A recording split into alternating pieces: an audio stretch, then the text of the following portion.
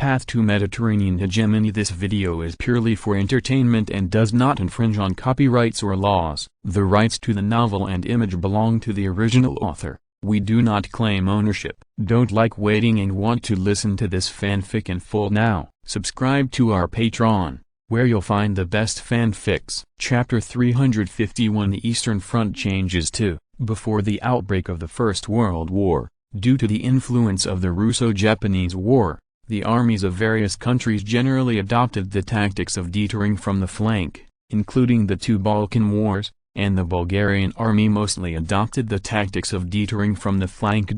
However, after the outbreak of the World War, everyone suddenly found that the defense lines of both sides moved hundreds of kilometers, and even the defense line of the Eastern Front was now over 1,000 kilometers, making it extremely difficult for the troops to detour. So they began to adopt the tactics of frontal forcible breakthrough. However, with the emergence of aircraft, it is difficult for large troops to hide from the enemy's eyes. Everyone can judge the enemy's main attack direction through the mobilization of the army, and it is not so easy to force a frontal breakthrough. This problem also plagues commanders all over the world. This time the Russians organized a large-scale attack since the outbreak of the World War, and naturally also faced this problem. More than 4.8 million troops from the three fronts launched an attack at the same time. This line of defense is more than 1,000 kilometers long, and it is definitely impossible to turn around on the flanks. As for finding weak points for a frontal breakthrough, Allied reconnaissance planes are still flying in the sky.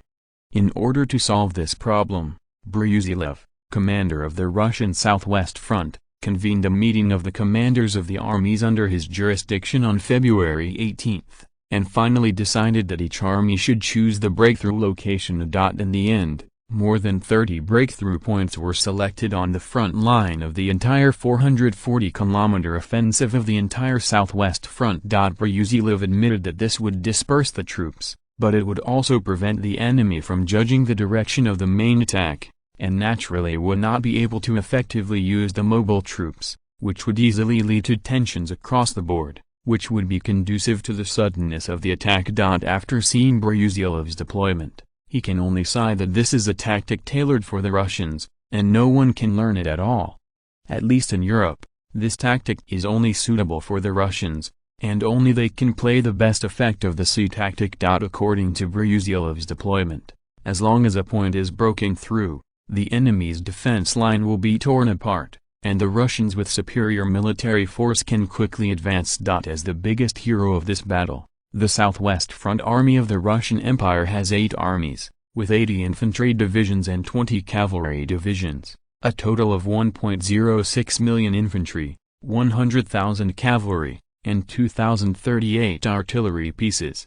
The Austrian army on the opposite side has 59. There are 1 infantry division and 10 cavalry divisions, with a total of 750,000 infantry, 40,000 cavalry and 1,986 artillery pieces. Although the Russian army was superior in strength, the advantage of being the offensive party was not great. According to the mainstream view at the time, the Russian army was simply unable to break through the great depth of defense of the Austro-Hungarian army. March 26, the Russian army launched a full-scale attack on a front line of thousands of kilometers, and the other two fronts still played fairly well, but the Southwest Front changed its previous tactics. They cancelled the long preparations for artillery fire and launched the charge only after a burst of artillery fire. To the surprise of the Austrians, the Southwest Front attacked almost all of their lines of defense. The Russian infantry took the lead in tearing open the junction between the Austrian 2nd and 4th armies. When the Austrian commander, Archduke Ferdinand, hurriedly put in all the reserves to seal the gap, the Russian 8th Army, which was in charge of the main attack, collapsed. The Austrian 7th Army then detoured from north to south to outflank the rear of the Austrian 4th Army. In just 2 days, the Russian army completely broke through the first fortification of the Austrian army. The 3 armies of the Austro-Hungarian Empire were completely defeated. The Austrian soldiers dropped their weapons and fled westward in groups. On April 6, the Russian army captured Lutsk, the logistics center of the Austrian army. It is ridiculous that until this time, the Austrian commander, Archduke Ferdinand had not figured out where the main attack direction of the Russian army was, so he had to mix in among the defeated troops. Hastily fled west. Under the uncharacteristic attack of the Russian army, the Austrian army collapsed across the board. About 350,000 people became prisoners of war, and the casualties were no less than 600,000. Now the Russian vanguard can see the Carpathian Pass, and once there is a breakthrough, Vienna, the capital of the Austro-Hungarian Empire, will be within easy reach. Looking at the battle report, Ferdinand was a little speechless. This is not because the Russians are too powerful, but the Austro-Hungarian army is too wasteful. First of all, the response speed is too slow, and there is also a big problem with the cooperation between the troops. When the Russians attack, they can fully support each other. The Austro-Hungarian troops were all guarding their respective positions, no matter how the brothers next door fought. This was one of the reasons why the defense line was broken through so quickly. The performance in the back is even worse. Even if there is a gap in the defense line, there is always a reserve team. As long as the gap is plugged in time, there is still a chance to defend the defense line. It's a pity that the commander of the Austrian army with the same name is also a complete idiot. No matter which direction the Russians attack from, you can't put all the reserves at once to plug the gap. Even if Galicia falls, you can form a new line of defense again, and just run away. What's the matter? Had it not been for the timely arrival of the German reinforcements, the Bulgarian army would now have gone to Vienna to join forces with the Russians. The performance of the Germans next door was much better. Although they also suffered heavy losses, the Russian army suddenly killed them from the Austro-Hungarian defense line, but they reacted in time and built fortifications immediately. Collapse. According to the analysis of the news from the military observer mission, the Russians said that they killed 2 million enemies, which is reasonable in theory, and they indeed killed more than 2 million Austrian troops. In this battle, the casualties of the Germans alone were more than 400,000, and the casualties of the Austro-Hungarian army were about 14.5 million, and the Russians themselves suffered about 15.6 million casualties. Judging from the results alone, if it were put in Bulgaria, it would be a lose-lose battle. Even if it was placed in the British and French, it would be declared a tragic victory, but in the Bear, it was a complete victory. Well, in fact, the results of the Russian Southwest Front are still very good. This casualty ratio was only dragged down by the other two fronts and forcibly pulled up. In particular, the Northern Front, which was responsible for attacking East Prussia, was beaten by the German defenders at the beginning. If the Southwest Front had not broken through the defense line of the Austro-Hungarian Empire in time, interspersed with the Germans' rear, otherwise the Tsarist government would have received it now. Not a good news. Secretly despising Nicholas II's low taste, Ferdinand was still envious. If Bulgaria also had such a population of woolly bears, he would have killed the Austro-Hungarian Empire long ago, so why pretend to be a grandson? But the good days for the Russians ended here. After the defense line of the Austro-Hungarian Empire was broken through, the German Chief of Staff Falkenhausen and the Austrian Chief of Staff Herzendorf reached an agreement. The Austrian army cobbled together 24 divisions through domestic emergency mobilization, 10 divisions were drawn from the Belgrade front line, and 3 divisions were drawn from the Bosnia and Herzegovina area, while the German army drew 15 divisions from the Verdun battlefield on the Western Front, and mobilized again at home. 22 divisions were sent to the Eastern Front by rail. After Germany and Austria added millions of troops to the Eastern Front, the Russian military advantage no longer existed, and Ferdinand knew that the Allies' front had been stabilized. Of course, the Tsarist government in St. Petersburg didn't think so. They also planned to push down the Austro-Hungarian Empire in one go, and then fight the Germans decisively. In any case, Ferdinand sent a congratulatory message to St. Petersburg for the first time, boasting the Russian army to the sky, and the purpose is very clear that the Russians can continue their efforts to overthrow the Allies. At the same time as Russia broke out, Bulgaria was not idle, and the Battle of Sicily came to an end. Due to the loss of sea control, Italy was unable to provide strong support to Sicily, and the Mafia naturally couldn't handle the regular army. Under the command of Lieutenant General Kremen Ivanov, the Bulgarian Army's 102nd Division, 105th Division, and 203rd Division launched a landing operation on February 8. After the successful landing, the French also sent 2 colonial infantry divisions from Tunisia, and they followed up, and before this was over, John Bull also sent an Indian division from Egypt. It seems that the allure of Sicily is great, and the 2 big hooligans are eyeing this place, and they don't care about their face. Seeing the reaction of Britain and France, Ferdinand didn't say anything. Anyway, he never thought of taking Sicily by himself, which is very unrealistic. The arrival of Britain and France also reduced the casualties of the Bulgarian army. Anyway, all they sent were colonial troops, and naturally they were used as cannon fodder. This is also a tacit agreement between the 3 countries. If Britain and France want to take advantage of it, they naturally have to pay a price. Chapter 352, Preparation. Your Majesty, please take a look at our planned deployment of troops to the Balkans and Asia Minor theaters, the Chief of the General Staff said while submitting a plan to Ferdinand. Ferdinand took over the plan and read it seriously. Now he is no longer the military novice he used to be, and perhaps the command of operations is not at that level, but it is still possible to make a preliminary judgment on the strength required for a battle. Arrived.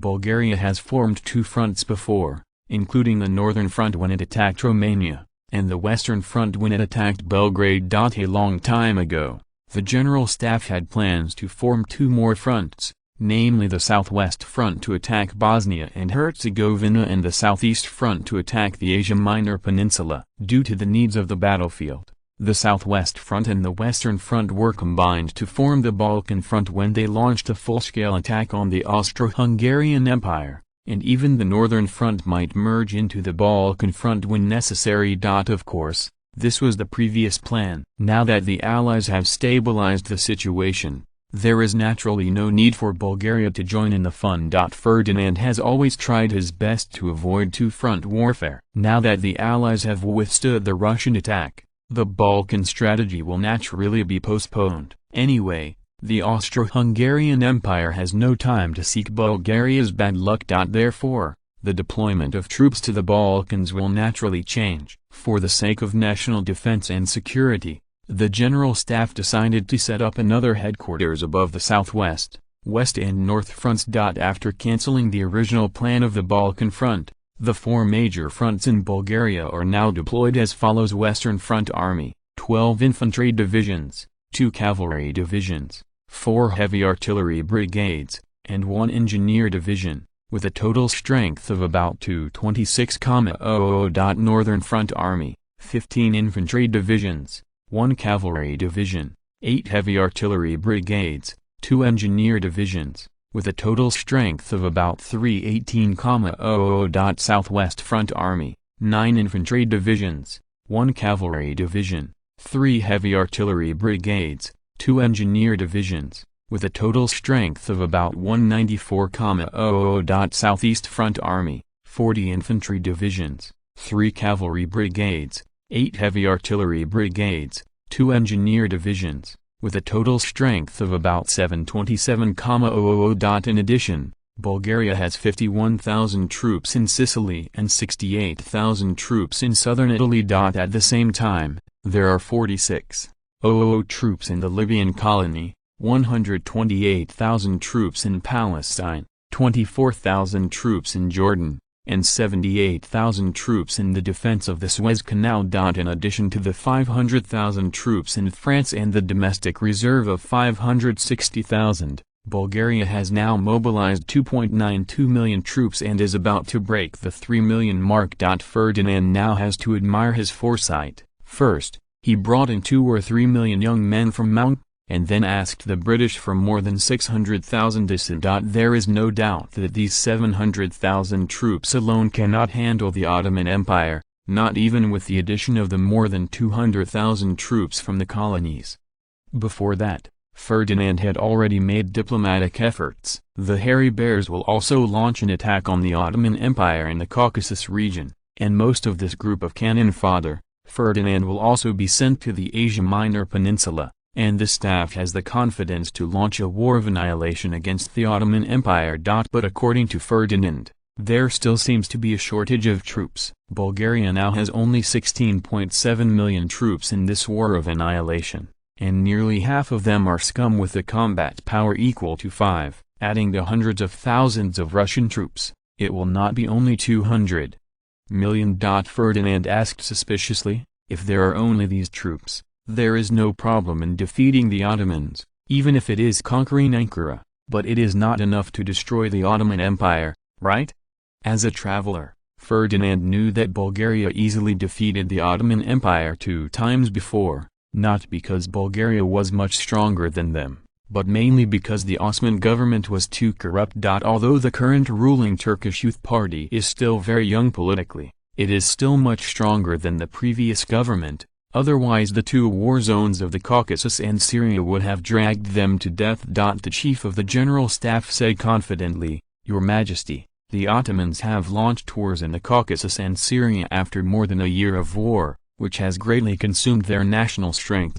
With the industrial strength of the Ottoman Empire, their military production simply can't keep up with the consumption on the battlefield. After more than a year of fighting, their strategic material reserves have been consumed a lot. When we launched the landing operation, their army was only able to fight at the beginning, when they didn't have enough ammunition to replenish later. The war was almost over." Ferdinand nodded and had to admit that he was influenced by the concept of later generations. The Ottomans in history were able to persevere until the end of the World War, but they received no less weapons and ammunition from the Allies. However, due to his butterfly effect, when the war broke out in this time and space, the Turkeys lost the support of the Allies, and now they are only strong from outside and working on the inside. Once the supply of weapons and ammunition is not enough, this army of more than 3 million will be scrapped. This point is known by reference to the Russians. In the later period,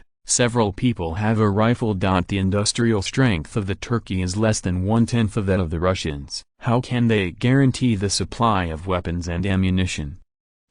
Finally, Ferdinand declared appointment of General Popov, former Minister of War, as commander of the Southeast Front. Appointment of former War Secretary General Andrei Blaskov as Chief of Staff of the Southeastern Front. Appointment of Defense Minister Admiral Dante Christoph as commander of the Balkan Regional Command. Appointed Chief of General Staff General Imad Matayev as Chief of Staff of the Balkan Regional Command. It is obvious that the Balkan Theater Command is still an empty shell. Before the full-scale offensive starts, the following 3 fronts are responsible for commanding the defense of the troops themselves. This command is not yet able to play a role, otherwise Ferdinand will not be able to, may keep them in their current positions. The Syrian region has now become a hell on earth. Cities have become ruins, and villages have begun to fall into disrepair. The atrocities of the Ottomans are beyond the imagination of ordinary people. People near the Palestinian areas and Jordan areas are fine. After learning the news,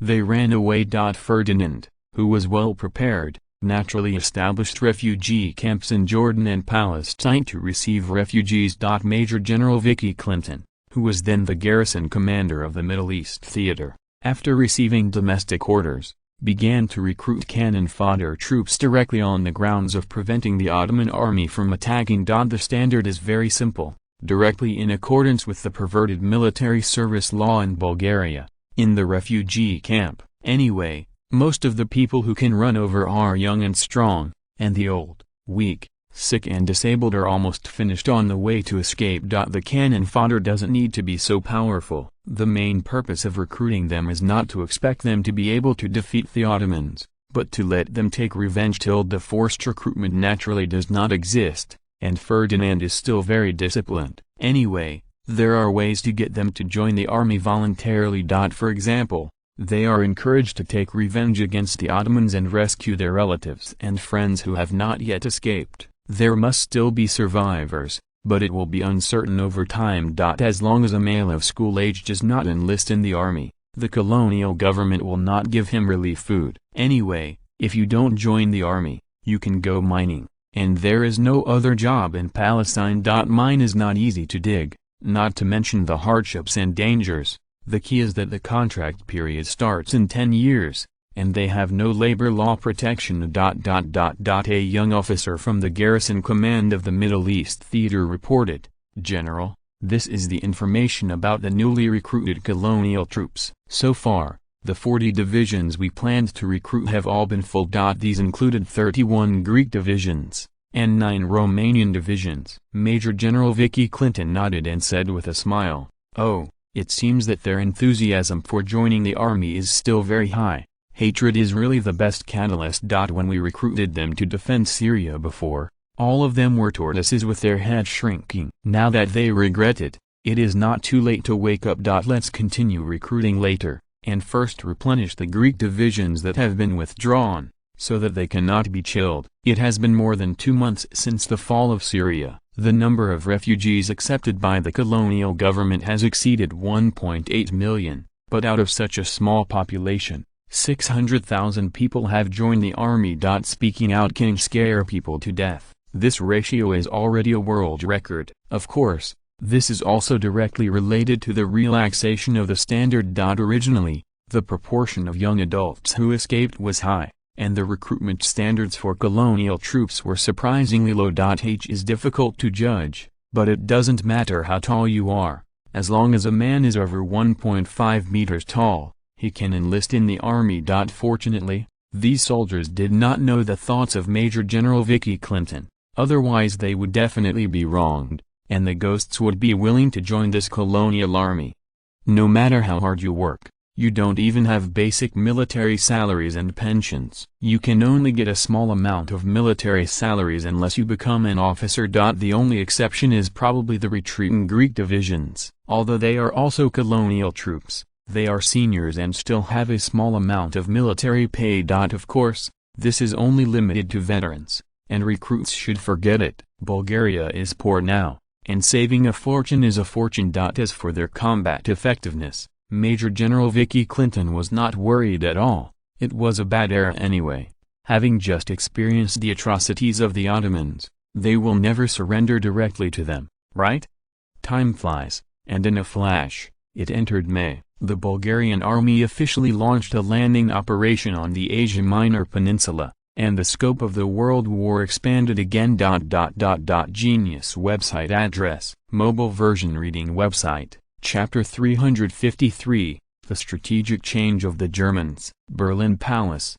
Wilhelm II is holding a military conference, and the direction of the World War is becoming more and more unfavorable for the Allies. The stalemate on the East and West lines is very unfavorable for the Germans, and they must break the status quo as soon as possible. Although Germany has been doing very well in this war, and the French are about to collapse, unfortunately something went wrong at the last moment. First, Bulgarian reinforcements arrived on the Western Front and helped the French stabilize their defenses. This was still a small problem. William II believed that as long as a period of time passed, the French would still be finished. It's a pity that we can't hold back our allies. At the last moment, something went wrong on the Eastern Front, forcing him to stop the offensive on the Western Front and send troops to reinforce the Eastern Front. Now the Allies are in a very dangerous situation. Even if they block this wave of Russian attacks, the Austro-Hungarian Empire will be greatly damaged and unable to face the military pressure of the two countries. /U00261T /I /U003E /U00261T /I /U003E. Not to mention the Italians. The Allies are embarrassed by them, and they are the biggest contributors to the 1-to-1 exchange ratio on the Western Front.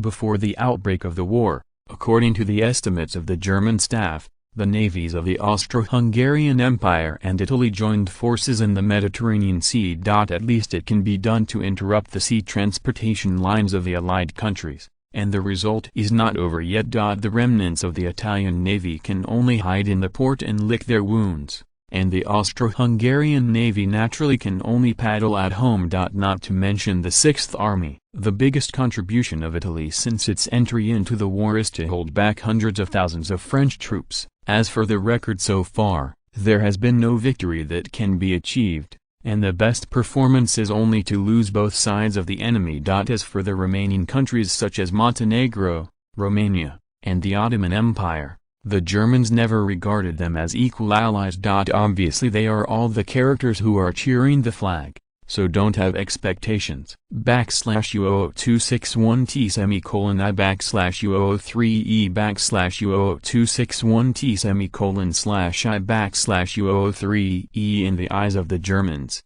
the performance of the Ottomans is already level. While holding down the hundreds of thousands of Russian troops, they also held down half of the Bulgarian troops. This has done a very good job. Well, since allies can't do it, let's go on your own. Anyway, the 6th Army of the German Army is invincible in the world. Let's kill the Mozzie first. Dalmaki has already gone, and now the Chief of Staff of the German 6th Army is Lieutenant General Falkenhayn. Note, there is also a translation of Falkenhausen. He is probably the only beneficiary of Maungen's victory in the Eastern Front among German generals, but this kind of benefit, he would rather not. Your Excellency Chief of Staff, are you ready to change your strategy? William II asked suspiciously. Falkenhayn replied affirmatively, yes, Your Majesty. The current situation of two-front warfare is very unfavorable for us, and we must get rid of this situation as soon as possible. /U00261T semicolon I /U003E /U00261T semicolon / I /U003E. After the division of troops, it will be difficult for us to make a breakthrough on the Western Front in the short term. The Austro-Hungarian Empire on the Eastern Front is now severely damaged, and they no longer have the ability to contain Russia and Bulgaria at the same time. If we can't solve the Russians before Bulgaria ends the war in Asia Minor, there will be problems with the southern front of the Austro-Hungarian Empire, and we can't open a third front. William II nodded. He was not a military novice, so he naturally knew how much pressure was on the Eastern Front. There will be no problem with the transfer of 25 divisions from the Western Front, right? Asked William I. Falkenhayn replied affirmatively. No, after the deployment of troops, we will change the current operational plan, and the Western Front will stop the offensive and conduct a comprehensive defense. Although the Allied countries have an advantage in military strength, their combat effectiveness cannot be compared with ours. If they take the initiative to attack, there may be unexpected gains. /U00261T semicolon I /U003E /U00261T semicolon / I /U003E. Moreover, the battle on the Eastern Front will not be very long. It is expected to hit the main force of the Russian 6th Army in 2 to 3 months, forcing the Russians to withdraw from the war. William II nodded his acquiescence. In fact, if the Italian army was added, the forces of the Allies and the Allies on the Western Front were almost equal. It's just that the combat effectiveness of the Italian 6th Army has always been a mystery. Their swing problem is too surprising. Occasionally bursting once can still fight the enemy half a caddy, but most of the time they are very cowardly, and naturally they dare not hug them. There are expectations. As soon as the Germans moved, the Bears' good days were over. Originally, the offensive and defensive trend of the Eastern Front has been reversed. The reason is still very funny. The Russians have logistical problems. After the end of the winter offensive, the Russian army consumed most of its ammunition and provisions. In the 3 days after the start of the general offensive, the Russian artillery exhausted the artillery shells originally planned for 2 weeks. Since then, the Russian artillery has always been in a semi-starved state of lack of artillery shells. /U00261T semicolon I /U003E /U00261T semicolon / I /U003E. In this context, it is not surprising that there is no problem. In fact, the logistics system of the Russians has done very well. With their poor traffic, they can barely guarantee the consumption of millions of troops on the front line, which is entirely due to the reform of the Chief of General Staff Vladimir Alexandrovich Sukhomlinov. After taking office, he accomplished the following feats. First, shortening the mobilization time of the army. Second, realize the scientific and technological progress of the military. Third, to revive the morale of the Russian army after the defeat of Manchuria. Fourth, Improve the logistics support system and the organization of reinforcements of the Sixth Army during the war. He reduced the excessive garrison of the fortress, and used the reduced army to form heavy artillery batteries, balloon troops, and radio communication agencies, in addition to forming an additional 6 divisions. U00261T semicolon I U003E U00261T semicolon /I U003E. He multiplied the number of machine guns, increased the annual conscription by 250,000 people, increased the number of officers, and improved the food and clothing of Russian soldiers. It was his reforms that enabled the Russians to quickly complete the mobilization at the beginning of the World War and open the road to suicide. Well, Romania's early completion has also created conditions for Russian supplies. At least the Southwest Front can get supplies directly from Bulgaria through Romania. Your Majesty, this is another telegram from the Russians asking for help, Foreign Minister Medvedev said worriedly. Ferdinand took the telegram. His brows tightened as he watched. The Russians' appetite was too great. Tell the Russians there is nothing we can do. The supplies promised by Britain and France have not arrived yet, and we cannot provide them with so many strategic supplies. Ferdinand said dissatisfiedly. U00261T semicolon I U003E U00261T semicolon /I U003E. What a joke, if given according to the list. Ferdinand is a fool! 100 million bullets, 1 million rifles, 10 various cannons, 50,000 tons of shells, 500,000 tents, 30 tons of medicines. These strategic materials already accounted for half of Bulgaria's total reserves. No matter what conditions the Tsarist government offered, it was impossible for Ferdinand to agree. These supplies were promised by Britain and France to the Russians. Unfortunately, because the submarines of the Allied countries have been very active recently, the routes in the Mediterranean are not so safe. Last month, when the Allied countries were in the Mediterranean region, more than 120,000 tons of ships were sunk. If you add the Atlantic Ocean, the number has approached 40,000 tons. Even if the Allied powers have a great business, they can't stand such consumption. In order to ensure the safety of the route, the navies of the Allied countries had to increase their escort efforts, and even so, the losses were still very heavy. In this context, it is not surprising that the supplies promised by Britain and France could not arrive on time. As for the advance of materials for Britain and France, Ferdinand said he could not trust the credibility of Britain and France. Even if Britain and France are willing to fulfill their promises, they have to be able to deliver it. Now Germany, Austria and Italy are all starting to build submarines like dumplings. Everyone knows that the later stage, the more difficult the transportation of this material will be. As for the Russians, Ferdinand said that the fur bear skin is thick and durable, and it is no problem to withstand the 3 axes of the Allies. It doesn't matter if they can't stand it, they can just retreat. It's almost reaching Vienna now, far from St. Petersburg. The big deal is to smash the railway and retreat 500 miles back. If the Germans dare to chase, then retreat another 500 miles. I don't believe the Germans dare to chase. With space for time and another year and a half of entrustment, the material assistance promised by Britain and France will basically be in place, and then I will teach the Germans to be human again.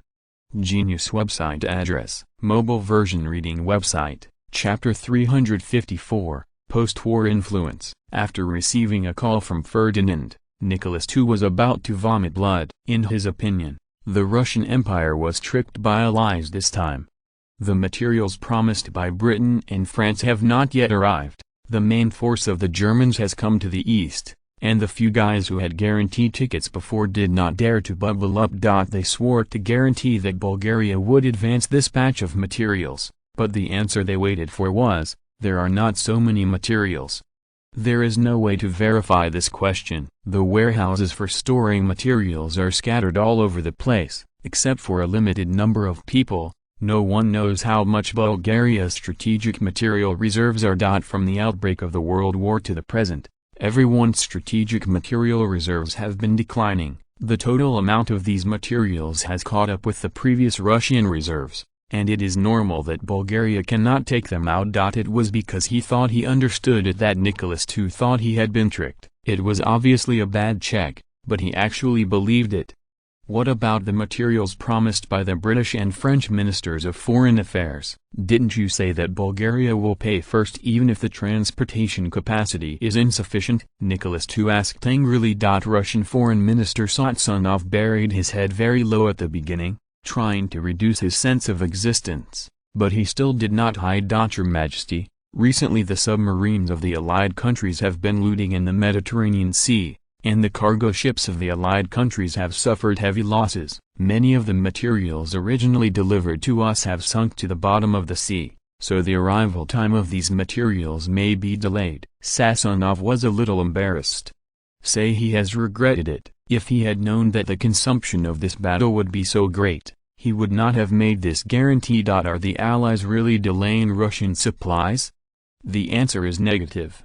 Thanks to the addition of Italy, the submarines of this time-space ally are operating much more frequently in the Mediterranean region. This is no better than blocking the Strait of Otranto in parallel time and space. If this plane is to be blocked, the whole of Italy must be blocked, which is not much different from blocking the Mediterranean Sea.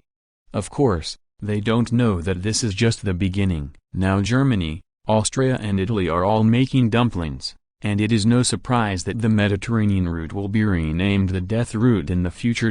Nicholas II sneered and said, I know all these, we understand their difficulties, so who will understand our difficulties?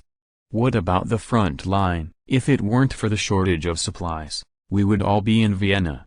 But what about now? The strategic center of gravity of the Allies has moved eastward. What do you think we should do? Let the soldiers fight with fire sticks? My foreign minister, and Mr. Prime Minister, you all talk about it. War Minister Vladimir Alexandrovich Sukhomlinov helped them clear the siege. Your Majesty, now is not the time to be held accountable. The strategic center of gravity of the Allies has moved eastward, and our military pressure has greatly increased. The top priority for us is to raise strategic materials as much as possible to ensure the supply of materials on the front line, and require Britain and France to launch an attack on the Western Front to contain the German forces. At the same time, let Bulgaria focus its strategy on Europe, attack the Austro-Hungarian Empire, and ease our military pressure on the battlefield. Well, he said it was all crap. It is impossible to change strategic materials at once, and domestic production cannot even meet the daily consumption of the front line, let alone after the outbreak of the war. As for expecting a British and French counteroffensive, wait 2 or 3 months. People are licking the wound. Britain and France are no better than fur bears. Their ability to withstand casualties is much lower. Since the start of the war, the British have paid more than 200,000 casualties, the French have paid more than 800,000 casualties, and the colonial troops have already suffered more than 1 million casualties. In this context, if you want Britain and France to launch a counterattack against the Germans, wait a few months. At least wait for others to ship the colonial cannon fodder to Europe. Not to mention Bulgaria, they have already fought to the death with the Ottoman Empire on the Asia Minor Peninsula. How could they give up because of the Russian demands? However, he succeeded in diverting his attention. The only pity was that he could not solve the material needs of the front-line troops. However, for politicians, the gray animals on the front line are worthless, and they are lost and replenished. Anyway, the Russian Empire has a big business, and it is trivial to lose millions of people. Well, Nicholas II also didn't care about the loss of front-line soldiers, but only if the battle was won. You must know that the Russian Northern Front, which was responsible for attacking East Prussia, had a 5-to-1 exchange ratio with the Germans. But here is the Russian Empire. Because of the victory in the winter battle, these subsections are ignored. Compared with the Russians, the Vienna government is really gloomy. From the start of the war to the present, if there is a casualty list, the Austro-Hungarian Empire is definitely ranked second, close to the existence of the First Russian Empire. Unfortunately, the Austro-Hungarian Empire has no human resources for bears, and it is a multi-ethnic country. If it weren't for the fact that the Russians were looting in Hungary, increasing the Hungarians' will to resist, The Vienna government would be more lively now. Fortunately, Franz Josephi's political skills were strong enough, otherwise the Austro-Hungarian Empire would almost be over. At least the Slavic nation in their country has made a fuss. There is no leader Serbia in this plain, but the spokesperson of the Yugoslav nation, Bulgaria, has undoubtedly performed better. Especially after the outbreak of the World War, they were eagerly waiting for Austria-Hungary to collapse, let alone counting on them to defend their homeland. Your Majesty, this is a counter-offensive plan planned by the Germans, and we need our cooperation. Chief of Staff Conrad said in a low voice. There is no way. The confidence to speak after a defeat is naturally insufficient. In fact, Conrad's position as Chief of the General Staff was already crumbling, but he was only temporarily retained because of the support of the Germans. As soon as the Austro-Hungarian army was defeated again, he would be doomed. The old emperor had serious doubts about his military abilities, and now Conrad desperately needed a victory to prove his ability to cement his position. The truth of the Russians was naturally hidden from Conrad's eyes. If the Russians recovered, the Austro-Hungarian Empire would be miserable. The counter-offensive plan proposed by the Germans at this time just hit it off with him. Of course, Conrad was able to see the reality of the Russians, but he failed to see that the Austro-Hungarian Empire was weaker now. A large number of army losses. The newly formed troops may not have much combat effectiveness. The old emperor took the document and did not open it, so he said directly, "Well, how many troops did the Germans prepare, and how do they need our cooperation?" Conrad said confidently, "The Germans have decided to deploy another 25 divisions from the Western Front to reinforce the Eastern Front, and they have also mobilized 300,000 people from home to supplement the consumption of the Eastern Front. By May, the total strength of the Germans on the Eastern Front will reach 2 million, and a full-scale counter-offensive will be launched at that time. The Germans hope that we can mobilize at least 1.5 million troops to participate in the war, and we will join hands to kill the main force of the Russians." The old emperor fell into contemplation. The Austro-Hungarian Empire had just experienced a major defeat, and both military morale and strategic materials suffered heavy losses. Can a counterattack now be bearable? In the end, Franz Joseph nodded with a wry smile and agreed, and now the Austro-Hungarian Empire has no choice for capital. If they don't hit the Russians hard with the Germans, then after a while, Russia recovers, or the Ottoman Empire is over and the Bulgarian strategy returns to Europe again, and they won't have time to cry. With the successful landing of the Bulgarian army on the peninsula of Asia Minor, the situation in Ankara has also changed at this time. It has to be said that the Ottoman Empire is very miserable this time, because they are far away from the sphere of influence of the Allies. They can only fight alone. In addition to the main battlefield in the Asia Minor Peninsula, the Syrian region was also counterattacked by the Bulgarian Middle East theater. Hundreds of thousands of Ottoman troops were dragged into Syria, and it was a dilemma. In the Caucasus region, the Russians did not have a full-scale attack, but they came out every now and then, restraining a large number of their troops. At the same time, the Bulgarian army defending the Suez Canal launched an attack on the Arab region. The British were still inciting the Arabs to rise up for independence. Iraq was also attacked by the defenders in the Jordan region and the British army in the Iranian colony. With so many fronts, even the Ottoman Empire at its peak could not stand it, let alone the current Ottoman Empire. Anyway, Ferdinand didn't think that the Ottomans could hold up so many fronts, even if they wanted to give up. The Arabian Peninsula can basically declare its fall, and they don't need to give up. As long as the Ottomans dare to retreat in the Syrian area, the Bulgarian army will catch up. Anyway, there are sea routes for transportation, so they are not afraid that the logistics will not keep up. Not to mention the Caucasus, the feud between Russia and Turkey is no joke. Once they dare to retreat, they may usher in a larger scale attack by the Russians. The rest of the Iraqi area seems to be able to give up, but in fact everyone knows that it is impossible. This is the only important place of the Ottoman Empire in the Asia Minor Peninsula. If they give up here, they will suffer the loss of population and materials. Ferdinand doesn't care what decision the Ottoman government will make. Anyway, their industry and agriculture are slag, and they will definitely not be able to withstand it. Now the Ottomans not only lack guns and bullets, but also lack food and clothing. In the last war in Asia Minor, the population decreased by 4 layers, not to mention this time and space. If there are 4 layers left, it is a blessing. It would be better if the Ottoman government got into the water and wanted to play guerrilla warfare with him. Not enough population, not enough territory. Ferdinand wanted to see how they could swim.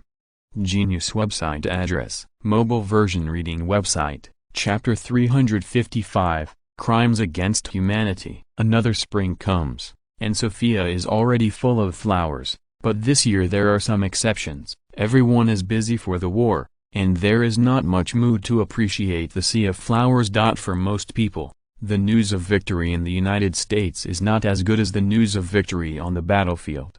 As the situation of the World War gradually stabilized, the propaganda slogans of the Bulgarian government began to change. Fight for the national unity of Yugoslavia. This new slogan is undoubtedly in line with everyone's appetite. As for whether it will stimulate the Austro-Hungarian Empire, it does not matter now. After the victory of the Winter Offensive, the Russians had already shouted the domineering declaration of fight for the unity of the Slavic nationalities. The whole world was taken aback, and unknowingly thought that the Russians were going to declare war with Bulgaria. Then the Tsarist government also realized that the slogan was too early. If the secret agreement to protect Russia was leaked in advance, it is estimated that the material assistance from Britain and France would be gone before the Slavic Empire was built. Then 2 words were added to it, and it became fight for the unification of the East and West Slavic nations, and the momentum was weakened by more than half. And it did not cause major trouble. However, the unconscious actions of the Russians have been interpreted by Britain and France as an expression of ambition, raising their vigilance against woolly bears. What makes Ferdinand laugh or cry is that Britain and France also hinted that Bulgaria can continue to expand in Europe, with the obvious purpose of deliberately creating conflicts between Bulgaria and Russia to prepare for the post-war world pattern. Unfortunately, this is premised on the existence of the Russian Empire. Obviously, in the just exploded Eastern Front War, Mao's performance has terrified Britain and France. Now a new pawn is needed to counter them, and Bulgaria is the best choice! Your Majesty, this is the good news from General Popov. Uskadil has been conquered, and it is expected that the Ottomans will lose the Great Plains of Constantinople after half a month. Dimitrov, chief of the General Staff, said excitedly. The agricultural production technology of the Ottoman Empire was very backward, and there was not much progress compared with the Middle Ages. Once the plains were lost, their food production would be severely hit. Strictly speaking, the Great Plain of Constantinople is not accurate. It is composed of gentle hills and plains, and the natural conditions are excellent and suitable for agricultural production.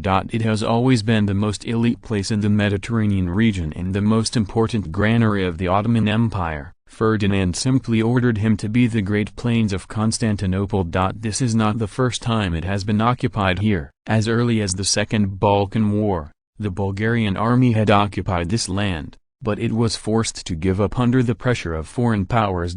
Well, this is indeed good news. In the name of the General Staff, I send a congratulatory message to General Popov, congratulating him on opening up a new living space for Bulgaria again. Ferdinand said with satisfaction. Yes. Chief of the General Staff Dimitrov immediately replied. But at this time, Admiral Popov's mood was not so good. The hint of this congratulatory message was too obvious, but it was very troublesome to implement. Open up a new living space for Bulgaria, then this means that this land can only be owned by Bulgarians.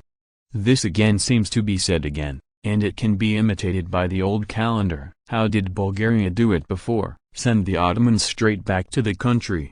But where do you throw them now? The destruction of the Ottoman Empire is already a plan made by Bulgaria for a long time, and it must not be changed. There is no place to repatriate it. He misses the time in Sofia very much now. He doesn't know what to do, but he can go directly to King Ferdinand. It is definitely not possible to ask now. Obviously, this is the task of taking the blame. As a qualified subordinate, you cannot push the boss. Face-to-face dictation is okay, No traces will be left. Telegrams should be forgotten. In case something is left, isn't it smearing the greatest emperor in Bulgaria's history? In line with the principle of leisure alone is not as good as the joy of others, Popov chose the troubles alone are not as troublesome as the troubles, and convened a meeting of high-level officers to find a solution together. A powerful army is often a gathering place for hawks. For this problem that annoyed Popov, his generals did not consider so many consequences.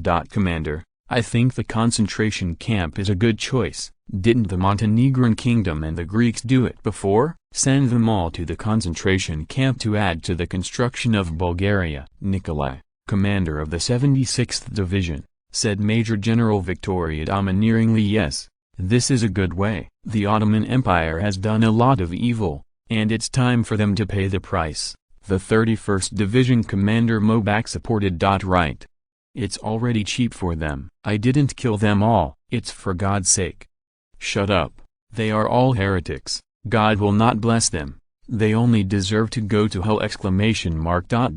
Listening to the chattering discussion below, Popov suddenly realized that it seemed like a wrong choice for them to come to the meeting. According to their ideas, these Ottomans are really not troublesome, and they can be used as fertilizers no matter how bad they are. But the question is what to do politically? There are quite a few Ottomans in this generation. As the most elite area of the Asia Minor Peninsula, there are 3 or 4 million Ottomans living in this mere 20,000 to 30,000 square kilometers of land. If all these were sent to concentration camps, Bulgaria would not have become the largest slave owner in the world. After all, these people are now handling it this way, so it will naturally be the same in the later period. Considering that tens of millions of people have entered the concentration camp, then Popov has not become the general of the founder of the concentration camp? As for the proposal to wipe them all, Popov simply chose to ignore it. He has already had the nickname General Butcher, and he has no inner pressure to slaughter the Ottomans. The question is, who can do it with so many people? If you really want to kill all the way like this, the soldiers can be crazy. Should the Indians do it? As soon as this thought came out, he was immediately dismissed. Suddenly, Major General Karlovina, the chief of the military law department, said, "Commander, after we occupied this place, there are many ethnic minorities who escaped disaster. They have accused us of the atrocities of the Ottomans, and hope that we will uphold justice. Is it okay? Do something about this." Popov's eyes lit up, and finally he had a seemingly reliable proposal, so he asked, "Go ahead, what do you think?" Major General Karlovina said solemnly, "Commander, since someone needs us to do justice, then we will come out to do justice, and the victim will be fair. We can open military courts, hear these cases openly, and impose heavy penalties." Popov shook his head and said, "But it's not very useful. Even if we get involved with the whole family, there is no way to deal with a few people reasonably." Major General Karlovina said coldly, "No, Your Excellency Commander, if you really want to pursue it, most of these Ottomans will be involved. In addition to oppressing and slaughtering minorities, they also commit a crime of blasphemy. We just need witnesses to prove that they have committed these acts, and we can even invite the Holy See and the media to join in and convict them." Everyone was shocked. Isn't this a religious war? No, they must not be convicted in the name of religion. The political impact of doing so is too serious, and it is impossible for the country to agree. Popov said decisively, "That's right, as long as Ferdinand wasn't crazy, probably wouldn't do it. It's the 20th century now, and the aura of religion is fading, and it would be almost 100 years earlier in the morning. In the short term, no one will feel that there is any problem. The current international public opinion is still in the hands of believers of God, and few people dared to come out and oppose it. The future will be different. The independent country behind is not a believer of God. Ferdinand is not sure that he will be whitewashed in these short decades. If they are all hostile to Bulgaria because of this, it will be a big trouble." Major General Karlovina thought for a while and said, "If this is not possible, then they can only be convicted of crimes against humanity.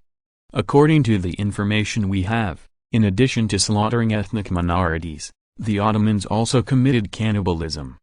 As long as these evidences are released and a batch of witnesses are found, this charge is enough to send most of them to prison. Very good.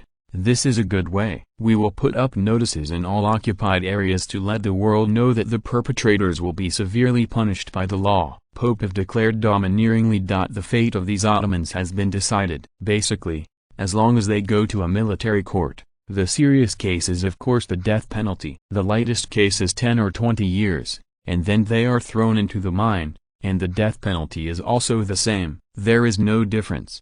Popov is well aware that this is obviously nonsense, and what Major General Kurovina is saying is just an example, but what does it have to do with him? Anyway, as long as it exists. Once processed by the media and magnified, it can be characterized. Anyway, it is not completely nonsense. The Ottoman nobles can really do such a thing. It's just that this estimate is difficult to convince everyone. But it doesn't matter that the massacre can be named as a crime against humanity, and there is no need to convict everyone, just scare the Ottomans away. Yes, according to the fanfare of this plan, the Ottomans will definitely run away. Otherwise, if they do go to a military court, they can still count on these surviving ethnic minorities to be able to distinguish who participated in the massacre and who did not participate in the massacre. As for what happens to these Ottomans after they escape, Popov doesn't bother to care. Even if the Ottoman government organizes them all as cannon fodder, they must be able to support them first. Genius website address, mobile version reading website, chapter 356, The Decision of the Russians. Ferdinand has been in a good mood recently. Good news from the front has been reported frequently. The country is still peaceful, and the war has not disturbed the social order in Bulgaria. The most important thing is that the trouble is gone. Popov made the military court not have time to try many people, and most of the Ottomans ran away. It seems that basically everyone is more or less involved in the ethnic minorities. Persecution, and even murder. Although it was a military administration, everyone still said goodbye to the Ottomans who were leaving in droves. When they ran away, they were convicted of this crime in front of world public opinion. As for how many people were killed by the Ottomans, it is difficult to determine. According to preliminary statistics from later generations, the number of Armenians killed by the Ottoman government during the First World War was as high as 1.5 million. There is also the Syrian massacre that has just exploded. Millions of Romanians, Greeks, Negroes, and Serbs died under the slaughter of the Ottoman army. These are all solid evidence, which provides a favorable public opinion basis for Bulgaria to end the Ottoman Empire. Even if someone wants to make a fuss about the Ottomans, no one dares to support it in the open. This is secondary, and the most important thing is to speed up the demise of the Ottoman Empire. A lot of times it's not like the more people I have, the better. Especially when there is a shortage of food. Suddenly there are 3 or 4 million more mouths. Does the Ottoman government have so many material reserves? The answer is clear, no.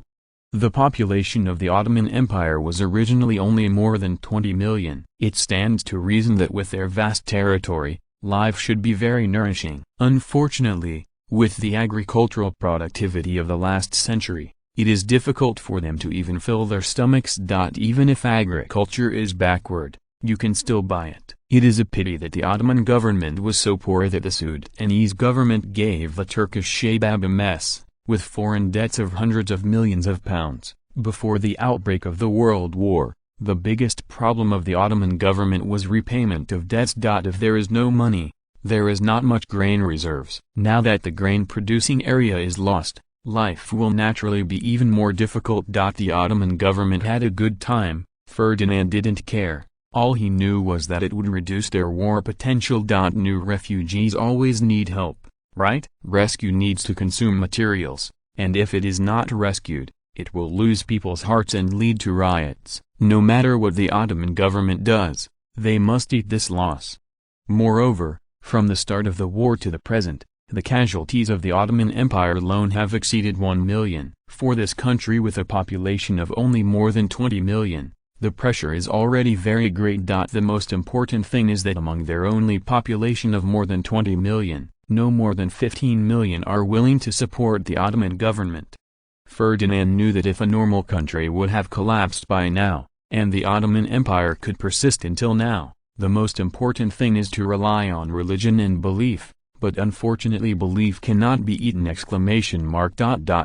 this time, the battlefield on the Eastern Front also changed. With the arrival of the main German force, the Russians were gradually at a disadvantage on the battlefield. Two important figures, Hindenburg and Ludendorff, also began to appear on the stage of history. After the end of Russia's winter offensive, the situation began to take a turn for the worse in less than half a month. The Russian army, which had been victorious all the way, was defeated by the German and Austrian coalition forces. The reason is very simple. The winter is over. The ice and snow have begun to melt in the summer, the roads have become muddy, and the Russian army's logistics supply has encountered serious problems. The main problem is the supply of food, weapons and ammunition. Many of the food, weapons and ammunition that should have arrived are still on the way. There are even some grains, which have been wetted by the rain due to poor management, and have begun to germinate. Of course, the buds are only a small problem. Anyway, it can be fed to the livestock with malt. Obviously, Mao understands the truth of getting enough food and clothing by themselves. They have a tradition of feeding on the enemy, so until now their front-line army has not collapsed. The most important thing is weapons and ammunition. The fact that a few people only need one rifle is not alive, but the tragedy that several rifles only have one bullet appeared. Well, this is the fault of Britain and France, and the Russian logistics department cannot bear it. Due to the rapid expansion of the Russian army, the domestic production capacity could not keep up. Britain and France provided them with a batch of weapons and ammunition assistance, including rifles. Due to the different calibers of bullets, the Russians have limited military production capacity, and naturally have no ability to add new production lines. Later, the consumption of ammunition can only rely on the assistance of Britain and France. Now the materials promised by Britain and France have not been delivered on time,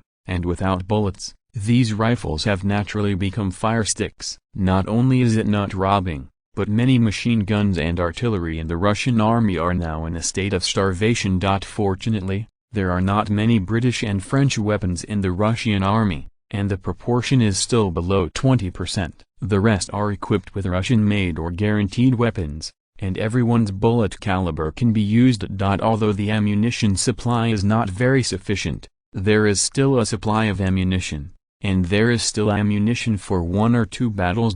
In terms of supplies, the northern front of the Russian army is the worst, the western front is the second, and the southwestern front is the best.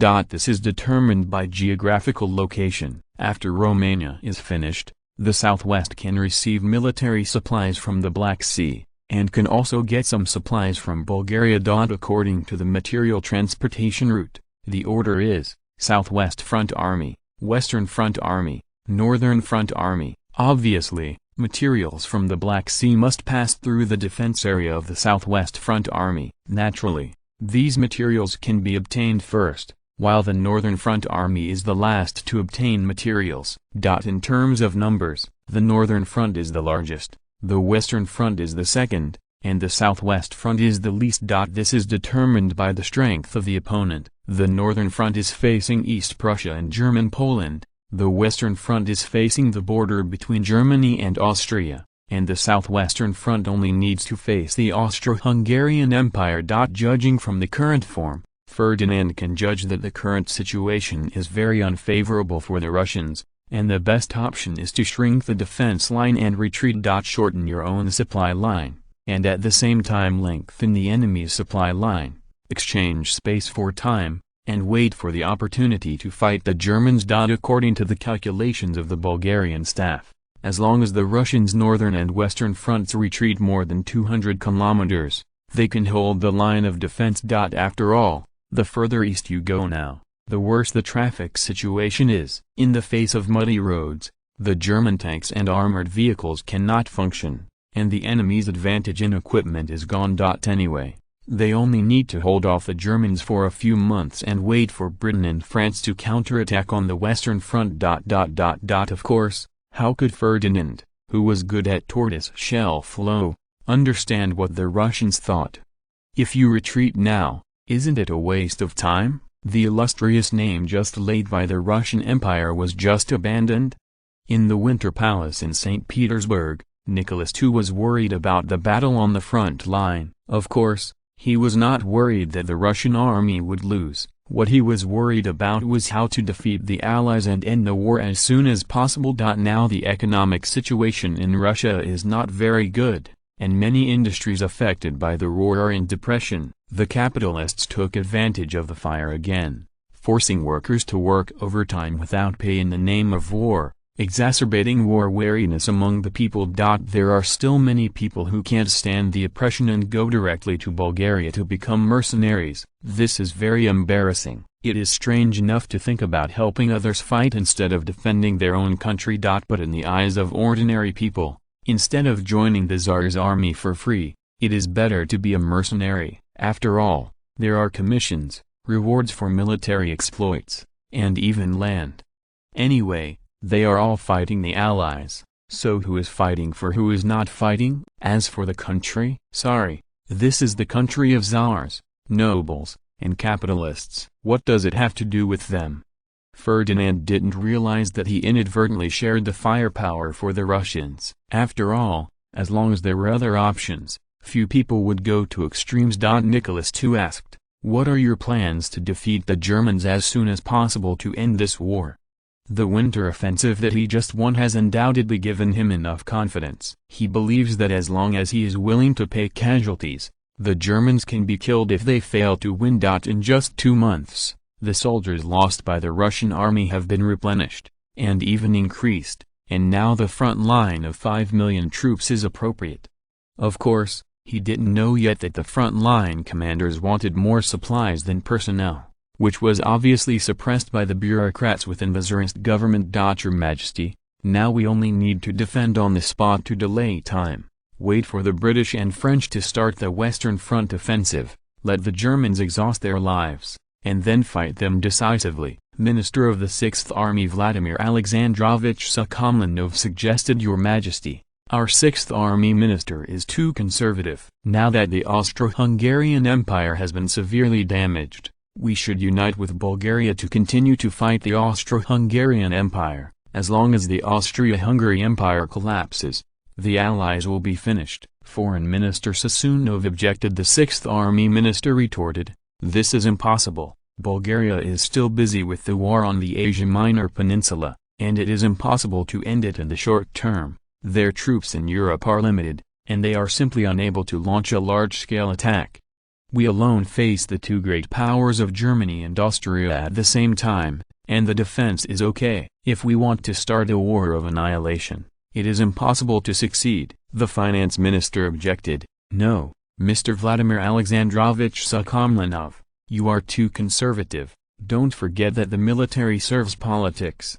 Now is the weakest time for the Allies. We should pursue the victory and kill the main forces of the Allies in one go, thus establishing our position as the hegemon of Europe." Genius website address, mobile version reading website, Chapter 357, Turning Point. After receiving the domestic order, Admiral Brusilov was dumbfounded. He really wanted to greet the whole family of the person who ordered this wonderful order, but he thought that the current supreme commander of Russia is the great Tsar, Nicholas His Majesty too. He resolutely shut up. After the outbreak of the World War, the monarch who personally served as the supreme commander was far more than Nicholas II. Ferdinand was the first to take the lead. Later Nicholas II felt that it would help to improve his control over the army and followed suit. However, Ferdinand's appointment as the supreme commander was well received. Nicholas II's appointment as the supreme commander was boycotted by the military. For example,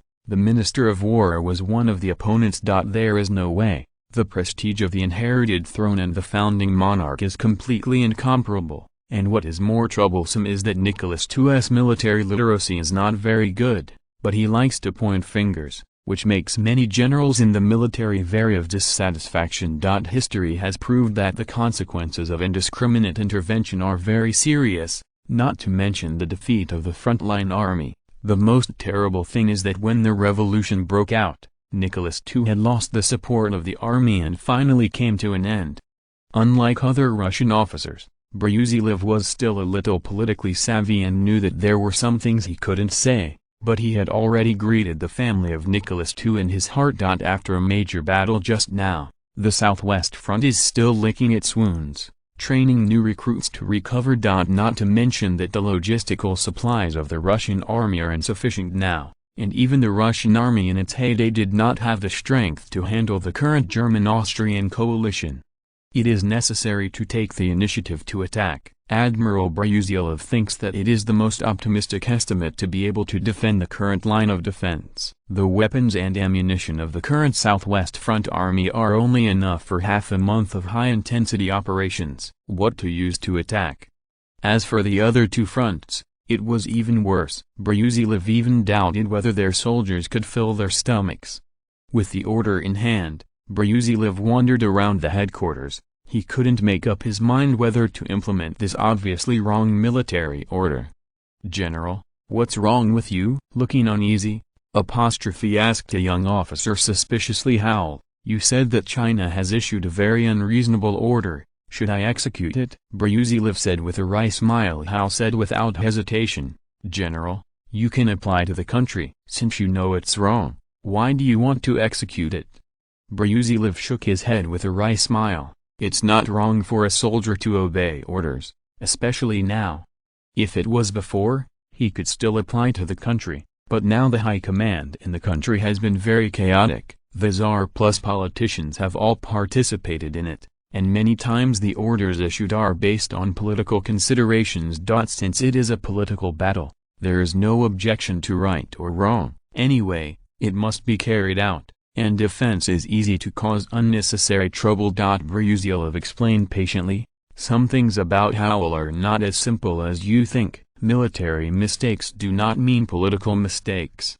I don't know since when, Brusilov is no longer a simple soldier, and he has more and more issues to consider. After the strategic center of gravity moved eastward, there was another dispute within the German army about the specific point of attack. Hindenburg and Ludendorff suggested attacking Lithuania to open the way to the Russian capital Petrograd, St. Petersburg, and carry out the beheading plan. The chief of the general staff, Ferdinand, disagreed. He believed that this plan was not suitable for reality. Although the Russian capital Petrograd was attractive, it was too far away. The logistical supplies were easily cut off by the Russians and then caught in the urn. The Russian army has a long front and poor logistics. If the battlefield is located in southern Poland and Galicia, to induce the Russians to come to a decisive battle, it can not only solve the unfavorable situation of the Allies on the Eastern Front, but also hit the main force of the Russian army in one fell swoop. Since there is no war on the Eastern Front, Hindenburg and Ludendorff naturally have no record of shooting, and they do not have a halo. They suggest that they be put on the shelf. Falkenham's battle plan was also supported by Marshal Franz Conrad von Hertzendorf, chief of the General Staff of the Austro-Hungarian Empire, and the Austro-Hungarian Empire gave active cooperation. Now Ferdinand has been in command of the battlefield. He and Hertzendorf have concentrated nearly 26 divisions on the Grishtina front line. They faced the enemy of the Russian 3rd and 9th armies with 30 divisions. The total number of German troops that can participate in the war on the entire Eastern Front has reached more than 2 million people, together with the more than 1.9 million troops of the Austro-Hungarian Empire. The total strength of the German-Austrian coalition has approached 4 million. Although the Russian army has an advantage in strength, the German army's dominant item is artillery. The German-Austrian coalition set up 7,800 artillery pieces behind the front, 850 of which were large-caliber heavy artillery pieces, including the 420 mm caliber Big Bertha siege artillery that had been sieging the city in Belgium, and preparations for these artillery pieces. 15 million rounds of shells. The sappers had already opened special roads and bridges for the advance of the artillery, and all these preparations were kept strictly secret, making it difficult for the enemy to perceive that a crisis was approaching. It was obvious that the Russians were going to have bad luck this time. The crisis was approaching without knowing it. The stupid Tsarist government issued an active attack order, which undoubtedly ruined the last life of the Russian army. On May 6, the Russian army commander, without knowing it, was forced to launch a human sea charge against the German-Austrian coalition positions under domestic orders. Due to the lack of artillery support, the Russian soldiers came under heavy fire from German-Austrian machine guns and rapid-fire guns, and they were knocked down like crops to be harvested. Many Russian soldiers without tools were drenched in blood as they climbed the barbed wire with their bare hands, and were then killed by German-Austrian machine guns. The battle turned into a one-sided massacre. What? The Russians actually attacked? Ferdinand said in disbelief. The sudden surprise shocked the Germans. Is there such a good thing? Before launching an attack, the Russians took the initiative to come and die. Good, good, good. Ferdinand said 3 good words in a row. Order all units to try to induce the Russians to take the initiative to attack and kill their living forces. God bless Germany. Thought Ferdinand. Of course, how can such a good thing continue? Brusilov was the first to notice that something was wrong, and of course he was against taking the initiative to attack the enemy's position. Something's wrong, Brusilov muttered to himself. He wandered for a while in the headquarters, suddenly remembered something, and said in shock, "The German reinforcements have arrived. Order the frontline troops to stop the attack and return to the camp to reinforce the fortifications. The enemy may be about to counterattack." It's a pity that he can only order the Southwest Front Army, and the other 2 Route Army are still stupidly continuing to send heads. Moreover, this time is too late. It is already the 2nd day of the attack. Time flies by, 3 days have passed, and the Russian commander, frightened by the brutal casualties, has to stop the suicide operation. In just 3 days of attack, the Russian army has paid more than 200,000 casualties. Even if it is spread over a line of defense of more than 1,000 kilometers, this number is still frightening. When the Russians stopped attacking, the German-Austrian allied forces began to perform, composing a glorious chapter of God of War with facts. At the same time, the most tragic air battle on the Eastern Front also kicked off. Due to Ferdinand's butterfly effect, all countries have increased their research and development of aircraft, and various exotic models have emerged one after another. On May 8, the Russian bomber was blocked by the Luftwaffe as soon as it appeared, and fought with the escorting Russian Air Force fighters. Because the Germans had the numerical superiority, in just 1 hour of fighting, the Russian Air Force lost 8 bombers and 5 fighters, while the Germans only paid the price of 2 fighters. Subsequently, the Russian Air Force organized a retaliatory action. More than 200 fighter jets came to hear the news and fought fiercely with the German Air Force. The 2 sides were evenly matched.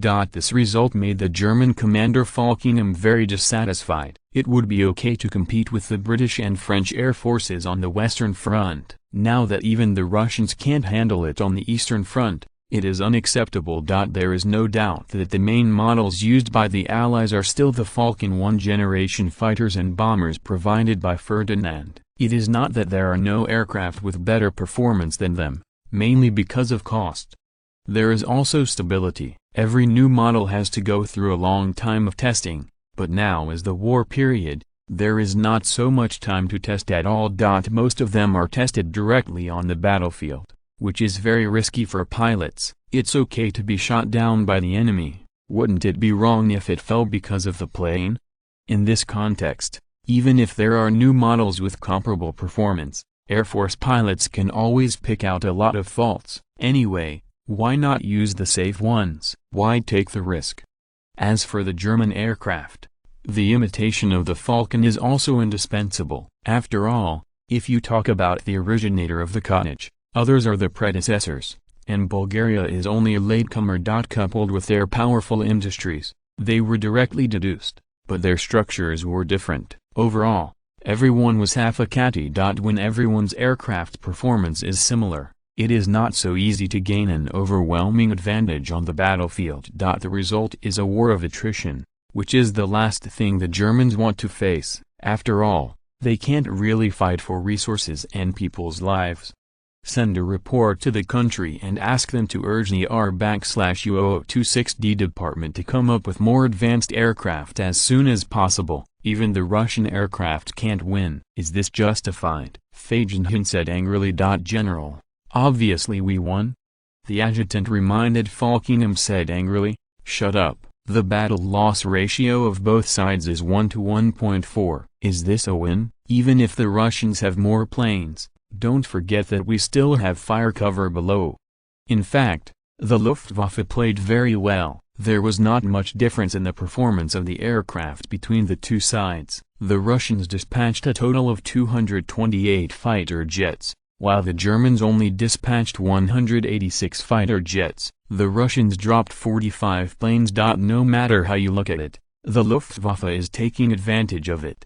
Of course, this can only fool the layman. Can the number of aircraft shot down before be counted? Can the 2 planes shot down by anti-aircraft fire also be counted as the record of the Air Force? Even if it is an aircraft with the same performance, can the Germans make the same quality as the Russians? This is not a black Russian. The high-tech products of Mach in this era are all unreliable endorsements. Of course, this can't be blamed on the engineers. As long as there is a bunch of corrupt bureaucrats in any country, this will happen. Therefore, in terms of parameters, the performance of everyone's aircraft is similar. In fact, the quality of the aircraft used by the Russian Air Force is already a lot worse. After deducting this gap, the record of the two sides can only be regarded as evenly matched. Of course, Falkenham didn't know that after the Russian Air Force returned to the airport, many aircraft needed major repairs and could not be put into combat in a short time. But this is not important. This is only what happened when the Germans deliberately showed weakness when defending and induced the Russians to attack. Now that the German-Austrian coalition has taken the initiative to attack, it would be boring to hide and tuck it away. Which of the German and Austrian industries did not crush the existence of the Russians? How could they not be able to produce hundreds of fighter jets? If the experts hadn't tampered with the data, Ferdinand would still remember a parallel universe. During World War I, the warring countries produced more than 200,000 planes. Wouldn't there be a few hundred fighter jets out there? Genius website address, mobile version reading website. If you're listening to this novel on a channel other than Fanfic World, it means they downloaded and uploaded it without effort. We cordially invite you to visit our channel, Mundo Fanfic Novelist. There you'll find the original version of this story and you can explore many other novels of various genres. We are waiting for you to immerse yourself in a world of incredible novels. Chapter 358, Russian Air Force. The Germans were very dissatisfied with the results of this sudden air battle. So why not the Russians? They do not admit that the quality of their aircraft is a problem, although after an air battle, it needs to be overhauled. But this must not be a quality problem. They were all injured during the battle with the Luftwaffe and needed to be overhauled. Ever since Grand Duke Nikolai Nikolaevich was relieved of the position of Commander-in-Chief of the Russian Army by the Tsar and assumed the position of Supreme Commander of the Russian Army himself, the Russian Army has experienced various degrees of chaos, which has created opportunities for the capitalists. It cannot be said that it is impossible to say, but the generals of the Russian Army on the front line are well aware of it. So everyone has no love and helplessness for domestic weapons. The commander of the Russian Air Force, Lieutenant General Nikolai Nikolaevich, is very helpless. Other weapons are fine, but they are rough and have a shorter service life, but their air force is not good. Originally, the aircraft of this era often needed maintenance, and the spare parts often needed to be replaced. But the service life of the spare parts of the Russian military aircraft was shorter. I have to admire the flexibility of these Russian capitalists. They have all started to use one-off spare parts. After selling the plane, they can continue to sell the spare parts. The idea of sustainable development has reached the highest level. Colonel Daniel Wellington, director of the logistics department of the Russian Air Force, said, "General, this is our maintenance report. It is estimated that it will take half a month to complete the maintenance work." Lieutenant General Nikolai Nikolaevich nodded, which was already in his expectation. In the records of the Russian army, this time is really not long. Got it? Good job, Colonel Daniel. Lieutenant General Nicholas Nikolaevich was really praising him. Compared with his predecessor, he was indeed shrewd and capable. Colonel Daniel smiled and said, "General, this is what I should do. But we are running out of spare parts. and the logistics department has not yet said anything. I am worried. Lieutenant General Nikolai Nikolauskas interrupted. Well, we urge the country to ship the materials you need as soon as possible. No. Before Lieutenant General Nikolauskas could finish speaking, the air defense siren suddenly sounded. Woo woo woo woo guards, go and see what's going on outside, Lieutenant General Nicholas said angrily. Yes.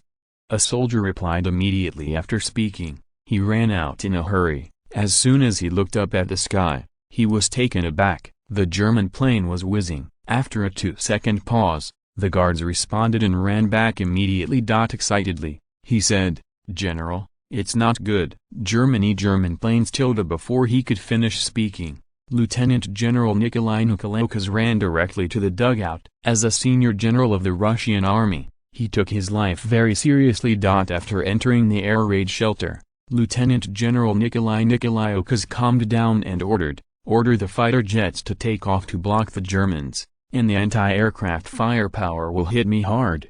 Let the Germans know that we awesome. At this time, the bombs of the German army had already fallen from the sky, and more than a dozen Russian planes had also launched into the sky, bravely going to face the Germans. No way. In this era before radar was born, air defense depends on the naked eye.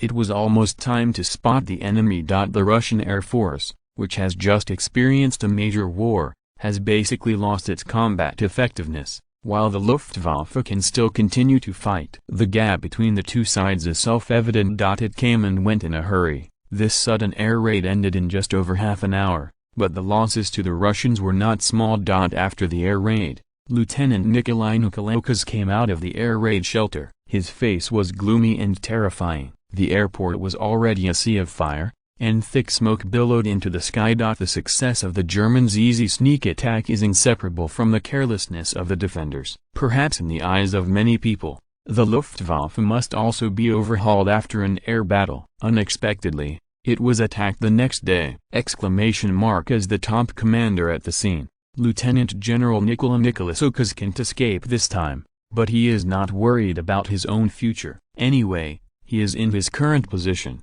and there is no further progress possible. Nikolai Nikolauskas is worried about the aftereffects of this airstrike. Does it mean that the air supremacy of the Eastern Front will fall into the hands of the Germans? This is also related to the fate of the Russian Empire. Once air supremacy is lost, can the Russian army, which is already at a disadvantage, withstand it? If they can't stop the German attack, the consequences are really unimaginable.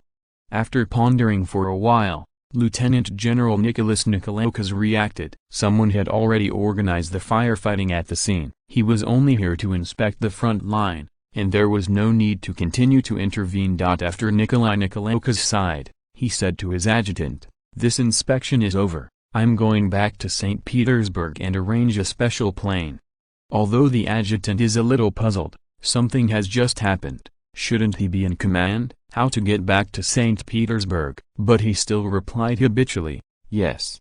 As a senior general, the Russian military has a practice not to take domestically produced planes. Their special planes are all imported goods. Not only they but also the top government officials. It's not that they worship foreign countries, and domestic aircraft often need repairs. The most pitiful thing is that the quality of their spare parts is often not up to standard, and there is a small chance of failure. It's just that their fault is extraordinary. There is a certain chance that the plane will fall directly from the sky, or when they need to lift off to avoid the mountains, they may hit it directly. It's not just Russian planes. In this era, plane accidents all over the world are high, but there are more hairy bears. Your Majesty, this is our Air Force's plan for improving combat effectiveness. Lieutenant General Nikolauskas handed over a document to Nicholas II, knowing that he would become a capitalist after today.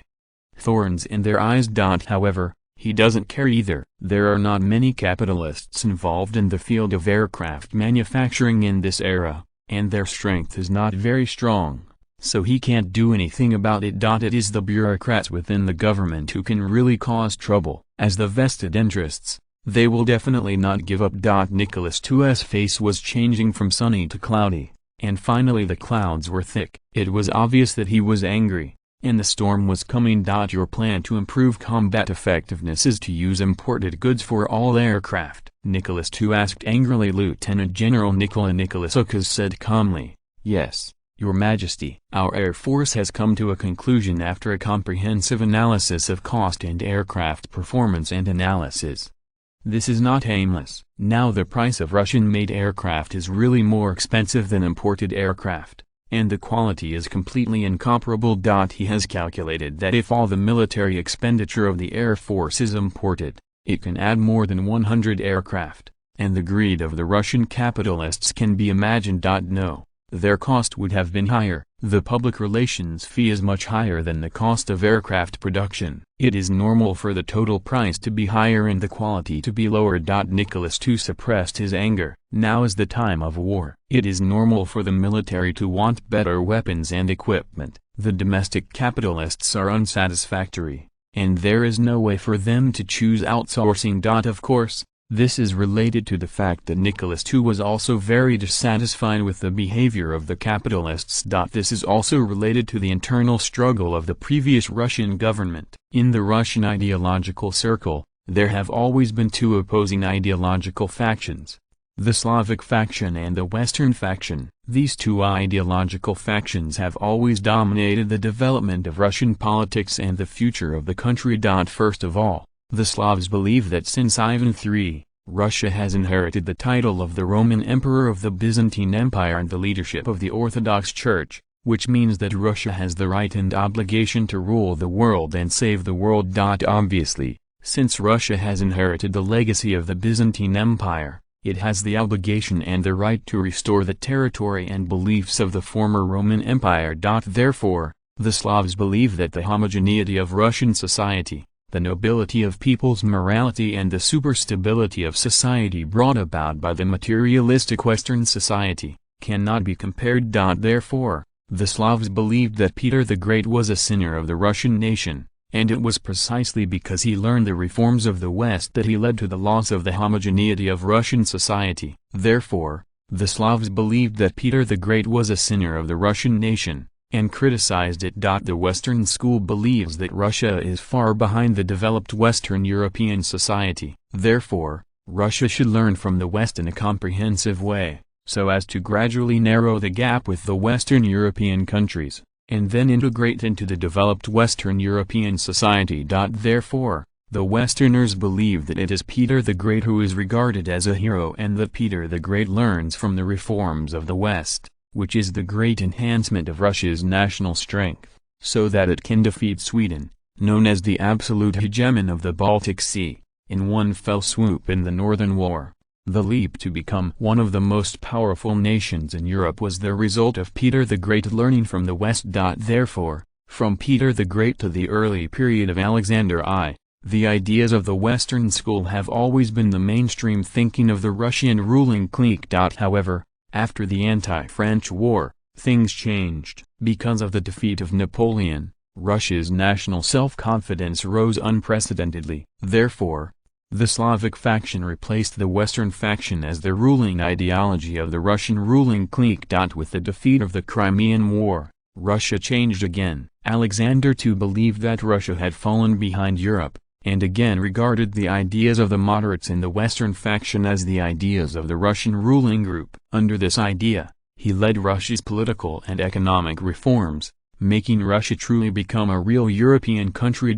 However, his reforms were incomplete. The Slavs still dominated, and the Western factions remained outside the ruling class and gradually merged with the capitalists, laying the foundation for the February Revolution. Interestingly, Bulgaria's current constitutional monarchy was set up by the exiled Western factions according to their ideal system. Due to Ferdinand's butterfly effect, Bulgaria has achieved unprecedented success, and now the momentum of the Russian Western faction is rising again, and it has the momentum to keep pace with the Slavic faction. Under this background, Nicholas II also began to face up to the ideas of the Western faction, but he was only willing to accept the ideas of some moderates. and did not mean to comprehensively reform. The proposal of Lieutenant General Nicholas Okas made him feel the need to beat the increasingly rampant capitalists to let them know who is the master of this country. Nicholas too said generously, "Well, the issue of purchasing aircraft, your Air Force can decide for yourself, and I will let the Ministry of Foreign Affairs cooperate with you." Originally, he was the commander-in-chief in order to buy the heart of the army and strengthen his control over the army. Although the Air Force has the lowest voice among the three armed forces, no matter how small a mosquito is, it is still meat. Nicholas too does not mind having one more supporter. Lieutenant General Nicholas said excitedly, "Yes, please rest assured, Your Majesty, our Air Force will never disappoint you." Lieutenant General Nikolai Okas did not expect that this trip to St. Petersburg would be so smooth. He was prepared to return without success under the intervention of the capitalists, but to his surprise, the Tsar His Majesty agreed to his proposal so neatly. Genius website address, mobile version reading website, Chapter 359, The Contradiction Between the Russian Military and the Capitalists. What? The Russians are going to buy so many planes from us? Ferdinand was dazed by a pie that suddenly fell from the sky, and selling planes to Russia was nothing new, but it was usually a small business of a few dozen. This time, the Russians directly said that they had 3,000 aircraft. Could it be that this is to turn Bulgaria into their military production base?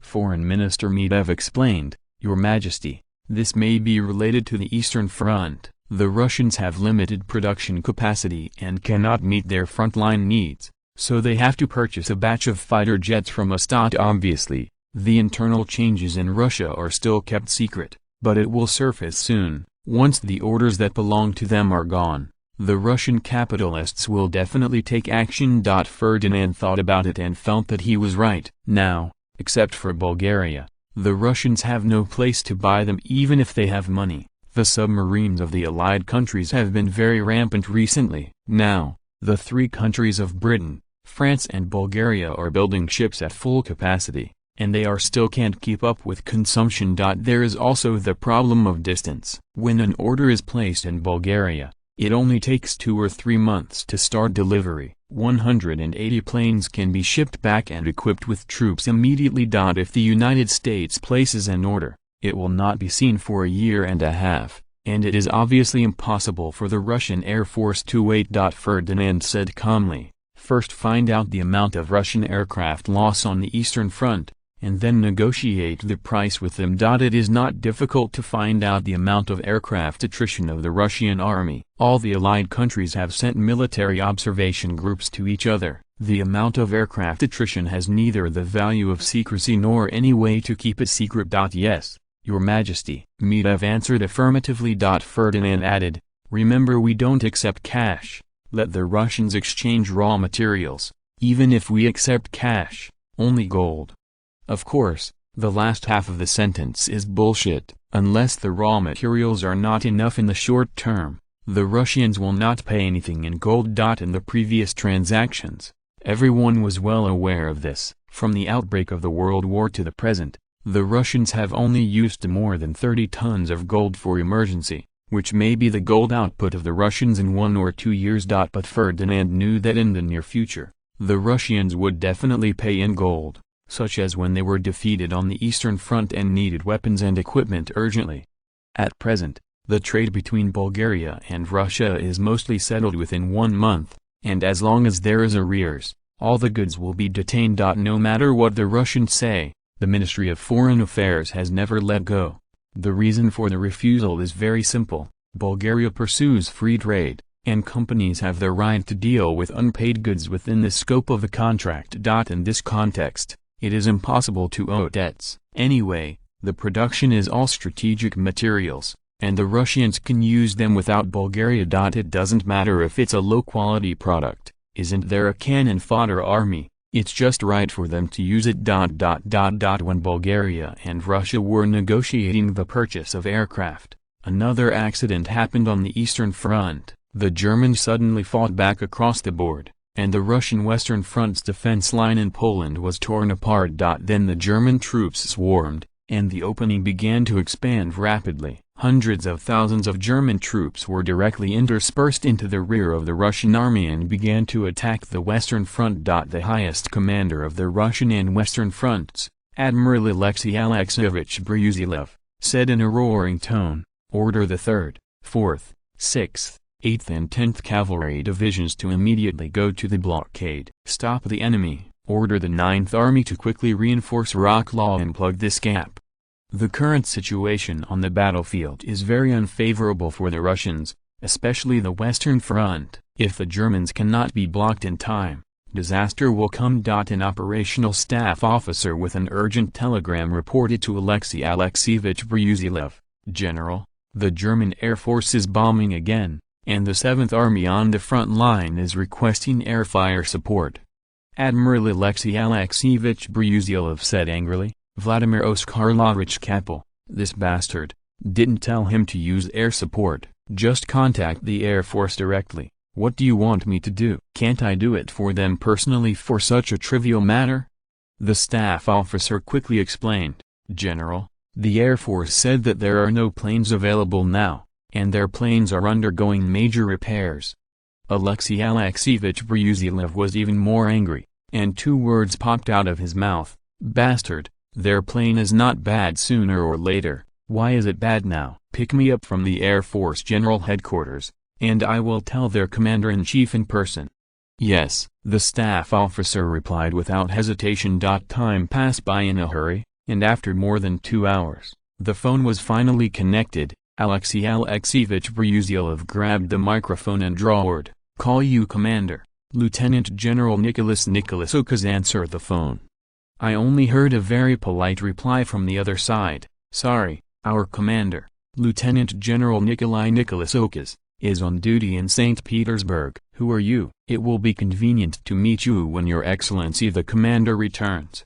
"Connect." Alexei Alexeyevich Brusilov said angrily, Nikola Okas is not here, so I will let you all come and answer the phone. You are in a hurry to know."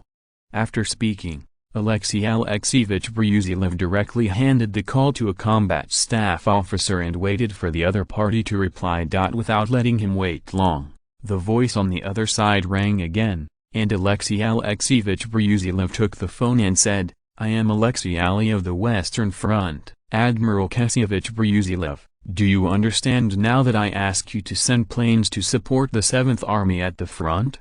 The opposite replied, "Sorry, respected General Alexei Alexeyevich Brusilov, I am Peter Nicholas, Chief of Staff of the Air Force, and we cannot fulfill your request."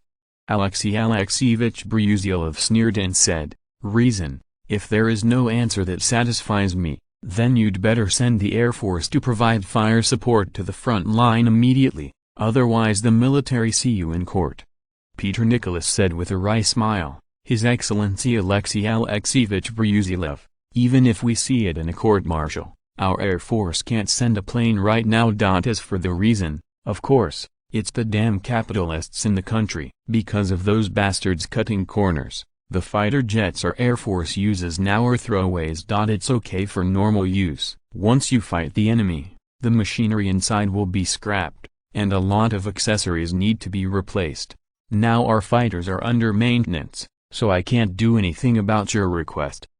Now our commander, Lieutenant General Nicholas Okas, is in St. Petersburg complaining about this issue at home. If it is convenient, I hope you can also support us on this issue." After listening to the explanation of the Air Force, Admiral Alexei Alexeyevich Brusilov suppressed his anger. In this situation, not only the Air Force exists, but also a large number of inferior weapons in the 6th Army also feel the same. Well, I understand your difficulties. All the generals of the Western Front will stand with you on this issue, but I believe you must have a way to send planes to support. As far as I know, some of the planes in the Air Force's equipment are imported from Bulgaria. Although you are replacing the new models, you should bring these planes too. Let's make do with them first. Apparently Alexei Alexeyevich Brusilov knew about the plan of the Air Force, and it was nothing more than wanting the front-line generals to support them to the domestic capitalists, and now it's just a justifiable excuse. However, he still intends to cooperate with the actions of the Air Force. After all, he is also not interested in the capitalists in the country, otherwise he would not have joined the Red Army in history. This is wartime, and once the front-line generals agree, no one can resist their combined pressure. The Russian capitalists are no exception, no matter how big their protective umbrella is. In order to give the military an explanation, it is inevitable to throw a few scapegoats. At least a few capitalists on the bright side are dead. By the way, you can also deter other unscrupulous capitalists, and let them know that if they get into trouble, the military will lose their heads. The front-line generals of the Russian army will not refuse this kind of thing. Peter Nicholas said embarrassedly, "Well, since His Excellency Alexei Alexeyevich Brusilov has said so, we will immediately unpack these retired aircraft." 3 hours later, "We'll reach the front line," Alexei Alexeyevich Brusilov said calmly, "then I will wait for your good news." The deal was reached, and Alexei Alexeyevich Brusilov knew that if he refused the Air Force's request, it was estimated that they would really have no planes. As for the unblocking of the retired aircraft Shima, this is all obvious nonsense. Most of these aircraft were purchased in the last year or two and retired. It is nothing more than that the domestic capitalists spent money to get through the relationship and eliminated this batch of aircraft on the grounds of poor performance, so as to purchase their new aircraft. As long as the Air Force generals are not stupid, they all know the level of Russia's industrial capabilities. If the capitalists save a little more cost in this case, the consequences will be self-evident. Although the trouble has been resolved, Admiral Alexei Alexeyevich Brusilov's mood has not improved much. He is still considering whether to connect the Sixth Army's weapons and equipment. Quality issues have also been resolved. Genius website address, mobile version reading website, Chapter 360, Cavalry vs. Steel. Ferdinand is still ignorant of the impending internal struggle in Russia, which is one of the effects of his butterfly effect on the world. Due to the rise of Bulgaria, the Russian Empire's external material transportation channels have not been cut off, and the Russian army's tolerance for domestic capitalists is not so high. If there is no choice, that's all. Now that there is a better choice, why should they allow these capitalists to exploit? This is not just a question of money. It can be solved by bribery. Problems with weapons and equipment are directly related to the victory or defeat on the battlefield, and it is also related to the safety of everyone's lives. In this regard, the junior officers below will definitely not tolerate it. This time, the Air Force took the lead in challenging the capitalists. Is it because the Russian Air Force was established for a short period of time and is a gathering place for young soldiers? It was their impetus that forced the top management of the Air Force to make this move. Since the Air Force dared to make this move, can the Sixth Army and the Navy not keep up? Obviously, these high-level generals are not fools. If anyone dares to stand up and speak for the capitalists now, they must be careful not to be shot on the battlefield. Even if you have received money, you must now turn your face and deny your identity, and express to your subordinates that you and everyone along the way are resolutely opposed to these unscrupulous capitalists. Perhaps Lieutenant General Nikolai Nikolaukas didn't think so much when he complained to the Tsar, otherwise he would not be so uneasy. But Nicholas too was a sensible man, and he still had a little political consciousness. He knew that when the capitalists and guns met, the outcome was already doomed, so he clearly expressed his support for the Air Force. As a Tsar who can control the Russian Empire, Nicholas II's military literacy may not be enough, but his level of political struggle is at least 90%. In this regard, he is much stronger than Ferdinand scum. Are you all ready? Asked Nicholas I. The middle-aged man said confidently, "Your Majesty, please rest assured, everything is under control." They all happily took the order and are organizing production. As an emperor, knowing that the military is about to clash with the capitalists, if he doesn't do something, is he still a qualified emperor? Obviously, Nicholas II is about to cheat people. He seems to be planning to imitate Ferdinand and clean up the domestic worms. Unfortunately, he can't find a suitable person to take the blame, and he doesn't dare to take the blame. The most important thing is that without this executive ability, The influence of the nobles and capitalists on Russia has already penetrated into every corner, which is not comparable to the newborn Bulgaria. Therefore, we can only make small troubles, and use the military's hands to kill a few political opponents, which is also a good choice for Nicholas II as long as those who are attentive pay a little attention. The capitalists and aristocrats who usually dance most like to open a parliament or have expressed their democratic and republican ideas are among them. The Russian Empire has begun to surge in undercurrents. As long as the military is in trouble, these people will die without a place to die! In Poland, there is a funny battle that shocked the world at this time: Russian cavalry versus German armored vehicles. The brave and fearless Cossack cavalry, after receiving the order of Admiral Alexei Alexeyevich Brusilov, went to Poland to stop the German army. Under normal circumstances, it is very suitable for cavalry to swing on the Great Plains of Poland. It is a pity that the current situation is not normal. The Germans have opened their minds and wrapped the car with steel plate as an armored vehicle. Lieutenant Colonel Mazak, head of the 2nd Cavalry Regiment of the 8th Cavalry Division, was a very typical Cossack warrior, who fought on a rampage to rival wherever he went. To put it simply, he is a complete reckless man. In addition to cutting the enemy when he sees it, he has all the 7 skills and 6 skills in the formation of troops, and the last one is missing. Mazak was leading the army to find the enemy, when the sentinel suddenly came back and reported, "Captain, there seems to be an enemy convoy ahead. There are about 300 or 400 people. Are we going to vote for him?"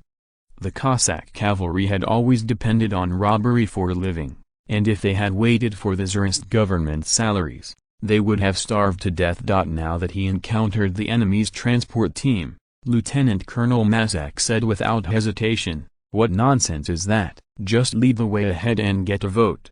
Then, he took the troops and arrogantly went to rob the German transport team. It was supposed to be a joke from World War II. Polish cavalry charged German tanks. Now that the Cossacks were the first to do it, they charged the German army, only to be greeted by armored vehicles that did pop up out of nowhere. Of course, don't expect these Cossack cavalrymen who have just come out of the tribe to be able to distinguish the difference between transport vehicles and armored vehicles. Aren't they all iron lumps in their eyes? The results are self-evident. The battlefield was full of flesh and blood for a while, but unfortunately all of them were Cossack cavalry. Facts have proved that flesh and blood are no match for the torrent of steel. Of course, the joke ends soon, and idiots are only a minority after all, except for the local turtle commander who led his troops to make a joke and lost his life. The Cossack cavalry behind him all learned the lesson of this blood. However, Ferdinand believes that the number of German armored vehicles is not enough, and the chances of them encountering are too small. Otherwise such jokes will emerge endlessly. After all, the ignorant are fearless. You can't expect an army where most soldiers have never seen a car to be able to figure out the difference between an armored vehicle and an ordinary transport vehicle. This little episode passed quickly, and the Russian cavalry still delayed the German march, and that was all. In the era of hot weapons, on the vast plains, it was not so easy for cavalry to deal with infantry. The most important thing is that you can't rush up. It's okay to harass the German army. If you face it head-to-head, it will be a kill. So Admiral Alexei Alexeyevich Brusilov was destined to be disappointed. The Cossacks were not as powerful as he thought, at least they didn't have much room to play against the Germans. That's all. Anyway, it also delayed the progress of the German army, and bought time for him to dispatch troops. But another bad news came, and Alexei Alexeyevich Brusilov asked in disbelief, "What? The Northern Front is asking us for help?" In terms of strength, the Northern Front has the largest number and the strongest firepower. Under normal circumstances, their total strength of more than 2 million is enough to deal with any sudden situation. The staff explained, "Yes, General." General Alexei Andreevich Polivanov personally sent a telegram for help, saying that the Germans had launched a full-scale attack on them, and that the defenses of the Northern Front had blocked them. Don't stop. Alexei Alexeyevich Brusilov couldn't help but think of 2 words: rice bucket. The Western Front has had enough troubles. How can they still have the ability to rescue them? It is no wonder that Alexei Alexeyevich Brusilov was about to fire. The main force of the German army was still on his side. He hadn't called for help yet. As a result, the Northern Front army could not stand it. In fact, he wronged the Northern Front army. It wasn't because their soldiers were not brave enough to fight, or because their officers commanded indiscriminately. It was because of the lack of logistical supplies, insufficient weapons and ammunition, insufficient food, and insufficient medicine. They lacked almost all strategic materials! No way, who told them to attack East Prussia? During the winter battle, both the Western Front and the Southwest Front entered the hinterland of the Austro-Hungarian Empire, and the Western Front also occupied part of German Poland. But the Northern Front army was struggling. They just pushed the front line forward for so many 10 miles, and they were beaten back by the Germans. Even if they wanted to eat the enemy, they had to fight in. That's all. The most important thing is the distribution of logistics supplies, and they suffer again. The materials assisted by the Allied powers first passed through the defense area of the Southwest Front, then entered the defense area of the Western Front, and finally reached their hands. The result is self-evident. Everyone is not a fool. The good things have been picked out in front, leaving them all crooked melons and cracked dates. That's not right. At least the high-quality rifles and artillery provided by Britain and France are mostly given to them, but unfortunately the weapons are out of ammunition now. Therefore, among all the Russian troops on the Eastern Front, the Northern Front has the least weapons and ammunition, the lowest per capita food reserves, and the most lack of other strategic materials. In this state, it would be against the sky for them to be able to wield 5 points of their combat power. Don't look at the fact that their soldiers are all new rifles, but unfortunately they don't have bullets and can only be used as fire sticks. It is natural for them to be unable to withstand the German counteroffensive. After all, the soldiers have no bullets. Apart from fighting with bayonets, they can only run away or surrender. No matter which choice you choose, the result is the same. The position cannot be held.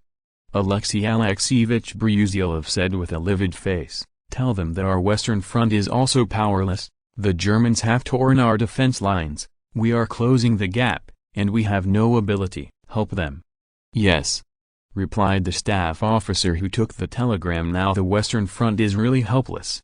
Not only they, but also the Southwest Front next door is having a hard time. The limelight is not so good. As the Russian army with the most brilliant results in the winter offensive, it is naturally the army with the most casualties. A large number of veteran casualties have been replaced by new recruits, and the combat effectiveness has plummeted. They caught up with the counterattack of the Allies again. Even if they were only facing the main force of the Austro-Hungarian Empire, they still suffered heavy casualties and had to start shrinking the defense line. Under this background, everyone is too busy to take care of themselves. What can they do to help the friendly army? In the end, the ball was still kicked to the Russian high command, and Nicholas II's good mood suddenly disappeared. The current situation is already very bad.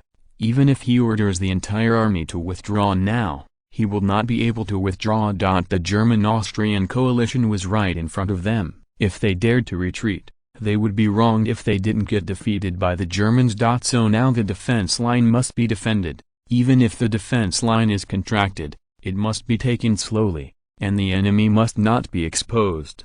Nicholas II asked with a headache, what plan does the staff have to change the current unfavorable situation? Now Nicholas II suddenly regrets being the supreme commander himself. He finds that his military capabilities are really not enough. At least he can't solve the current situation.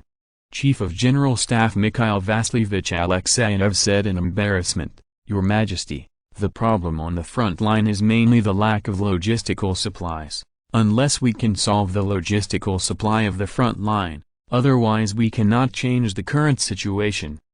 In an embarrassing situation, Nicholas II said dissatisfiedly, then we don't have to do anything now, just wait quietly for the defeat of the front line? Mikhail Vasilievich Alexeyev bit the bullet and said, of course not. Now, in addition to sending as much supplies as possible to the front line, we must continue to mobilize in case of unexpected events. Obviously his answer did not satisfy Nicholas II. which undoubtedly told him, "Prepare for the aftermath, the front has been defeated." Is there no other way? Nicholas II turned his attention to the minister of the Sixth Army, hoping that he would have a better way. Unfortunately, the answer of Vladimir Alexandrovich Sukhomlinov, the minister of the Sixth Army, was doomed to disappoint him. Your Majesty, there is no way to do it, but the thirst cannot be quenched in the distance, so let's mobilize the whole country immediately. Obviously, the attitude of the minister of the Sixth Army is even more pessimistic. He believes that the Russian army on the front line will not last long, and the war with no ammunition and food is impossible to continue! Genius website address, mobile version reading website, Chapter 361. Your Majesty, this is the latest battle report from the Eastern Front. This time the Russians are going to suffer. Chief of Staff Medvedev brought bad news to Ferdinand. It's not the right time for the Russians to lose. Now the war in Asia Minor is at a critical moment. Once the Russians are defeated in advance, Bulgaria's military pressure in the Balkans will increase. Ferdinand asked with concern, "How long do you estimate the Russians can last?" Medvedev thought for a while and said, "Judging from the current situation, the Russian defense line may collapse at any time, but after all, they still have nearly 5 million troops, and the Allies cannot swallow it in one bite. Even if the Allies were victorious, they would still not be able to escape from the Eastern Front for 2 or 3 months. This time the Russians might be seriously injured. However, the Russians have a huge territory, abundant human resources, and enough strategic buffer space. As long as they are given enough time, they can still recover." Ferdinand nodded slightly. As long as the Russians didn't die directly, it was acceptable. The size of the hairy bears is placed there. Even if they are weak, they can contain a large number of allied forces. After thinking about it, Ferdinand said coldly, "Let's start the second plan. First occupy Sardinia and the Tuscan Islands, and prepare to land in Lido di Ostia. Once the Russians are defeated, we'll take the Italians." There is no doubt that Ferdinand planned to withdraw the Italians from the war in advance, and use the surrender of Italy to offset the political adverse effects of Russia's defeat. Lido di Ostia is only a few dozen miles away from Rome. Once the landing is successful, Rome, the capital of the Italians, cannot be defended. Once Rome fell, the Apennine Peninsula was divided into two, and Italy would not be able to surrender.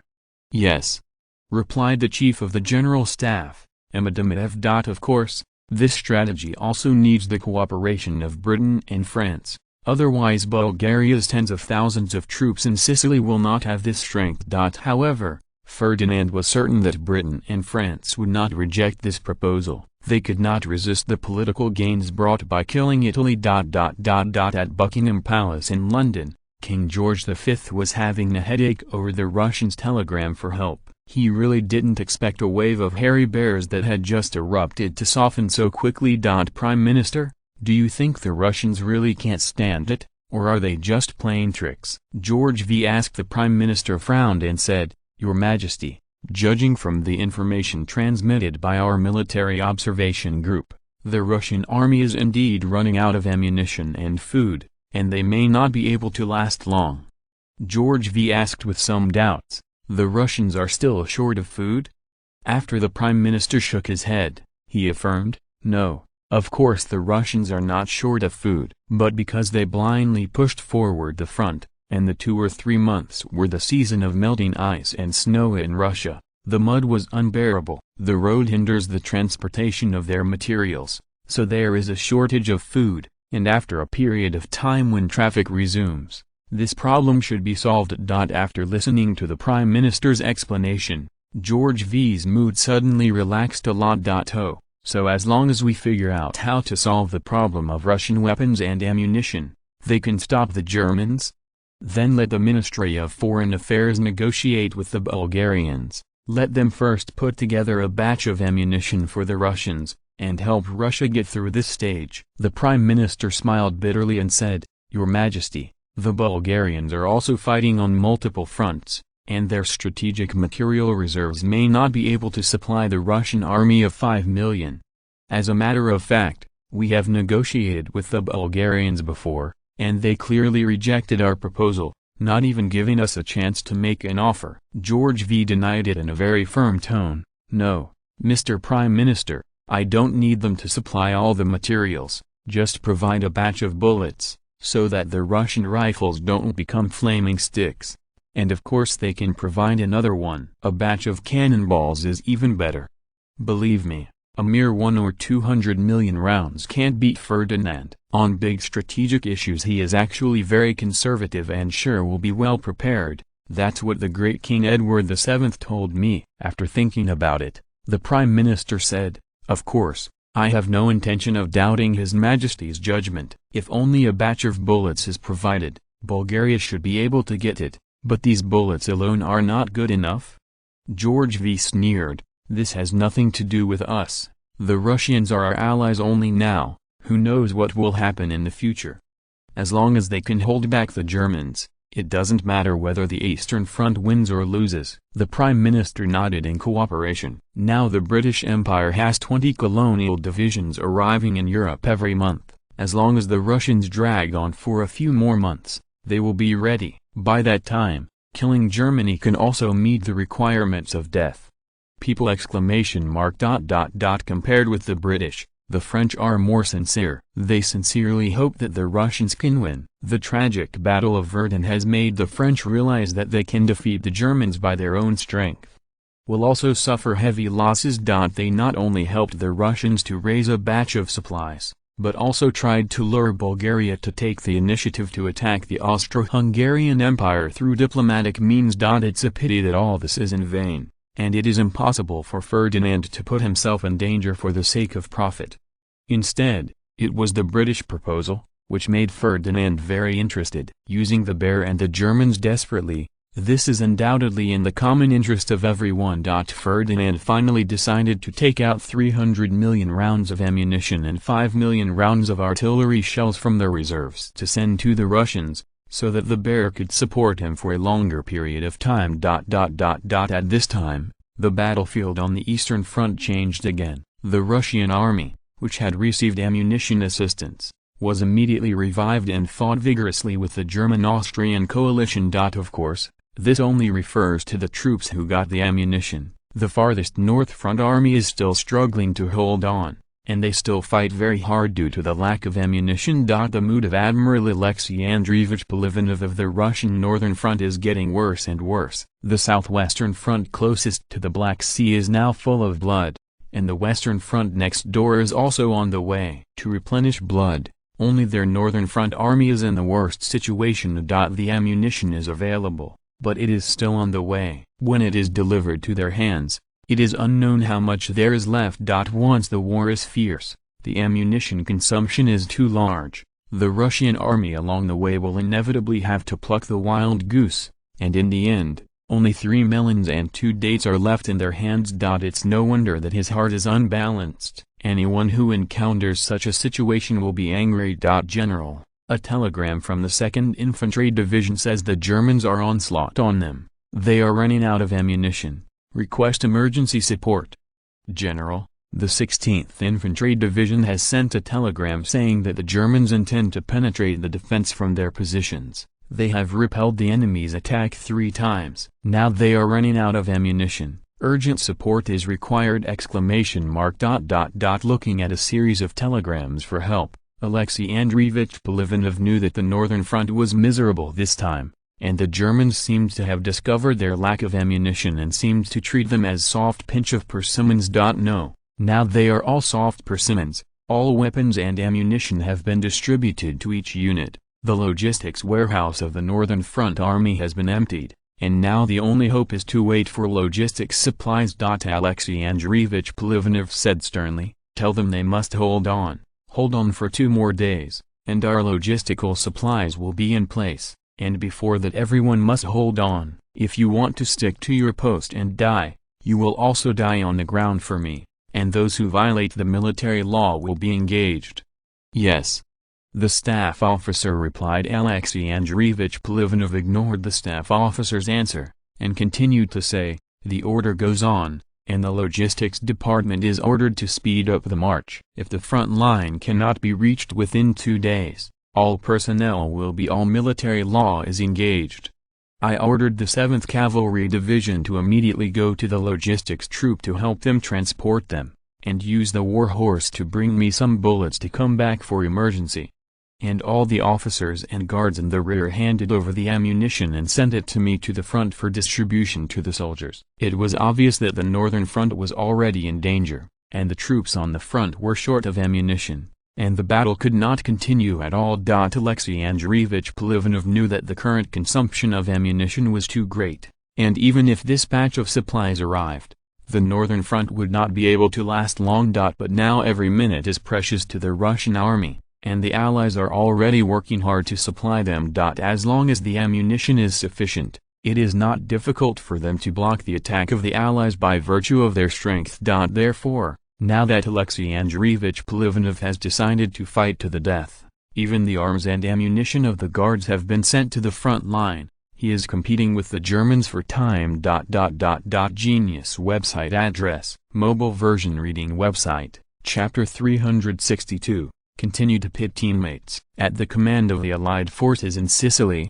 Lieutenant General Walakut is holding a security management meeting, preparing to attack the unstable elements in the occupied area. Recently, the mafia in Sicily have become a little restless. What are they secretly connecting with? Obviously, this cannot be tolerated by the occupying forces. Lieutenant General Walakut has decided to strike first. As for whether it will be wrong, he didn't have time to analyze the Italians' intentions. Anyway, if there were any changes to be suppressed, it would only count them as unlucky if they were wronged. Suddenly a staff officer came in and said, "General, domestic telegram." He took the telegram, and after a while, Lieutenant General Walakut read the telegram and said, "The country ordered us to occupy Sardinia within 2 months and make a decision to land on the mainland of Italy. It has been coordinated, and I continue to be the commander-in-chief of this operation. Major General James and Major General Winston will also participate in this operation. The order will be conveyed to you later." "Is there any problem?" "No," the two answered almost in unison. In the Battle of Sicily, everyone had already cooperated, and they got along pretty well. Although they represented Britain and France respectively, it was a pity that the troops they commanded were all colonial divisions, and the status of the cannon fodder troops was naturally not that high, and it was impossible to compete for command. Walakut nodded with satisfaction and said, "Well, everyone will follow the plan. Before attacking Sardinia, everyone should clean up Sicily." The Allied countries have already formulated several sets of combat plans, and how to implement them depends on the actual situation. Now the Italian Navy has recovered somewhat, but it is still huddled in the port. In order to launch the landing operation, the cooperation of the French Navy is indispensable, and the specific actions also need to be communicated. Of course, Walakut is not worried about the cooperation of the French. The French have always been the most positive when it comes to fighting against Italy. After all, as long as a war breaks out in mainland Italy, the Italians must draw troops from the front line, which will reduce the military pressure on mainland France. The trouble is the attitude of the British. John Bull also hopes to consume the strength of the French. He is not active in the battle plan of landing in Italy. However, the main military forces of the Entente in the Mediterranean region are the two countries. As long as the two countries reach an agreement, you can act. As for the combat effectiveness of the Italians, this does not need to be considered. Even if Rome cannot be occupied, as long as the army can force the Italians to return to the front line, it will be a strategic success. If there is no Italian army of millions on the Western Front, the Germans will have to send their own troops to fill the vacancy. Time flies, and in the Palace of Sofia, Ferdinand is paying several sons to practice calligraphy. This is also something that can't be helped, and he can't do anything else. In order to keep his great image in the minds of the children, he can only teach them to practice calligraphy in addition to teaching them the imperial thick black school, although Bulgarian does not have higher requirements for writing. Foreign Minister Medvedev hurried over from the outside and said, "Your Majesty, something has happened on the Eastern Front." The Russian Northern Front was unable to stop the Germans' attack. It broke through the defense line, and now it has been cut off by the Germans lazily! If nothing else, the Russians have already failed in this war on the Eastern Front. The Tsarist government has just sent us a telegram for help, and the Russians can't hold it anymore. Ferdinand trembled slightly, and asked suspiciously, "What's going on? Didn't we already provide them with a batch of ammunition? How can the Russians support it for another month or two?" Medvedev said in a tone of hatred for iron and steel, "The Russians' poor logistics management system, when this batch of ammunition has not been fully distributed to all troops, especially the Northern Front, which has the longest distance. This batch of ammunition has only arrived at their headquarters, and they have not had time to distribute it to the soldiers on the front line." Ferdinand was a little speechless. In normal times, weapons and ammunition are issued step by step from top to bottom. But now is the time of war, and the front line ammunition is in short supply, so why not send it directly to the troops? Every minute of time during the war is precious. If one transit is missing, the logistics and transportation will be saved by hundreds of miles. I don't know what the Russians thought. According to the calculations of the Bulgarian staff, they should have distributed all the ammunition to the troops a week ago, and they are now shopping with the German-Austrian coalition. As a result, most of the troops of the Northern Front have not received ammunition. It is no wonder that they could not stop the German attack. How to fight with fire sticks in their hands. In fact, the performance of the Russians this time has already exceeded the level of performance. At least the Southwest Front Army and the Western Front Army have basically issued ammunition, according to their previous speed. They may not be able to achieve this level in a month or so. After thinking about it, Ferdinand said, "Tell the Russians to let them hold on. We will end the war in Asia Minor as soon as possible and attack the Austro-Hungarian Empire." Medvedev was slightly taken aback. Isn't this a blank check? Who knows how long the war in Asia Minor will last? After hesitating, Medvedev said again, "Your Majesty, isn't this a bit too inhumane? After all, everyone has always been allies?" Ferdinand nodded graciously, then said, "Well, you can't really say that." "Well, tell Russia that we will attack with Britain and France on the Western Front to force the Germans to withdraw from the Eastern Front, and also launch an attack in the Balkans!" It will be Medvedev's turn to be surprised. This is not His Majesty's style at all, is it? If it was really so selfless, the Austro-Hungarian Empire would have ended long ago, and the Russians would be chasing after the Germans. Medvedev said nervously, "Your Majesty, if we want to change our established strategy, should we discuss it with the military?" He was really afraid. Ferdinand went to help Russia fill the hole as soon as he was hot. After all, it was not in Bulgaria's interest to launch an attack on the Austro-Hungarian Empire now. Ferdinand laughed and explained, "You're just thinking too much. When did I say I would change my strategy? Don't we have an army on the Western Front? Let's feint the Germans with Britain and France." "You don't think Britain and France will really launch a full-scale attack on the Germans now, do you?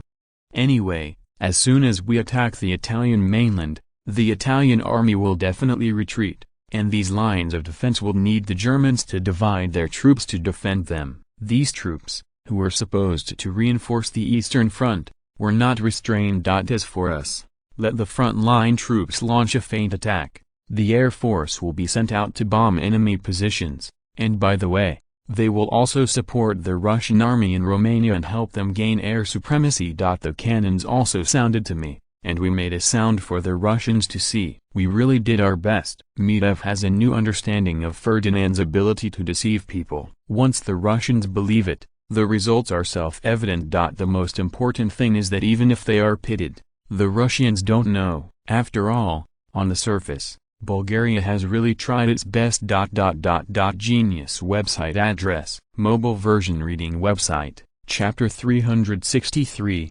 Terrible Expectations. Is it more than Ferdinand who wants to pit his teammates? After all, John Bull had already reached the full level of this skill, but this time the Germans showed too much strength, and they were so scared that they didn't dare to use their talent skills with all their strength.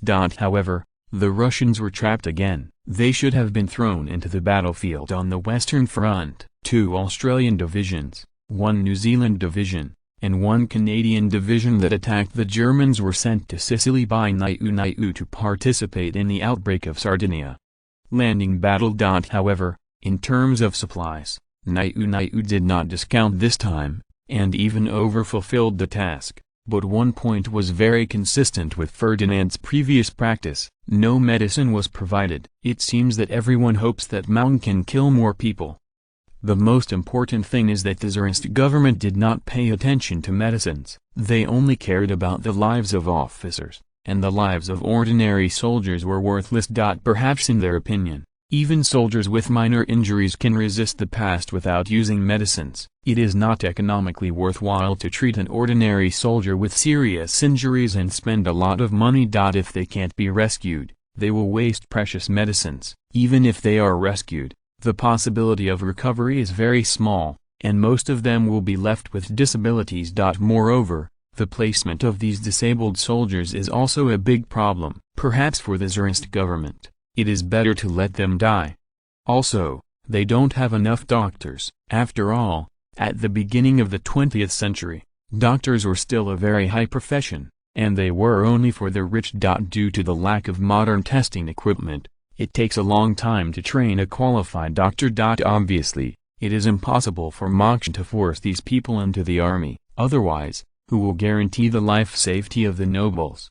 The number of military doctors is limited, and the demand for medicines is naturally not high! This time the British organized a super-large fleet. Hundreds of thousands of tons of strategic materials were transported at one time, including 700 million rounds of ammunition, 20 million rounds of artillery shells, 800,000 rifles, 500 artillery pieces, and 300,000 tents. To this end, Ferdinand also specially sent half of the warships to the Suez Canal to escort the fleet. Even so cautiously, a submarine of the Allied countries still killed a ship on the way, and more than 10,000 tons of materials were directly lost. Of course, as a price, one of the Allied submarines was also sunk. However, in terms of value, the Allies still made a profit. It can be said that the dispatch of supplies from John Bull was delivered in a timely manner. The large number of people and the strength of the soldiers cost a lot. Millions of Russian troops and the German-Austrian coalition fought a war. The daily ammunition consumption is astronomical. The ammunition provided by Bulgaria is really good.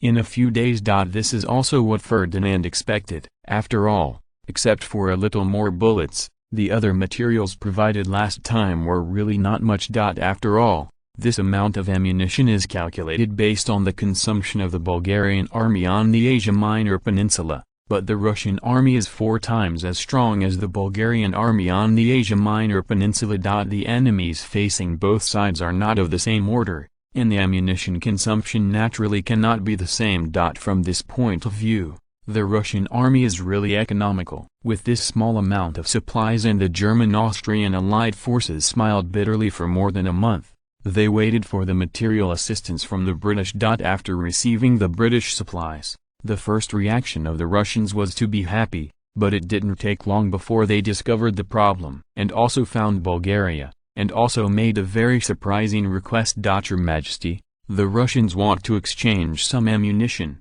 rifles, and artillery with us, and they want to exchange it with us. Ferdinand was stunned for a moment, and asked in surprise, "Why? You want to change with us? Didn't the military say that the weapons and ammunition provided by the British this time are good?" Foreign Minister Medvedev said lightly, "It should be the issue of the caliber of weapons. The Russians have suffered enough in this war, so they want to unify the caliber of ammunition." Ferdinand was stunned. "Aren't Russians made by all nations in history? Now you want a unified ammo caliber?" However, he recovered quickly. The weapons and ammunition of the Russians in this time and space are not all provided by Britain and France, and a large part of the weapons and ammunition are purchased from Bulgaria.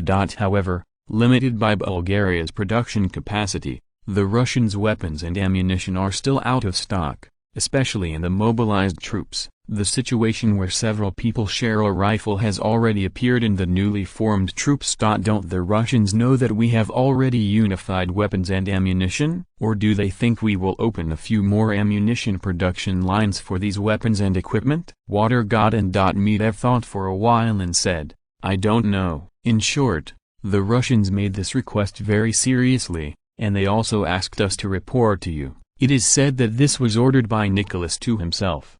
Ferdinand was a little speechless. Did Nicholas II think he was so good at talking? Or did he think he was stupid? He said angrily, "Tell the Russians that we have unified the ammunition caliber, and we have no intention of changing it."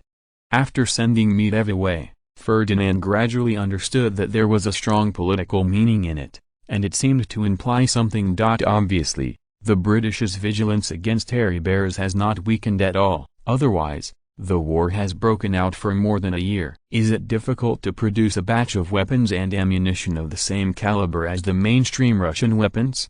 Why even do this? Not to restrict the Russians. The intention of the British is obvious. The weapons and equipment are given to you, but you will be stuck on the ammunition. Even if the world war is over, because of the caliber of weapons and ammunition, a large number of Russian weapons will become fire sticks. Will the Russians still have the strength to seize Eastern Europe? But this is also a conspiracy. Even if they know that the British deliberately dug a hole, now the Russians have to jump into it. Who told them that they lacked weapons and ammunition? Is Nicholas II implying that he wants Bulgaria to continue to expand the production capacity of weapons and ammunition? Following this idea was rejected by Ferdinand again. Bulgaria has been expanding the production capacity of weapons and ammunition, otherwise where would there be room to sell to Russia? As for fully meeting the needs of the Russians' weapons and ammunition, according to Bulgaria's current expansion rate, at least 3 or 4 years later, this is still based on the unlimited supply of raw materials.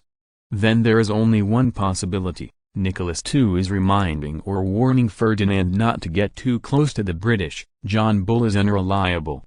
This inference makes sense. If it is the former, it can be said directly. There is no need to make it so obscure, unless Nicholas II is really deluded and thinks that Ferdinand is so good at talking.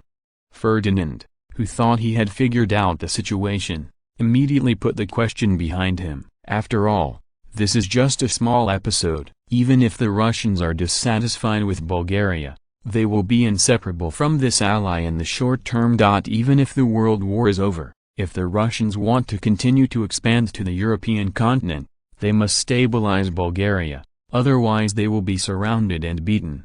A crazy idea has already flashed in Ferdinand's mind. If a severely injured Russia survived the First War, and continued to expand its territory to the European continent, what would the world history be like? Obviously, Britain and France cannot tolerate this situation. Britain hopes that the European continent can maintain a balance, and the French hope to dominate the European continent. They do not want Russia to continue to expand to Europe. Is it possible for the Russians to give up their expansion into Europe? Obviously this is impossible. For strategic reasons, even if the bears want to stop, they will turn the Baltic Sea into their inland sea. Then the mainstream contradictions in the world in the future will become Britain and France versus Mach plus Britain and France versus the United States. Everything has changed. No, if the Americans had not participated in World War I, they would not have the ambition to dominate the world, nor have they experienced the expansion and preparation of the World War, and their strength is not strong enough to challenge the British world hegemony. So under the influence of domestic isolationism, will Americans continue to farm in the American continent? So, can the severely damaged mountain compete against the severely damaged British and French? No one can answer this question, but most of the bears will lose. Who says that countries with more than 8 floors on the European continent have no good impression of them? As long as Britain and France exert their strength, an alliance to boycott bears can be established soon. So who should Bulgaria help? Genius website address, mobile version reading website, chapter 364, Burying Nails. The sudden world war not only disrupted the strategic layout of the Italians, It was also a disastrous start for Vittorio Emanuele III. In a forced state, he took the Kingdom of Italy to war, and then lived a frightening life. Bewildering and confusing is a true portrayal of this war. First the Allies prevailed, then the Allies prevailed, then the Allies prevailed, and now it was the Allies' turn to prevail. The two major alliances seem to be taking turns in feng shui, which stimulates people's nerves crazily. Ordinary people can't see the direction of the world war. It is a pity that Vittorio Emanuele III is not an ordinary person. As the King of Italy, he knows more than ordinary people. Maybe he still can't judge who can win the final victory between the Allies and the Allies, but he knows that the current Kingdom of Italy is in jeopardy. In other words, from the moment the navy was severely damaged, the Kingdom of Italy was in a dangerous state. Either out of hatred or for profit, King Vittorio Emanuele III chose to send troops to France, ready to join forces with the Germans to kill the French and win this world war. The joint military operation of Britain, France, and Bulgaria in the Mediterranean is undoubtedly a sign that they are going to attack the Kingdom of Italy. Sardinia is just the beginning, and Rome may be their real goal. How is the situation on the Eastern Front, and how long will it take for the Germans to defeat the Russians?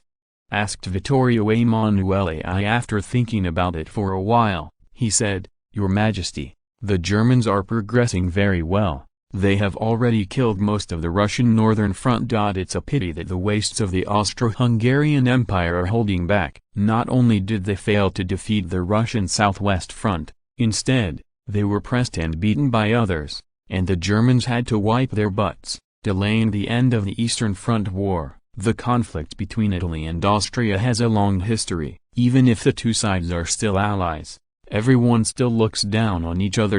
It is not without reason that the Italians accuse Austria-Hungary of waste, which has something to do with the composition of the Austro-Hungarian army. Among them, more than 75% of the officers are Germanic, but only 25% of the soldiers can speak German. Under this special background, the combat effectiveness of the Austro-Hungarian army is greatly limited. However, the performance of the Austro-Hungarian Empire in this war has been very good. On the premise of containing more than 700,000 Bulgarian troops, they have also held back more than 2 million Russian troops. They are already level. In contrast, the performance of the Italian army this time is really unstoppable. As a navy power, the navy was eliminated in the first place, and naturally there was no visible record. The Sixth Army was even worse. The 1.5 million troops on the front line and the 500,000 allied troops fought on equal footing, even against the colonial troops of Britain and France. They were suppressed and beaten by the enemy when they had the upper hand. Of course, it doesn't matter to the Italian Sixth Army. Even the African chiefs can beat them all over the place, and it's no big deal to lose to the British and French colonial troops. Vittorio Emanuele III said coldly, "Well, you all know that the Allies are storming Sardinia, and their purpose is very clear, that is, to prepare for the invasion of Rome. This time, the Allies gathered 7 British colonial divisions, 3 French colonial divisions, and 3 Bulgarian main divisions, with a total strength of more than 200,000 people. Not to mention Sardinia, even if it covers all the islands in the Italian waters, you don't even need 50,000 troops. We must prepare for war in advance. Once the Allied powers attack, we must have enough troops to protect the security of Rome. What do you think?" Apparently, Vittorio Emanuele III was expressing his dissatisfaction with the Italian bureaucrats. The foreign minister thought for a while and said, "Your Majesty, the British have sent us a message through Switzerland. As long as we can withdraw our troops from the front, they will guarantee that the Allies will not attack our homeland." This news surprised everyone. What kind of shit are the British playing? At the beginning of the war, you didn't come to win me over. Don't you think it's too late to pull people now after the war? However, many people who are pro-Entente countries have new ideas. Perhaps it is also a good choice to jump from the Allied countries to the Allied countries. At least they can seize a large tract of land from the old enemy of the Austro-Hungarian Empire. As for the casualties and losses caused by the Allies to Italy in the previous war, this is all a misunderstanding. As long as there are enough interests, these are not problems. The most important thing is that once Italy jumps against the Allies, the chances of winning will be greatly increased, and everyone will not have to worry about it every day. After a moment of silence, the minister of the Sixth Army asked, "What else?" The area around the port of Taranto, Sicily, and Sardinia are now being occupied by the Allied powers. Did the British say anything? For politicians, other good discussions, the core issue is the interests. As long as the interests are sufficient, there is nothing that cannot be discussed. The Foreign Secretary shook his head and said, "No, the British just assured that the Allied powers would not continue to attack us. As for the Allied powers occupying our territory, we need to wait until the war is over before we negotiate." After listening to the words of the foreign minister, everyone was full of anger. The British were simply asking Italy to surrender, and they had no sincerity in the peace talks at all. Everyone knows that defeated countries have no right to speak. If Italy surrendered, wouldn't it be slaughtered? After a pause, the Foreign Secretary added, "But the British also hinted that if we can defect, join the Allies and declare war on the Allies, then these issues are easy to discuss." After hearing this, many people breathed a sigh of relief, and many people became nervous. Obviously not everyone was willing to join the Allied powers. Xiang glared at the foreign minister in dissatisfaction, as if to say, "Can you speak? Do you know that half-talking will make people angry?" Then he said, "It's not that simple. Now the Allies are at a disadvantage on the Eastern Front, and they may fail at any time. Once the Russians are defeated, the German-Austrian coalition will definitely look west, and now Britain and France can't stop it at all. Then the British have no good intentions to win over us." On the 8th floor, don't forget that traitors are more able to draw hatred than the enemy in many cases. Most of the British wanted to use us as cannon fodder, to delay the German-Austrian allied forces to buy them time. Chancellor's words undoubtedly boosted the pro-allied camp. That's right, it is the Allies who have the upper hand on the battlefield. If it's just because of a British proposal, will they defect? As for benefits, only by standing on the side of the winner, the Kingdom of Italy is qualified to divide up the interests, and the loser has no right to speak. Even the pro-Entente camp has no objection. After all, no matter which camp they prefer, the first thing to consider is the interests of the Kingdom of Italy, and the second is their personal political inclination. The chief of the General Staff said hesitantly, "So, what should we do when the Allies are about to attack us?" The Allies have now gathered more than 200,000 troops. For the sake of safety, we must gather at least 500,000 troops to ensure the security of the homeland. However, our strategic materials are limited, and we simply do not have the ability to continue to form a new army. Do we really need to send reinforcements from the front line? A small episode has just passed, and I have to admire John Bull's diplomatic ability is strong, and he is burying nails anytime, anywhere. Maybe it seems that this is just an ordinary seed. Who knows that this seed will not take root and sprout in the future. Genius website address, mobile version reading website. If you are listening to this novel on a channel other than Fanfic World, it means they downloaded and uploaded it without effort. We cordially invite you to visit our channel, Mundo Fanfic Novelist. There you'll find the original version of this story, and you can explore many other novels of various genres. We are waiting for you to immerse yourself in a world of incredible novels. Chapter 365, The Legendary Three-Race United Kingdom. Outside the city of Tbilisi, the Ottoman Empire, a group of refugees were fleeing to the Caucasus, and along the way, people kept shouting, "Hurry up, hurry up, the Ottomans are about to catch up." Suddenly someone exclaimed, "No, someone fainted." At the same time, a burst of crying sounded. The one who fainted was a middle-aged woman who joined in halfway along the way, with her two children. The older one is already 11 or 12 years old, and the youngest is only 3 or 4 years old, and the woman has always carried it on her back. The middle-aged woman suddenly fainted, and the child fell off her back and was crying. Victor Keith, who was not far away, rushed over immediately after hearing the news. After checking it, he sighed and said, "There's no help, she's out of fuel." This kind of thing has happened too much on the way to escape, and everyone has been numbed. Victor Keith said casually and ruthlessly, Take the child, let's continue on our way."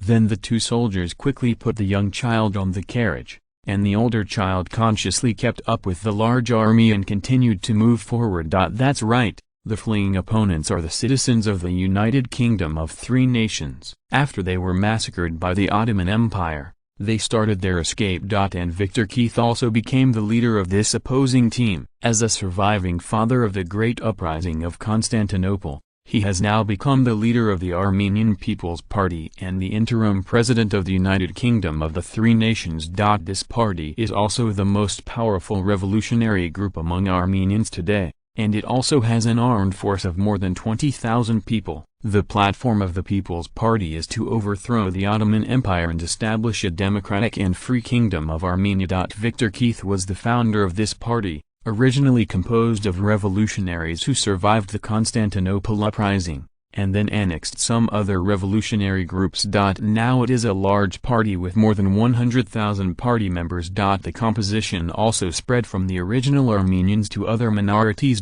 When the World War broke out, after the Ottoman government raised the butcher's knife to the ethnic minorities, Victor Keith immediately organized the people to revolt and established the United Kingdom of the Trike Land. Victor Keith personally served as the president of the provisional government. Note: Armenians, Slavs, Greeks. Undoubtedly, after a year of resistance, the insurrection finally failed, and the insurgent army was forced to begin the transfer. After more than 20 years of hidden work, Victor Keith now regards himself as a member of the Armenians many times, and only remembers his original identity and mission in the dead of night. However, Victor Keith did not regret accepting this task. He still clearly remembered how the Ottoman army slaughtered his village 40 years ago. His parents hid him in a water tank when he was young and brought him with them. The other brothers and sisters died together, and he was lucky enough to save his life.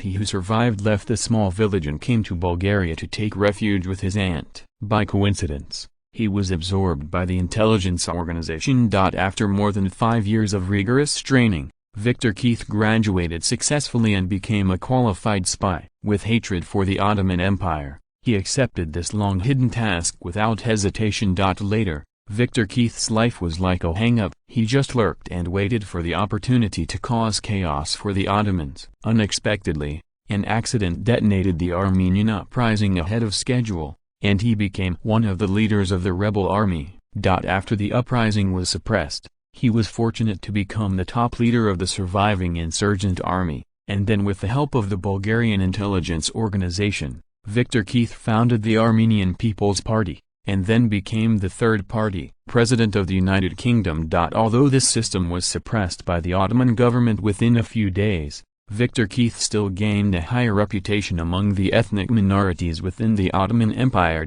Especially after the failure of the uprising, he personally led the army to the rear, and it was even more admirable to cover the retreat of the people. Of course, this is only the result of packaging and propaganda. In fact, the Ottoman Empire has no desire to think about their bad luck. The Asia Minor Peninsula is half occupied, and Ankara is about to be precarious. Who cares about their defeated soldiers? At this time, Victor Keith naturally needs to stand up and show off. After all, this is the best time to gain prestige, and at the same time, he can legally incorporate the armed forces of other forces. Seeing that Victor Keith was in a bad mood, one of them comforted, "Mr. President, we will arrive in the Caucasus in a week, which is the territory of the Russians, and we will be safe when we get there." Victor Keith shook his head and said, "Alas, the Russians are not easy to get along with." "Karma, you don't really think they will support our independent statehood, do you?" Karma was a little surprised and said, "Didn't all the Russians promise? Besides, the allied countries have all recognized our independence." Victor Keith smiled wryly and said, "That's so simple. Now we are bereaved dogs, and we have to rely on the Russians to survive. It's not easy for them to annex us?" Karma exclaimed, "Ah, how can this be done?" Victor Keith thought for a while and said, "Wait patiently. No matter what the result is, we have no room to resist. Even if it is annexed by the Russians, we can ensure the safety of the people, which is better than letting them massacre the Ottomans." Karma was startled, but still pretended to be unwilling to say, But isn't our efforts in vain? Victor Keith smiled wryly and said, "Don't you understand? Now is the age of power, and small countries are precarious, so they are not qualified to pursue democracy and freedom. Do we have a choice whether to be annexed by this or by that?"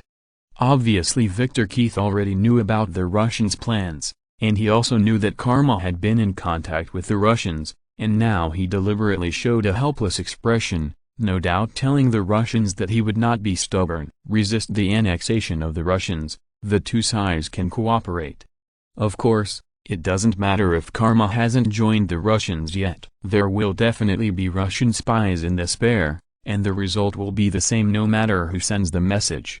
No way. Now Victor Keith is still living under the wings of the Russians. If he shows anti-Russian tendencies, it is estimated that it will be difficult to reach the Caucasus alive. As for taking refuge with the Russians, as long as the Russians are not stupid, they will think that there is a problem. Victor Keith is already the president of the United Kingdom of the Tri-family. People can rely on them. What good is it to rely on them? You must know that Victor Keith's prestige is already very high, and there is no one in the United Kingdom who can compete with him. Even if he becomes an elected king later, it is not impossible. It is impossible for the Russians to drive better conditions to buy him! President Victor Keith really said that? Admiral Nikolai Nikolaevich Yudenich, the current commander of the Caucasus Front, asked in surprise. The chief of staff said calmly, "Yes, according to the news from our intelligence officers, President Victor Keith is very depressed now. It seems that this incident has hit him hard." Admiral Nikolai Nikolaevich Yudenich laughed and said, "This is good news. If Victor Keith can be persuaded to cooperate with us, whether it is to establish a pro-Russian regime or directly, it's much easier to annex them." The United Kingdom of Three Tribes created by Victor Keith is a mixed kingdom. The People's Party he established is only the most powerful one, although he completed the military unity with the help of the Ottomans. Other political groups still exist. Due to ethnicity, the Slavs in the Tri-Nation Kingdom are naturally inclined towards Russians, but their population is limited and their influence is not large enough. If the Russians wanted to support them, they would surely be resisted by the Greeks and Armenians, and an attempt to annex the nascent kingdom could easily provoke backlash. On the contrary, it is easier to support Victor Keith to achieve his goal. After all, he is the president elected by everyone with high prestige. As long as he is persuaded to cooperate with the Russian Empire, it is much easier to persuade others. The chief of staff shook his head and said, "Of course, but things are not so simple, and Victor Keith is not a simple person. Even if he is hit and won't stand up against us, it doesn't mean that he will to cooperate with us." Fortunately, there is no final decision in the country whether to directly annex them or support the pro-Russian regime. "We can also promise him casually," Admiral Nikolai Nikolaevich Yudenich said calmly. "No, he will definitely cooperate with us, at least until the end of the World War. Now they also need our military protection. There is no choice at all. Moreover, Victor Keith is not without weaknesses. You don't have it now. He is very hostile to the Ottoman Empire. Perhaps in the eyes of ordinary people, the three-family United Kingdom of bereaved dogs is of little use, but in the eyes of Russian high-level officials, this is very important, which is related to the territorial division between post-war and Bulgaria. Having mastered the United Kingdom of the Three Tribes, it has also mastered the sovereignty of the Greater Caucasus, Lake Chevan, and the Aras River Basin. Remarks: Today, parts of Georgia, Armenia, Azerbaijan, and parts of the Caucasus of Russia and parts of Turkey, with a total area of about 400,000 square kilometers, don't think that the relationship between Bulgaria and Russia is very good now, but when it comes to interests, everyone will still not give an inch. With the greed of Mach, they naturally don't mind taking an extra point. Anyway, in the agreement reached by the two parties before, only the Asia Minor Peninsula was agreed, and no specific division was made in the remaining areas of the Ottoman Empire. At that time, whoever has the most trump cards will definitely have the advantage in territorial allocation. Otherwise, the Russians are not charitable. Why should they send troops to rescue the joint king of the Three Tribes? There are more than 2 million refugees alone. The daily expenses of so many people are astronomical. There is no shortage of people in Malbares. Why do they want to save people? Time flies, and a week later, Victor Keith arrived in the Caucasus with the last batch of refugees, and successfully completed the task of the evacuation.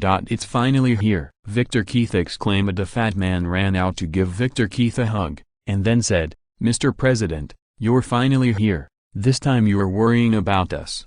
Victor Keith's face changed, and he said angrily, "Ralph, you fat pig, are you trying to strangle me? Don't let go." Ralph let go of his hands in embarrassment and said helplessly, "Sorry, I couldn't hold back for a while, you know, we need you so much." So Victor Keith said angrily, "So you're going to strangle me? Damn it, I thought this difficult journey would allow you to lose weight, but I didn't expect you to be so fat." Ralph shrugged and said, "You know it's impossible." Victor Keith nodded in agreement, and then asked suspiciously, "Why are you the only one? What about the other cabinet members?" Ralph frowned, and then said, "Of course I'm flattering the Russians. You know, apart from me, your loyal Chancellor of the Exchequer, nobody else is so reliable." Victor Keith's face sank. Even if he had expected someone to betray, when the day really came, he was still in a bad mood. "Forget it, let them go," Victor Keith said helplessly. He had already given these people a big fork in his heart, and only kicked them out of the government when the time was right. Suddenly an attendant came over and said, "Mr. President, a Russian major general wants to see you." Without thinking about it, Victor Keith said directly, "Please come here." I saw that the visitor was about 37 or 18 years old, dressed in military uniform, and met Victor Keith very enthusiastically. "Dear Mr. Victor Keith, Vasily Ivanov greets you. I represent Russia. The Commander-in-Chief of the Imperial Caucasus Military District, Admiral Nikolai Nikolaevich Yudanich, welcomes you and invites you to Grozny in 2 days to attend the welcome banquet prepared for you." Victor Keith was startled. He was thinking about what medicine was sold in the gourd of the Russians. Why did Admiral Nicholas, the commander of the Caucasus Front, hold a welcome banquet for him alone? After all, when the United Kingdom government arrived in the Caucasus, the reception was only a colonel. This gap is too big. Victor Keith said calmly on the face, "Thank you, Major General Vasily. Please give me a message to Admiral Nikolai, and I will definitely attend on time." After hitting the Russians, Victor Keith and the senior officials of the interim government exchanged a few words respectively. Although it is not known how many of these people are reliable, since they appeared here, at least they show that the president is in their hearts. Still have quantity. Genius website address, mobile version reading website, chapter 366, The Virgin of Victor Keith. After learning about the specific situation, Victor Keith's good mood suddenly fell silent. Now the situation of the United Kingdom of the Three Races is not bad, but very bad. Apart from a group of refugees and a government in exile, there is nothing left. No. There is an army of more than 30,000 people. Its morale is good, but its combat effectiveness is worrying. The main thing is that there is no shortage of weapons, ammunition, food, and medicine. In this case, even Victor Keith wants to strengthen his training. Victor Keith asked in disbelief, "Is Ralph really out of money financially?" Ralph smiled bitterly and said, "What do you think? Don't look at the fact that we robbed a fortune in the Ottoman Empire before. In fact, it was almost consumed during the war. Besides, what's going on in our three-race United Kingdom? Don't you know? We have quite a lot of territory in name. But when have we actually occupied those places? Did you get a tax? It was nothing more than taking an oath of sovereignty and gaining the recognition of the Allied powers." Victor Keith asked again, "Can we lend to the Russians? Any collateral?" "Forget it. The Russians' finances are not much better than ours. If it weren't for the loans from Britain and France, their finances would have been bankrupt." Before Ralph could answer, Victor Keith himself vetoed. Knowing that something is impossible, naturally there is no need to try it. At present, the citizens of the United Kingdom of the Three Nations are basically living on the relief food distributed by the Russians. It is enough for the Tsarist government to provide so much food. After a moment of silence, Ralph said, "Maybe we can apply for a loan from the Allies. or our people will starve to death. Victor Keith was startled and asked in puzzlement, "What? Why are our citizens dying of starvation? Didn't the Russians already provide relief food? According to our prior agreement, the weekly ration per person is 2,800 grams of brown bread, 300 grams of meat, 280 grams of butter, 950 grams of potato flour, and 1.4 liters of milk. These foods can already meet a person's basic needs for survival." Ralph smiled wryly and said, "Yes, these foods exist in name, but in fact we don't even get 1/10 of what we got, and the Russians who made the difference directly used turnips to feed the livestock. If you want to get enough supplies, give the money first." So our people are now hungry, waiting for you, the president, to solve the problem. Victor Keith's anger was unstoppable. He really didn't expect the Russians to do such a thing. "Isn't this killing people? Didn't you protest to the Russians?" Victor Keith asked angrily. Ralph said coldly, "To tell you the truth, the highest Russian officer we could see before you came was only a colonel. Do you think it would be useful to find him? Don't you know what's going on in Russia now?" "Stop kidding yourself, okay?" Victor Keith was silent. It was almost inevitable that this would happen due to the corruption of the Russian government. They don't even care about the lives of their own citizens, let alone these outsiders. In this case, let's get in touch with the major powers. No matter which country is willing to provide us with loans, we can accept it. At least let the people fill their stomachs first." Victor Keith said helplessly, "Now there is no hope for the Russians anymore." After speaking, Victor Keith walked towards the refugee camp, looked at it and then turned away. He doesn't know how to deal with these citizens now. They are still struggling with life and death, but he lives in a comfortable house, eating steak and drinking coffee. At this moment, Victor Keith extremely hates politics. He even misses the days of fleeing, eating the same food as the people, and helping everyone together. After thinking about it, Victor Keith finally decided to find a way out for these citizens who supported him. For the first time, he violated the discipline and took the initiative to contact the country, explaining the situation and waiting for the judgment! A middle-aged man walked up to Ferdinand and said expressionlessly, "Your Majesty, the number 7 intelligence officer has sent a telegram for help." Ferdinand was shocked. This number 7 intelligence officer is not simple. It can be said that he is the best of all intelligence officers sent by Bulgaria. He has received many awards for his excellent performance. If he returns to China now, at least the position of a viscount is indispensable. "Tell me about Sim. What's the trouble with number 7? Ferdinand asked with great concern. There is no doubt that this middle-aged man named Sim is one of the new leaders of the Bulgarian intelligence organization. Naturally, his rights cannot be compared with the FU era. The current intelligence organization has been divided into 3. Sim said with some embarrassment, "Your Majesty, there are more than 2 million refugees in the United Kingdom of the 3 ethnic groups in the Caucasus region. They are now severely lacking in food. On the 7th, I hope that we can provide necessary humanitarian assistance." Obviously, this is beyond what an intelligence officer should do. Ferdinand did not intend to make his subordinates become the Virgin, so he asked coldly, "What's the reason? What reason is he going to use to convince us?" Sim replied, 7 thinks that we are now providing humanitarian aid to the United Kingdom of the 3 nations, which can buy people's hearts and lay the foundation for the future annexation of the United Kingdom of the 3 nations. Ferdinand shook his head and said, "Tell him that this reason is not sufficient. If the people of the United Kingdom of the 3 races are gone, wouldn't it be easier for us to annex them? If there is no better reason, we can't pay such a high price for a group of irrelevant people." Just kidding. There are more than 2 million refugees. Even according to the most basic food supply, how can each person consume 10 kilograms of rye every month? More than 2 million people is more than 20 million kilograms. That is, consume more than 20,000 tons of food.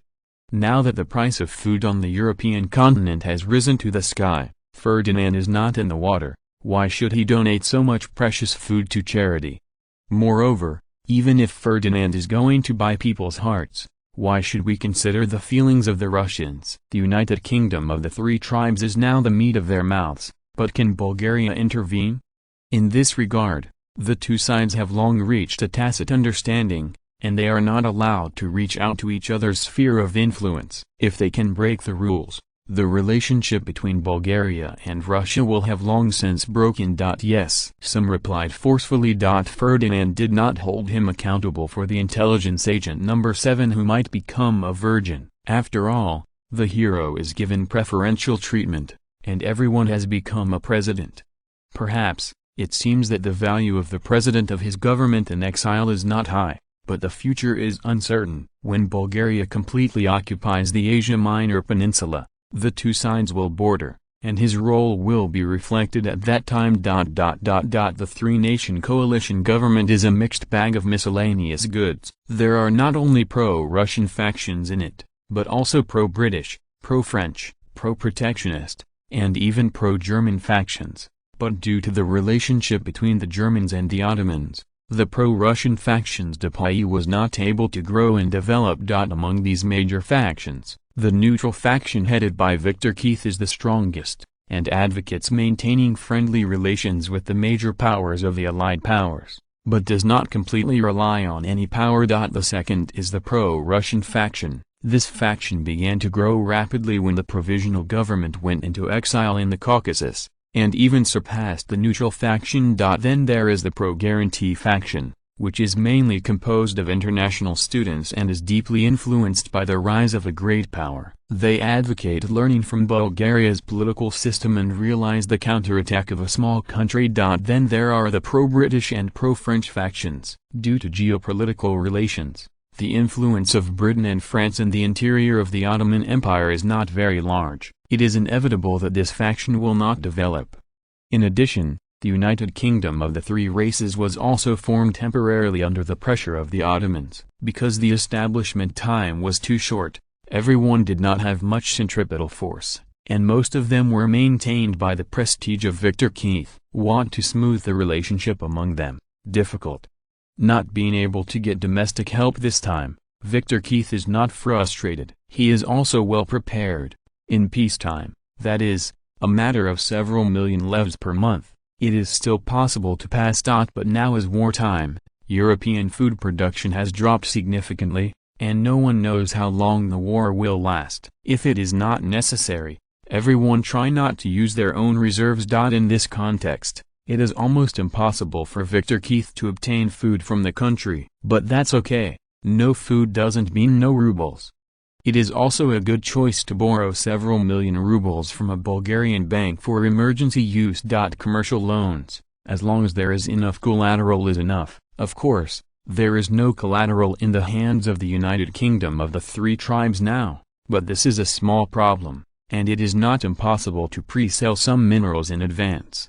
Due to the risk, this price will naturally be very low, as long as the speed is fast enough. An agreement is reached before the Russians react, and the money can be obtained. As for the follow-up issues, Victor Keith can't manage so much. Anyway, he knows that as long as the Bulgarian government does not interfere, the loan will probably be successful, and the bank is also able to settle the Russian government. Will Ferdinand interfere? The answer is already obvious. Why don't you earn the money delivered to your door? Even if the Russians annexed the United Kingdom of the Triklan, it would not affect the execution of this loan. As for the fear that the Russians will not recognize the agreement after annexing the United Kingdom, it's all thinking too much. If you can't solve even this little trouble, why open a branch in Russia? Genius website address, mobile version reading website, chapter 367, The General and number 039:S Dream of the Second Teenager. Time passed quickly, and in a flash, little Ferdinand was 18 years old. According to the usual practice, he could go to the military. Unfortunately, he was too young, otherwise Ferdinand would definitely send him to the battlefield to be gilded. But now it is definitely not possible. The army is a place to worship the strong, and little Ferdinand has not yet been able to convince everyone. Besides, his mind is not yet fully mature. If he blindly creates conditions to give him experience, It may also allow him to develop a defiant character. Whether or not Ferdinand should be allowed to serve in the front-line troops is about to become a family conflict for Ferdinand. Affected by the domestic environment of Bulgaria, little Ferdinand had a dream of being a general since he was a child, and later entered the 6th Army University of Bulgaria. Due to the war, their current class of military academies will soon graduate early. As usual, they will all enter the army service. No doubt, because Ferdinand Jr. was excited to serve in the army. As the saying goes, extreme joy leads to sadness. He was about to go to the front line and was caught by Queen Xenia, and his dream of being a general was interrupted. U00261T semicolon I U003E U00261T semicolon / I U003E. Not to mention going to the front line. Even Xenia is opposed to joining the army. In her opinion, as long as you enter the army, it is possible to go to the front line. As a crown prince, once he enters the army, he is often unable to help himself. As long as there is a major change in the front line and political needs, he must go to the front line. The mother couldn't pass the test, and little Ferdinand took on his father's doctrine again. Unfortunately, on this issue, Ferdinand's attitude also disappointed him. He agreed with him to join the army but opposed him to the front. The main reason for Ferdinand was that little Ferdinand was too young, and he had just graduated from the military academy ahead of schedule. In the World War, the casualty rate of grassroots officers has always been high. Obviously, it is impossible for Ferdinand to send his son to the front line as cannon fodder. Certainly, there is no general who dares to let the crown prince go to the front line. It is estimated that which army he goes to, which army will return to the country for repair, and there is no chance to gain military exploits. U00261T semicolon I U003E U00261T semicolon / I U003E. As for giving him a high position, Ferdinand hadn't even thought about it. He wasn't that prodigal yet. Let a brat with no command experience command an army of tens of thousands or even hundreds of thousands of people. God knows what will happen. Anyway, Ferdinand didn't want to try. Bulgaria now has no shortage of generals, and has an advantage on all fronts. As long as you drag it on, you can win the war. Why take the risk? Even if it is to be gilded, Ferdinand must have a certain ability, right? Otherwise, he is completely vying for the credit of his servants, and he does not want to win the support of the army. Ferdinand said earnestly, "Little guy, you are still too young, and you still need to learn. If you want to command the army to fight, are you not qualified enough to understand?" Little Ferdinand took it for granted and said plausibly, "Yes, that's why I have to go to the front line. Didn't you say, my great king, that war is the best school for generals? U00261T semicolon I U003E U00261T semicolon / I U003E. Now you can't stop me from going to the best school. After graduating from this school, I will be a qualified general." Ferdinand smiled slightly and said, "Yes, the battlefield is indeed the cradle of generals. But unfortunately you are not a general yet. If you want to go to the battlefield, let's talk about it when you become a general. Now your rank is only a major, so just stay and serve in the guards. By the way, from now on you are my guard, and it is your job to stand guard at the gate." When it comes to playing tricks, Ferdinand, who just graduated from school, can't keep up with him. To be fair, Ferdinand has never lost. If you want to join the army, you can. The guard at the gate is a good position. It is a good seat that many people can't ask for. Putting little Ferdinand under his nose is what he thinks is the best choice. Little Ferdinand protested angrily, "No, your majesty, my great king, you can't interfere with the army like this. I have already received a notice to serve in the 12th Division of the Asia Minor Peninsula Front Army. According to the military service law, I have to serve. No one can change." U00261T semicolon I U003E U00261T semicolon / I U003E. Ferdinand's face was a little red, and he actually allowed his son to find a legal basis, but he recovered quickly after he had practiced his face.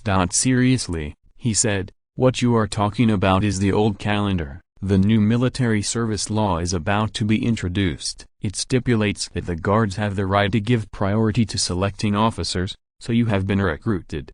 Little Ferdinand said in disbelief. Ah, how is this possible? Is this law just for me? Yes, this is the law I made for you, Ferdinand simply admitted. Little Ferdinand said angrily, no, you are abusing your power. This is tyranny. I want to protest.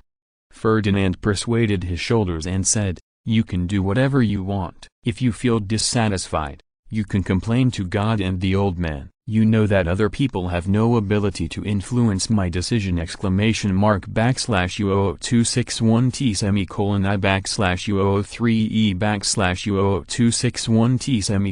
I/U00261T/I/U003E But God, the old man is probably very busy and has no time to care about your trivial matters, so you should honestly be a good guard. Of course, if you really want to go to the front, you might as well convince your mother that she hasn't spoken to me for 2 days about getting you into the military. Ferdinand is very clear about the current state of little Ferdinand, who hasn't been young. He knew that it was useless to just rely on reasoning when dealing with second-year juniors. After thinking about it, little Ferdinand said, okay, this is what you said, as long as I persuade my mother, you will not prevent me from going to the front. Ferdinand said calmly, of course, you should believe in my credibility, and when will you regret it? As long as you persuade your mother to allow you to go to the front, I will give you a chance to prove yourself. But if even your mother can't convince you, then it proves that you are not capable enough to command troops to fight. Let him convince Queen Xenia first, which is also Ferdinand's way of diverting his attention, otherwise his son can come and annoy him every day until he agrees. This point, Ferdinand is clear. And even the front line is divided into places, and not every place is fought. Therefore, little Ferdinand is destined to be disappointed. His general dream can only depend on his qualifications. Anyway, he is the crown prince. As long as he stays in the army for a few years, he can get the rank of general, and he does not need it at all. Struggle. However, the authorities are fans. Little Ferdinand does not know all this. He is still troubled by persuading Queen Xenia. Reasoning is impossible, especially for a mother, when it comes to the safety of his child. Any reasoning will not work in front of her! Genius website address, mobile version reading website, Chapter 368, Political Inducement versus Straight Navigation. The Winter Palace in St. Petersburg. Although it is midsummer now, it seems that it is still a cold winter and a 12th lunar month. There is no warmth, and the gloomy face of Nicholas II directly pulls the temperature down. /U00261T/P/U003E Since the beginning of summer, Nicholas II's mood has never been better. There is no way for the bad news on the front line to continue, especially in the last half-month. The situation on the battlefield has taken a turn for the worse. /U00261T/P/U003E Just after Nicholas II received the battle report again, the rough roar sounded again. Trash. All are a bunch of trash. /U00261T/P/U003E Even if it was 700,000 pigs, the Germans couldn't catch them in such a short time. But the 700,000 Russian troops actually became prisoners of the Germans in just 3 days. /U00261T/P/U003E Now the whole world is watching our jokes. An army group actually surrendered as a system? /U00261T/P/U003E God, the largest surrender in history was actually created by us. Has the great Russian Empire really fallen? It's just /U00261T/P/U003E It is no wonder that Nicholas II was so angry. The total loss of the Russian army in just half a month was as high as 1.8 million. The Northern Army was finished, and the Western Army was also crumbling. The Southwestern Army suffered heavy losses in the winter offensive. It hasn't recovered yet, and has been hit hard again. U0021T:/P/U03E On July 3, 1916,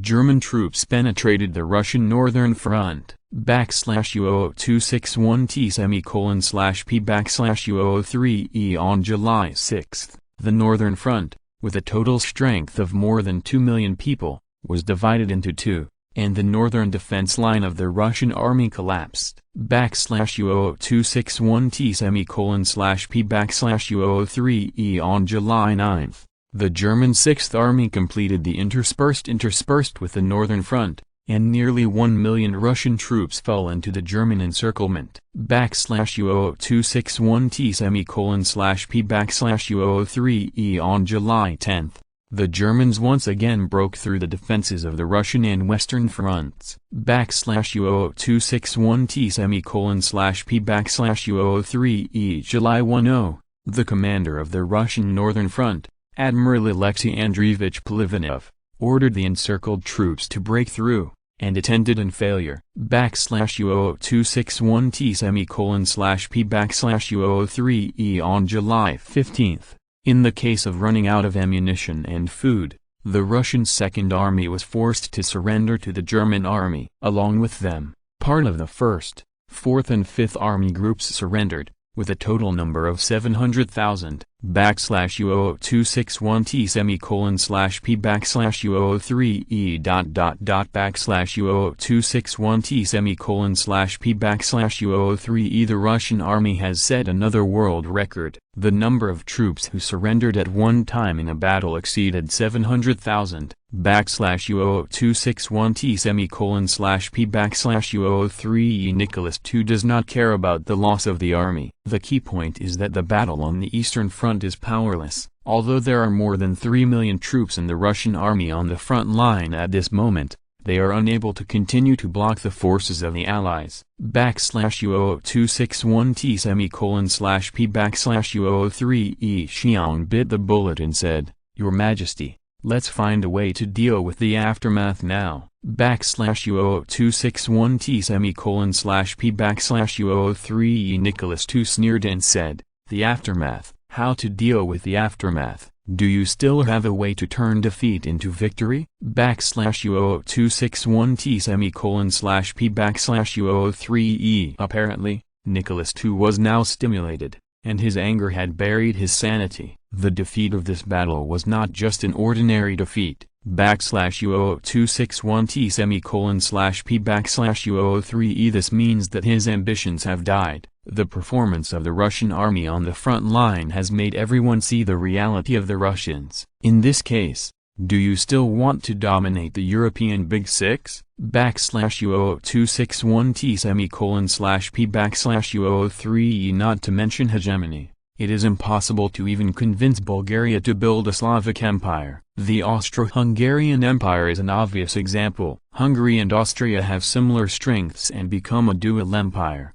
and then consume a lot of national power in the internal friction. This is definitely not what Nicholas II wanted. U0021T:/P/U03E The Sixth Army Minister thought for a while and said, "Your Majesty, think of a way to stop the loss. Now immediately withdraw all the troops in the front line, and we will rebuild the defense line in the rear." U0021T:/P/U03E Although we are now incapable of defeating the Germans alone, as long as the Allies win the final victory, we will win too. U0021T:/P/U03E Now our top priority is not to investigate why it failed, but to build a defense line again to block the German and Austrian coalition forces. U0021T:/P/U03E Perhaps it was enough to vent. Nicholas II calmed down and ignored the minister of the Sixth Army. Instead, he turned his attention to the chief of the General Staff and asked, "What plans does the General Staff have?" backslash U00261T semicolon slash P backslash U003E. The chief of the general staff is now sweating on his forehead. Anyone with a little military common sense knows that the Russian army missed the best time to retreat. Backslash U00261T semicolon slash P backslash U003E. If the Germans retreated to the original line of defense before the Allies counterattacked, the Germans would not have won so easily. Backslash U00261T semicolon slash P backslash U003E. It is a pity that for the so-called politics, the Russian army chose to build a defense line in place to block the attack of the German and Austrian allied forces, and gave up the fortress trenches that had been built before, and finally paid a painful price. Backslash U00261T semicolon slash P backslash U003E. It is obviously impossible to defend on the defense line that has been built before. Many areas of the original defense line have already fallen.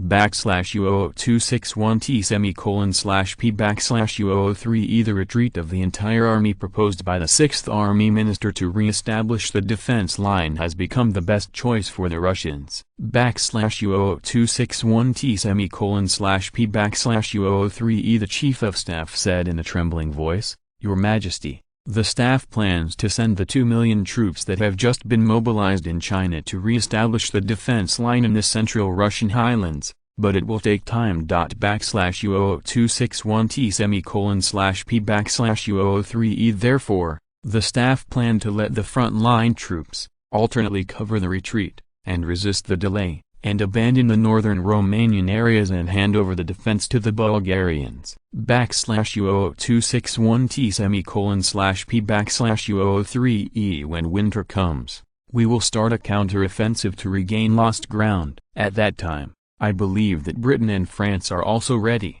and Bulgaria should also solve the Ottoman Empire. At that time, the three fronts attacked, and the Germans were too busy with 3 heads and 6 arms. Backslash U00261T semicolon slash P backslash U003E. It has to be said that Mao is domineering. When the staff formulates a strategy, he dares to directly give up millions of square kilometers of land, and Europe is the only one. Backslash U00261T semicolon slash P backslash U003E. Nicholas II's face is very embarrassed now. He has to admit that the staff's plan is very feasible. The real strength of the allied countries is the German family. Backslash U00261T semicolon slash P backslash U003E. Austria-Hungary and Italy did not fare very well in this world war, and either of the four-nation entente was better than them. Backslash U00261T semicolon slash P backslash U003E. Now it is equivalent to the German family, who are singled out for the British plus 0.8 France plus 0.6 Russia,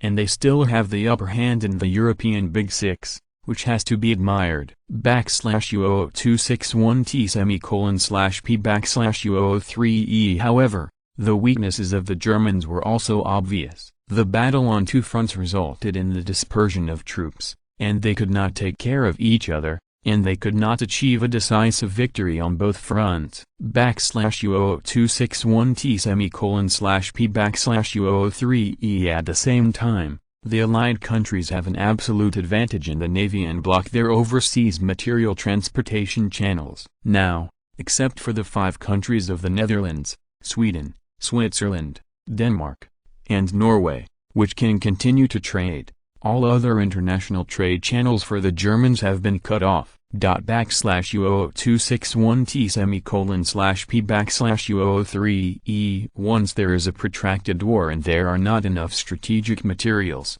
the Germans will definitely not be able to last. Backslash U00261T semicolon slash P backslash U003E. But the most correct choice militarily does not mean that it is also politically correct, and it may still be catastrophic. Backslash U00261T semicolon slash P backslash U003E. Clearly, the negative repercussions of relinquishing a large amount of territory, even for a short period of time, could shake the foundations of the Tsarist government. Backslash U00261T semicolon slash P backslash U003E. Nicholas II also became frustrated at this time. He didn't know what to do, and asked unwillingly, Is there no other way? /U00261T:/P/U003E The Chief of Staff thought for a while and said, unless Britain and France immediately launch a full-scale counter-offensive on the Western Front, forcing the Germans to draw troops from the Eastern Front, there is still a chance. /U00261T:/P/U003E While the Russians are preparing for a strategic retreat, the Germans in Berlin are now hesitating whether they want to defeat the Russians all at once. /U00261T:/P/U003E Don't look at the brilliant results they have achieved on the front line, but the losses of the German-Austrian coalition are not small. In just 1 month, the number of casualties has reached nearly 600,000. And it is still increasing by 20,000 to 30,000 people every day. /U00261T:/P/U003E If it goes on like this, when they kill the Russians, the German-Austrian forces will suffer heavy losses. If you want to kill the French in the next war to win this war, it will be difficult to achieve. /U00261T:/P/U003E So the German Chief of Staff Frankingham suggested to Wilhelm II to take advantage of the fact that the Russians were now seriously injured to politically win over them and induce the Russians to withdraw from the war. /U00261T:/P/U003E History is always an amazing coincidence. In history, after the defeat of the Russian army on the Eastern Front, the Germans threw an olive branch in an attempt to get the Russians out of the war. /U00261T:/P/U003E In this time and space, the situation of the Allies is more severe than in history. Some people advocate to induce the Russians to withdraw from the war. Naturally, it is not surprising news. /U00261T:/P/U003E William II asked cautiously, is it possible for the Russians to withdraw from the war? /U00261T:/P/U003E The impact of this incident is really too great. Once the Russians withdraw from the war, the German-Austrian coalition can be thrown into the Western Front and attack Britain and France in a surprise attack. /U00261T:/P/U003E The Western Front suddenly increased by 2 or 3 million troops, and Britain and France would definitely not be able to stop it. Once the defense line collapsed, the French would be finished, which basically could declare that the Allies had won the war. /U00261T:/P/U003E Chancellor Theobald von Bateman-Hollweg thought for a moment and said, whether it can be successful or not, it is worth a try. /U00261T:/P/U003E Even we can acquiesce to the Russians annexing Romania,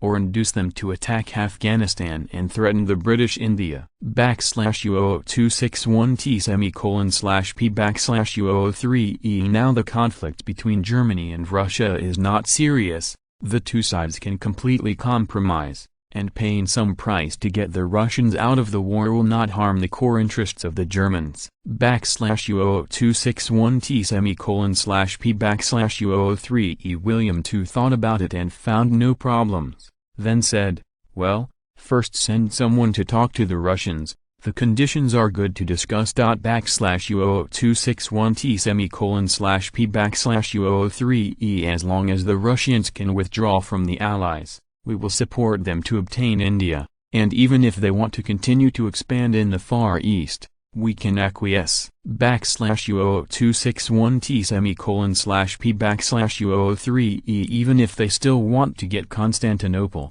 it is acceptable to enter the Mediterranean, but they need to do it themselves. /U00261T:/P/U003E Everyone's expressions changed. The conditions offered by William II this time were really too generous. If they were put forward before the outbreak of the World War, there was a really high possibility that the Russians would be added to the Allies. /U00261T:/P/U003E The Minister of the Sixth Army, a Junker nobleman, objected, Your Majesty, You promised so many benefits to the Russians. Didn't we fight this war in vain? We fought desperately, but instead let the Russians take the biggest cake. It's really /U00261T /P/U003E William II interrupted. It also depends on the Russians who don't have such a good appetite. In this war, our strategic goal is to kill the French,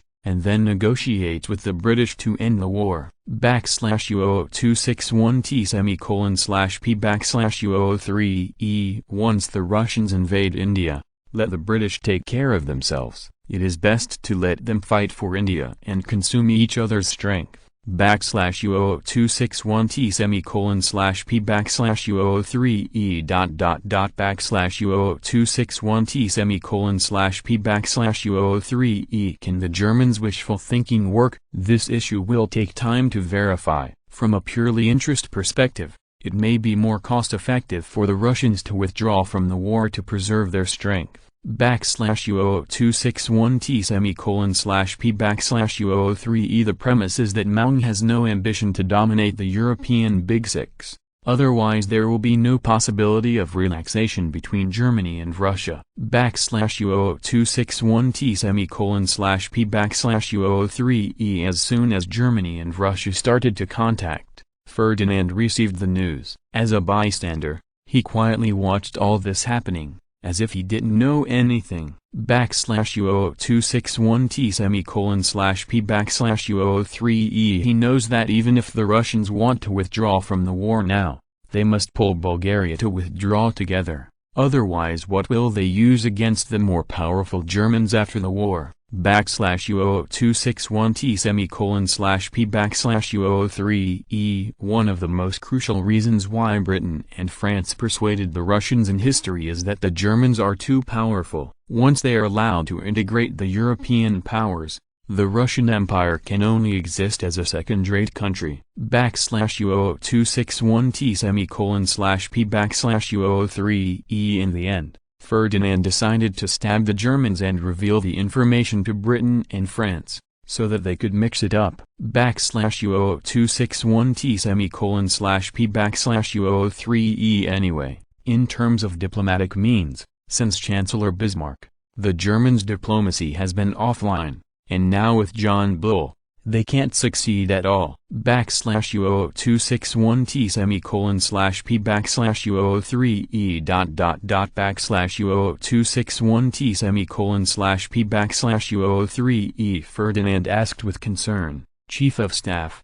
is our army ready? When will we be able to board 6 Italy? /U00261T /P/U003E Chief of General Staff Medvedev said confidently, Your Majesty, the army is ready, and we can attack at any time with your order. /U00261T /P/U003E Ferdinand nodded with satisfaction and said, Okay, then order Lieutenant General Wallicott to start the battle as soon as possible, and let him choose the specific time and place. /U00261T /P/U003E Ferdinand is self-aware. He knows that due to foresight, his strategic level may be 90 points, but his actual military command ability may only be 50 points, so he never intervenes in the command of frontline troops. /U00261T /P/U003E Especially in such a decaying 6 battle, there are more issues to be considered in practice, including weather, wind and waves at sea, changes in the deployment of the enemy's forces, etc., which may affect the success of decaying 6, and it is even more impossible to intervene. /U00261T /P/U003E Yes, the Chief of General Staff replied forcefully. /U00261T /P/U003E After the brief military meeting, Ferdinand's heart was relieved. Presumably when the Italians withdraw from the war, the main war faction among the Russians will also be rejoiced. /U00261T /P/U003E After all, this is a political battle. As long as the 6th landing is successful, the Allied forces will burn the war to Rome, and the vacillating Italian government will most likely succumb. U0026-1T /P/U03E. It doesn't matter whether the Italians will resist desperately. Anyway, only 5 Bulgarian infantry divisions participated in the 6th Army of the Allies this time, and the remaining 16 infantry divisions were British and French colonial cannon fodder troops. U0026-1T /P/U03E. Cannon fodder troops can be consumed at will, which is already the consensus of everyone. After all, for John Bull, even the loss of 1 million colonial troops would not have the same impact as the loss of 10,000 native troops. U0026-1T /P/U03E. U0026-1T /P/U03E. In the midsummer July, Ferdinand was hiding under a tree to enjoy the shade, and now he is very fond of the days when there were air conditioners. Where is it now? The old-fashioned electric fan is whirring non-stop, constantly stimulating his ears. U0026-1T /P/U03E. Xiong Constantine suddenly came to the palace and brought him a piece of good news, or better news for the Russians. U0026-1T /P/U03E. Your Majesty, we have cleared the Dardanelles and can now resume navigation. The Bosphorus Strait is expected to be cleared in 2 months to resume normal navigation. U0026-1T /P/U03E. Ferdinand suddenly stood up from his chair and said, "Okay, immediately send a telegram to St. Petersburg and tell them the good news." U0026-1T /P/U03E. After the outbreak of the World War, the Ottoman Empire knew that its navy was not strong enough, and simply blocked the Dardanelles and the Bosphorus Strait, and cut off the sea transportation of the Russians by violent means. U0026-1T /P/U03E. Without this sea route, the materials provided by Britain and France could only be transshipped by railways in Bulgaria, which obviously would delay a lot of time. U0026-1T /P/U03E. Originally, it only took 2 or 3 days to complete the transportation task by sea, but it is impossible to complete it without 10 days and a half months if it needs to be transshipped by railway. U0026-1T /P/U03E. This also takes into account the capacity of the railway. In many cases, when the supplies arrive, they have to wait in line for the train. U0026-1T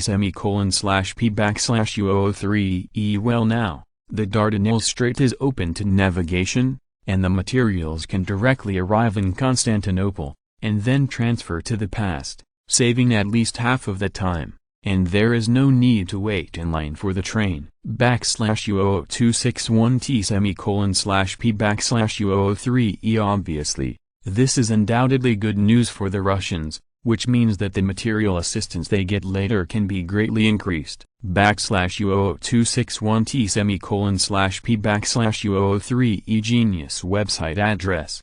Mobile version reading website. Chapter 369, Italy Raiders. On July 16, 1916, the Allies launched landing operations at the 3 ports of Civitavecchia, Lido d'Ostia and Latina at the same time, opening the prelude to the Battle of the Apennine Peninsula. On July 25, Lieutenant General Walakut was holding a military meeting within the Allied coalition headquarters. Although the landing operation has already begun, the battle on the front line is somewhat unexpected, and the Italians are much more prepared than they expected. It's normal to think about it. After all, it involves the security of the capital, no matter how important it is. In addition, the geographical location of the Italians determines that after losing control of the sea, their coastal areas are no longer safe. Allied armies participating in this campaign included Bulgaria, 5 infantry divisions, about 17,000 people each,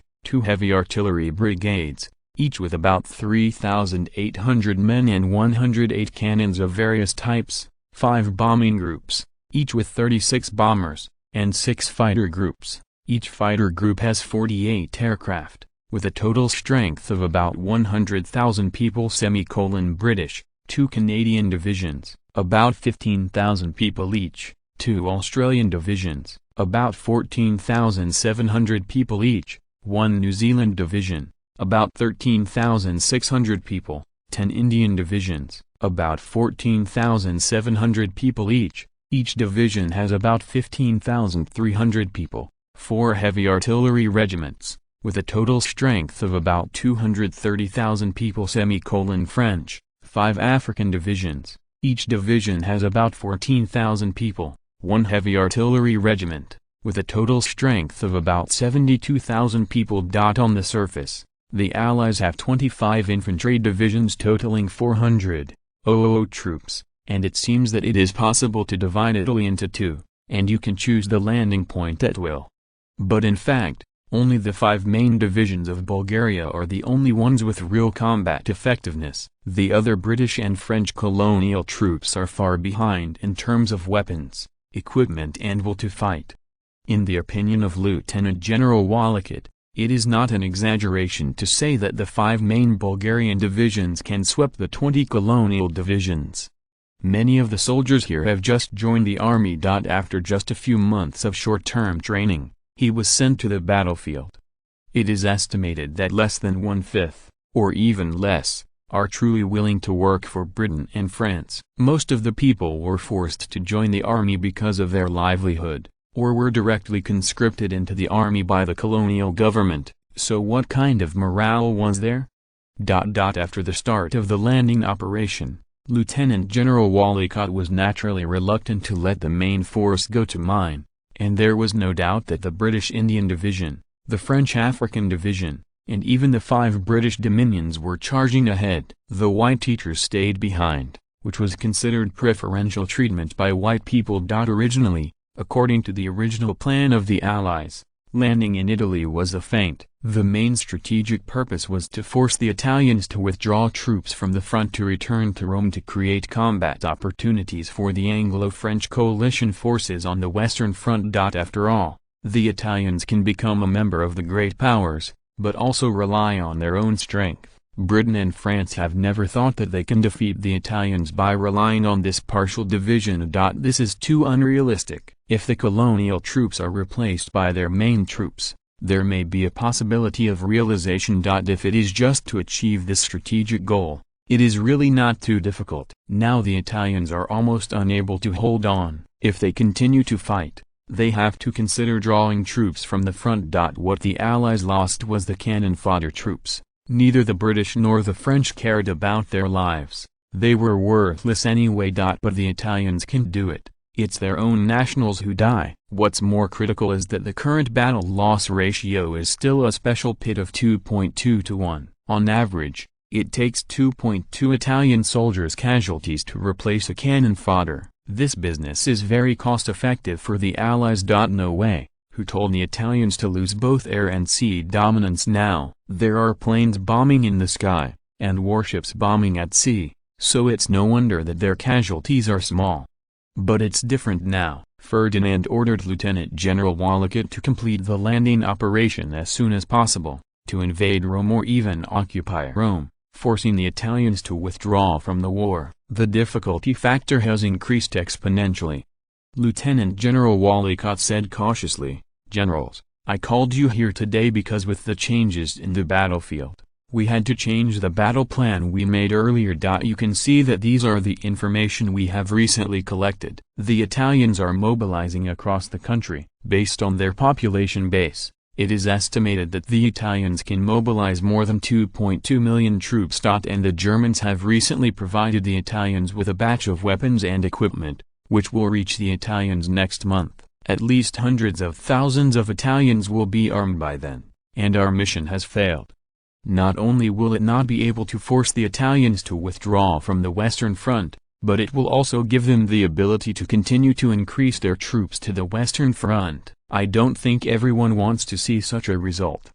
Everyone carefully read the information. There is no doubt that the information is true, but some irrelevant content has been deleted. For example, the Italian strategic materials have been unable to keep up with consumption, and the Italian people have begun to boycott joining the army, etc. Therefore, The more people look, the more ugly their faces, especially the French. The combat effectiveness of the Italian army is not very good, but no matter how wasteful it is, a sudden increase of millions of Italian troops can still change the situation of the war.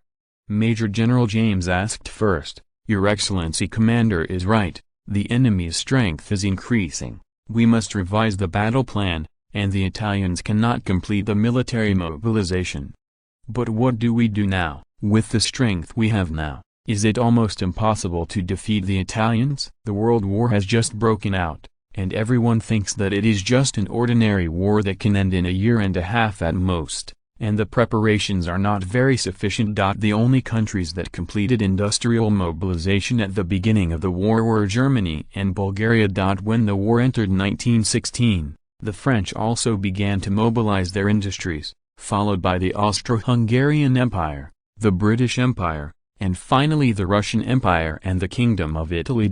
As for the other warring countries, the industry can be neglected, and there is no such thing as industrial mobilization. The exception, of course, was Belgium, which was over at the beginning of the war and had no chance for industrial mobilization. Before the outbreak of the war, no one thought that after industrial mobilization, the war would continue, because the manpower and material resources that both sides can put into the war have greatly increased, and the time required to determine the winner has also become longer. Soldiers are needed to fight, soldiers need weapons and food, and the production of weapons and food requires workers and peasants, and both workers and peasants are drafted into the army to fight. At the same time that unprecedented human resources are being put directly into the battlefield, in the rear, the manpower required for production for the war has also increased to an unprecedented level. Gone are the days when only soldiers and some craftsmen were required to actively participate in wars, while most people were just bystanders, and most people served directly or indirectly in wars. Now the industrial mobilization of the Italians has not been completed, and their comprehensive national strength has not yet had time to fully erupt. Once they have completed the mobilization, the disaster of the French will come. As a French Major General, James naturally wants to avoid all this from happening. As long as this goal can be achieved, even if the coalition is now completely wiped out, he doesn't care. Well, Wallicott knew that the reason he was looking for was not sufficient. As long as he calmed down and thought about it, he would find that it was almost impossible for the Italians to complete the full mobilization. The granaries of the Italians are in the south and Sicily. Now Sicily has fallen, and the south is not less visited by the navies of the Allied powers. At least a large part of the food supplies for the Allied landing troops are selfless contributions from Italians. In order to alleviate the food crisis, Italy has started a campaign to open up wasteland, and the marginal land that was not seen in the past has now been developed. In this context, how is it possible to continue to mobilize? Now the Allies can't come up with so much food to support them. The authorities are fascinated by the bystanders. For Major General James, he can no longer calm down and analyze. Even if there is only a slight possibility, he cannot take risks. After all, no one can guarantee that the Italians will come crashing down once, and they are desperate to gamble. As long as the French defense line is broken, their food problem will be solved. Since the French are so cooperative, Lieutenant General Wallicott will naturally not make any extra explanations. I saw him saying confidently, "It's very simple, continue to pretend to attack the other two routes, and gather troops to storm Civitavecchia." Now the Italians have 5 divisions in the port of Civitavecchia, with a total strength of less than 70,000 people. As long as we attack with all our strength, they will not be able to stop them at all.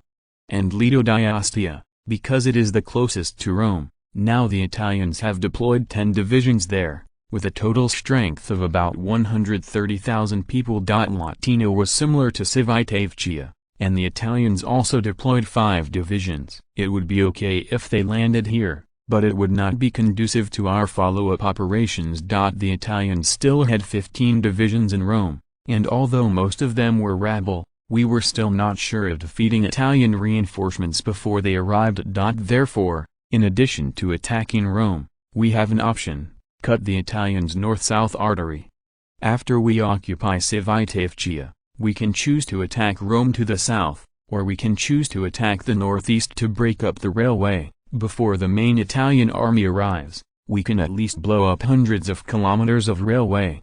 In this way, in the next few months, the transportation between the north and the south of the Italians can only be transported by horses. If their troops on the western front do not retreat, I am afraid they will starve.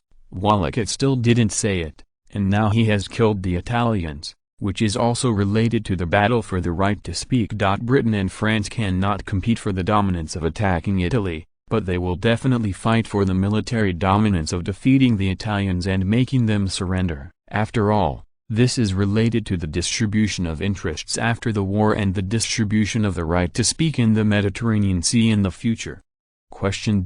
Once the Italians were defeated under Bulgaria's dominance, Bulgaria would have an advantage in the distribution of the interests of the future allied powers in the Kingdom of Italy. For Britain and France, this is definitely not what they want. Perhaps France is now unable to draw a large number of troops from the country for the security of its homeland. It can choose not to fight, but John Bull will definitely jump out. After all, the British have not yet fully erupted, and they still have spare strength. It is not a problem to mobilize another 200,000 to 300,000 troops from the country. Since everyone is eyeing the Kingdom of Italy, it is logical that Lieutenant General Walakut chose to conceal his purpose. Anyway, no one thinks now that a mere 100,000 Bulgarian troops and 300,000 colonial troops can make the Italians surrender. Although I don't know what medicine is sold and Walakut scored, Major General Winston feels that something is wrong with the military's intuition. When did the Bulgarians become so selfless? Major General Winston questioned. Your Excellency Commander, I am afraid that our troops are somewhat insufficient. Once the Italians react, I am afraid that we will not be able to resist their counterattack. Walakut smiled slightly and said, General Winston, you are overthinking it. Don't forget that our mission is only to restrain the Italians and force them to draw troops from the front to return to the country. Anyway, as long as the landing is successful, everyone's first task is to destroy it. This is not our homeland, so what is there to worry about? I'm a firm believer that it's easier to destroy than to build, and in just a few days, we can hit the Italians hard. Unless we get away with Rome, I don't think it's necessary to hold on. If the Italians want to regain lost ground, let them go. The big deal is that if the coastal cities that catch them continue to attack, we can still achieve our strategic goals. After exhausting all his efforts, Walakut finally managed to persuade everyone and agreed to his plan. As long as the first step is successful, the rest is easy. Walakut believes that as long as they see the hope of conquering Rome, even if it is for their own interests, they will cooperate with them later. Taking credit for defeating the Italians alone, I believe that few people can resist the temptation. This is enough for everyone to be promoted collectively. Even if there are individual exceptions, it will not change the overall situation. The British and French officers who were assigned to the colonial troops did not do well in the country. Now they have the opportunity to make great achievements and turn around. Anyone who dares to destroy will be against them. After all, many things cannot be said on the table. These are unspoken rules. Even most of the middle and lower level officers and soldiers didn't even know that such a thing would happen! Genius website address, mobile version reading website, chapter 370, Cut Who? On August 6, 1916, the Allied forces of Britain, France and Paul successfully landed on Civitavecchia. More than 70,000 Italian defenders and more than 80,000 reinforcements from Rome were defeated by the coalition forces, and the whole country of Italy was shaken. /U00261T:/P/U003 E. Vittorio Emanuele III hurriedly called an emergency military council. In the fall of Civitavecchia, Rome was no longer safe. /U00261T:/P/U003 The Allied armies can continue to flow from Civitavecchia Ardent 6, to the south to attack Rome, and to the northeast to cut off Italy's north-south line of communication. The Kingdom of Italy has reached the most dangerous moment. /U0026/P/U0003E Undoubtedly, the meeting started with a heated argument. The Lord Peace faction took the lead in starting the trouble, accusing the main war faction of deliberately provoking a war. The main war faction was not to be outdone. Nima is the enemy who pulled us into the war. How can we blame us? /U0026/P/U03E In fact, neither the main war faction nor the main peace faction wants the war to continue. Judging from the current situation, the Kingdom of Italy can no longer fight. /U0026/P/U03E But they don't know how to end the war. Now the Allies and the Allies have the same national flags. The Allies still have a slight upper hand on the Western Front, and they have an absolute advantage on the Eastern Front. It seems that the chances of winning are greater. /U0026/P/U03E It is a pity that only in the Mediterranean battlefield, the younger brothers of several allied countries in the Near East will destroy the country, and the country will be destroyed soon, and the Italians are left alone in the Mediterranean. /U0026/P/U03E Judging from the current situation, it is really possible for the Allies to divide the Kingdom of Italy into two. If the war continues, it is not known whether the Allies will be victorious. Anyway, it is impossible for the Kingdom of Italy to win. /U0026/P/U03E /U0026/P/U03E Vittorio Emanuele III sneered and said, "The enemy has come under our noses. How long will you be arguing? Do you have to wait until you enter the enemy's prisoner of war camp before you can shut up?" /U0026/P/U03E The voice did not fall.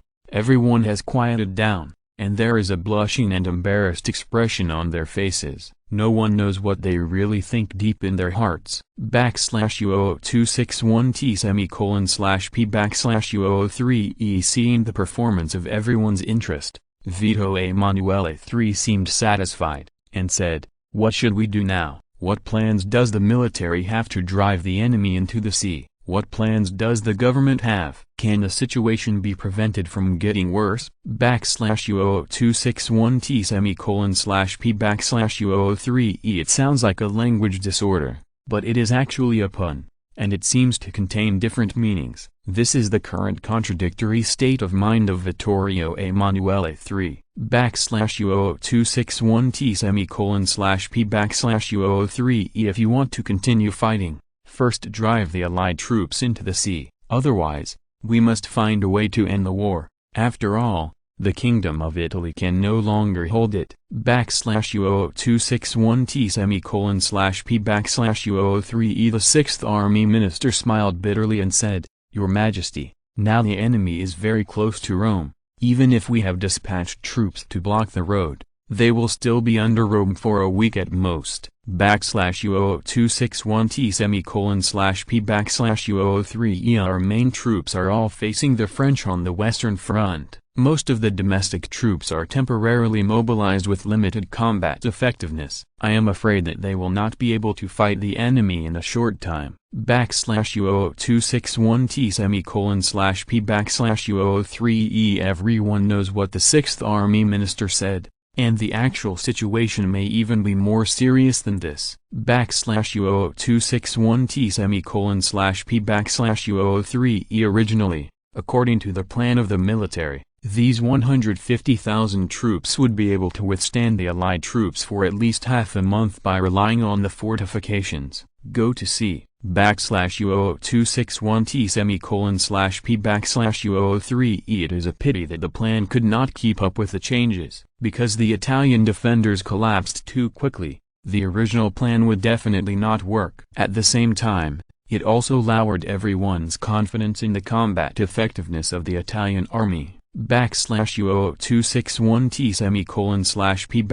/U0026/P/U03E In fact, if it is compared to the combat effectiveness of individual soldiers, the Italians are really not weak. It's a pity that once the army is formed, the situation will change. It seems that Italians are inherently unrestrained and always like to do things that break the rules. /U0261T/P/U03 If it was in ancient times, it didn't matter. In the age of cold weapons, it was all hand-to-hand combat as long as it was brave enough, and the discipline requirements were not very high. /U0261T/P/U03 But in modern times, with the advent of the era of hot weapons, the role of individuals in war is getting lower and lower, and collective cooperation is king. Obviously, this mode of modern warfare is not suitable for Italians. /U0261T/P/U03 Therefore, Italians often resist joining the army, not that they are unpatriotic and unwilling to fight to defend the country, mainly because they cannot stand the constraints of the army. /U0261T/P/U03 Knowing is knowing, but it is difficult to change this situation. Without decades of hard work, there will be no results at all. /U0261T/P/U03 Hearing his words, Vittu Emanuele III was very unhappy, which undoubtedly told him that the military was not sure of defeating the enemy, or that the military believed that it was difficult to win with the existing forces. /U0261T/P/U03 Vito Emanuele III was still very calculating. Without showing any expression, he said lightly, "Continue." /U0261T/P/U03 The Sixth Army Minister had to bite the bullet and said, "For security reasons, the military recommends that the government make preparations for moving the capital." /U0261T/P/U03 After speaking, he seemed to relax, but the others were fried.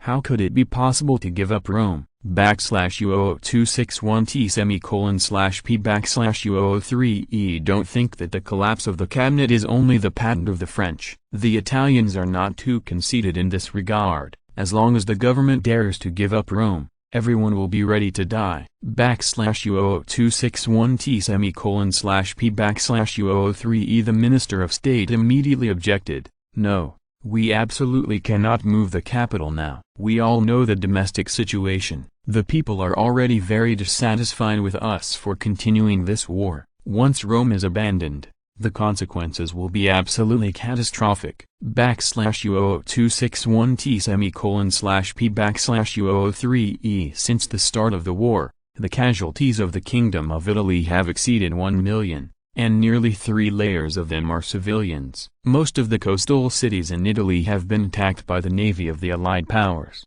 and people have long been panicked. /U0261T/P/U03 If a civil justice investigation is conducted now, it is easy to draw a conclusion that the people need peace. /U0261T/P/U03 Don't think that when the war starts, the Allied countries will not be able to continue to do things in Italy. At least they have not stopped by spreading leaflets from the plain. /U0261T/P/U03 Naturally, the propaganda in this is indispensable, and at first glance it seems that the Allies are going to end at any time. /U0261T/P/U03 And also very generously stated that as long as the Italian people withdraw from the war, the Allied countries will not blame the past. Obviously this is deceiving the Italian people, but some people believe it. /U0261T/P/U03 Many people believed that the Allies were about to be defeated,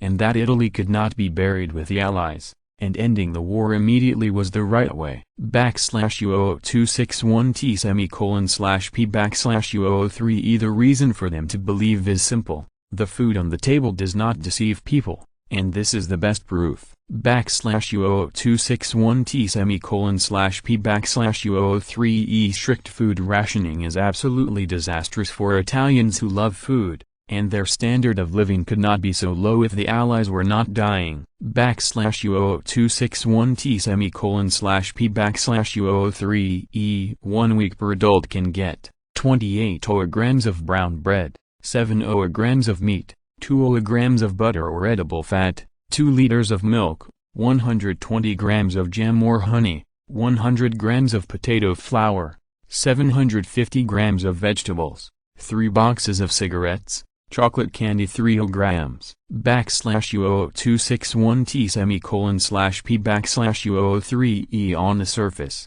This standard is not low, and it is enough for everyone to fill their stomachs. In fact, by the end of 1915, this standard could no longer be implemented. /U0261T:/P/U03E Now the situation is even worse. Most people can only receive half of the standard food. In order to survive, everyone has to find a way to buy food at high prices on the black market. /U0261T:/P/U03 I can't get enough to eat, and no matter how high the patriotic enthusiasm is, it has been extinguished by reality. Even many radical youths began to reflect, but instead of reflecting on the war, they questioned the Italian system. /U0261T:/P/U03E Why can't ordinary people have enough to eat, but the dignitaries and nobles are still dressed in fine clothes and jade? If there is no food,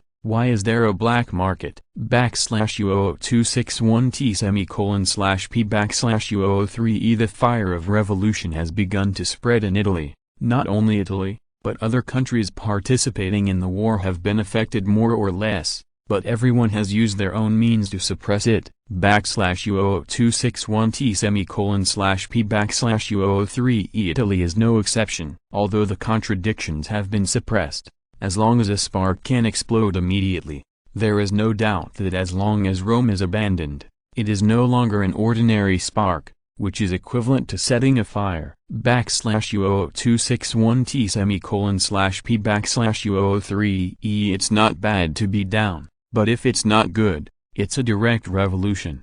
And that's a big trouble. /U0261T:/P/U03E Xiang also said righteously, Rome is our capital and the backbone of the Italians. As long as the Italians are not dead, Rome must not fall into the hands of the enemy. /U0261T:/P/U03E /U0261T:/P/U03E At this time, a servant walked in and handed a small note in front of Vittorio Emanuele III, which read, The visit of the British emissary is a matter of life and death for the Kingdom of Italy. 100,000 urgent. /U0261T:/P/U03E Vittorio Emanuele III's face sank, and now the secret meeting is going on, and the British have come to the door. This is definitely not a coincidence. There is no doubt that someone has leaked the news, and people are participating in these officials. /U0261T:/P/U03E After pondering for a while, Vittorio Emanuele III still acted on the spot, but instead glared at the waiter fiercely, pretending to be smart. /U0261T:/P/U03E We are all human beings, and it is impossible to keep secrets. /U0261T:/P/U03E Vittorio Emanuele III held up the note, and then pretended to be calm and said, Look at all. Just now the British emissary came, and he claimed to have brought the news about the life and death of the Kingdom of Italy. What do you think? /U0261T:/P/U03E Everyone's faces changed drastically. Although many people had contacts with the Allied countries in private, they were all secrets. Everyone was still a warring country. /U0261T:/P/U03E The Minister of Foreign Affairs said hesitantly, Your Majesty, let's see this emissary first, and listen to what he has to say. /U0261T:/P/U03E Vittorio Emanuele III nodded and said with a sneer, Okay, please come in, Mr. Special Envoy. Let us hear what kind of news he has brought. which is actually related to the life and death of the Kingdom of Italy! !U002621T /P/U03E Yes, the attendant, who knew he had done something wrong, replied immediately, and left the hall as quickly as possible. !U002621T/P/U03E Within a few minutes, a man in his 50s or 60s walked in gracefully and bowed to Vittorio Emanuele III. !U002621T/P/U03E Then he said, "Everyone is an old friend. Why don't you welcome me? Or is it that I am so annoying that you can't avoid it?" !U002621T/P/U03E Everyone's face was very embarrassed, and they didn't know how to answer. They thought that everyone is still a warring country. "How can I welcome you? Aren't you afraid to wear the hat of collaborating with the enemy?" !U002621T/P/U03E Xiang sneered and said, "Mr. Gilmore, haven't you returned to China? Why did it appear again? Forget this issue and deal with it later. Now you have something to say. From our current position, there is really no such thing. Way to welcome your old friend." !U002621T/P/U03E Gilmore smiled slightly and said, "Well, I came here today to bring the friendship of the British Empire, for the peace of the two countries." !U002621T/P/U03E Everyone rolled their eyes in unison. When did the British Empire have such a deep friendship with Italy? Why don't I know? !U002621T/P/U03E Xiang sarcastically said, "Oh, so the British Empire wants to end the war with the Allies. There is no problem. We absolutely welcome it." !U002621T/P/U03E Gilmore shook his head and said very calmly, "Just now, the Allied powers, Britain, France, and the three kingdoms have decided to adjust their strategic focus, ending the Mediterranean battlefield first. In the next 2 months, the Kingdom of Italy will face an attack by 2 million Allied troops." !U002621T/P/U03E Is this news I brought very sincere?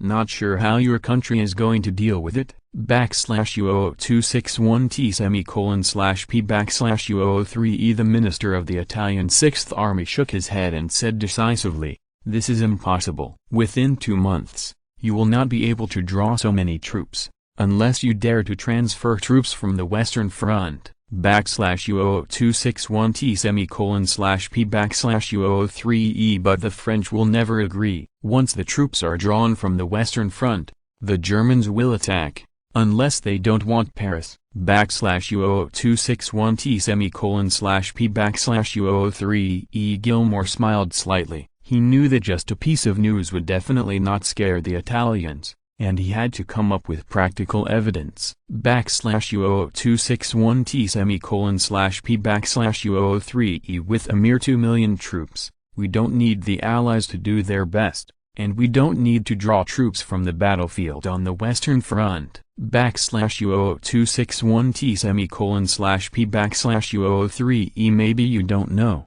the war in Asia Minor is about to end. The Bulgarian army has surrounded Ankara, and the Ottoman Empire is about to end. !U002621T/P/U03E Now they have invested more than 2.6 million troops on the Ottoman battlefield, and when the Ottoman Empire is over, they will at least send 1 million troops into the Italian battlefield. !U002621T/P/U03E The British Empire will also transfer 500,000 troops from the country to join the Italian battlefield, and now there are enough troops on the Western Front, and the 8 of the later allied countries will directly join the Italian battlefield, and not many are only 20 every month. Multiple divisions. !U002621T/P/U03 I wonder if your country can stop it. Perhaps you're still counting on German reinforcements, but I advise you not to have your hopes up. !U002621T/P/U03 No matter how weak the Russians are, They can still hold the Germans for a few months. We will also attack on the Western Front to contain their forces. /U0261T:/P/U03E The faces of the people changed greatly, and the minister of the Italian Sixth Army retorted, "Mr. Gilmore is joking. If the battles were all based on numbers, the Allies would have already lost. So why wait until now?" /U0261T:/P/U03E The real main force of Bulgaria's investment in the Ottoman Empire is only more than 700,000, and the rest are colonial troops. They also need to stabilize the place and support the Russians. Now they can draw up to 100,000 to 200,000 main troops. /U0261T:/P/U03E Your country's human resources are not unlimited. You must give priority to the navy,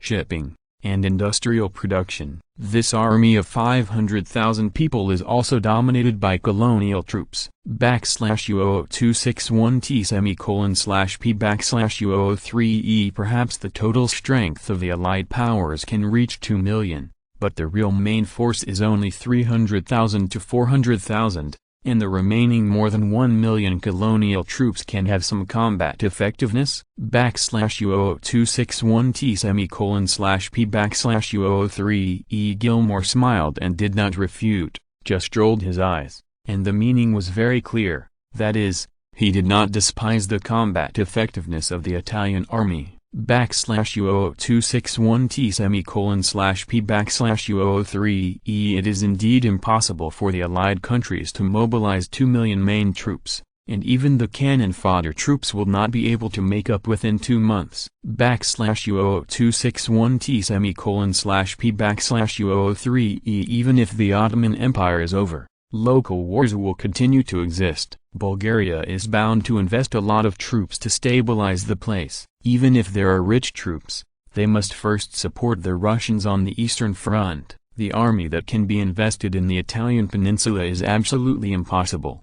Would be too much. /U0261T:/P/U03E The British Empire is similar. If the financial expense of conscripting a large number of troops in the country is too large, and it is easy to cause social unrest, they can only use the colonial troops to make up. /U0261T:/P/U03E However, even if it is deleted, the Allied countries can still do it if they can make up a million army mainly from colonial troops. /U0261T:/P/U03E As for combat power, it depends on who you are compared with. If you deal with the Germans, you can really only give it away, and in many cases, it may cause chaos. If you deal with the Italians, the result is difficult to say. /U0261T:/P/U03E Although Gilmore did not answer directly,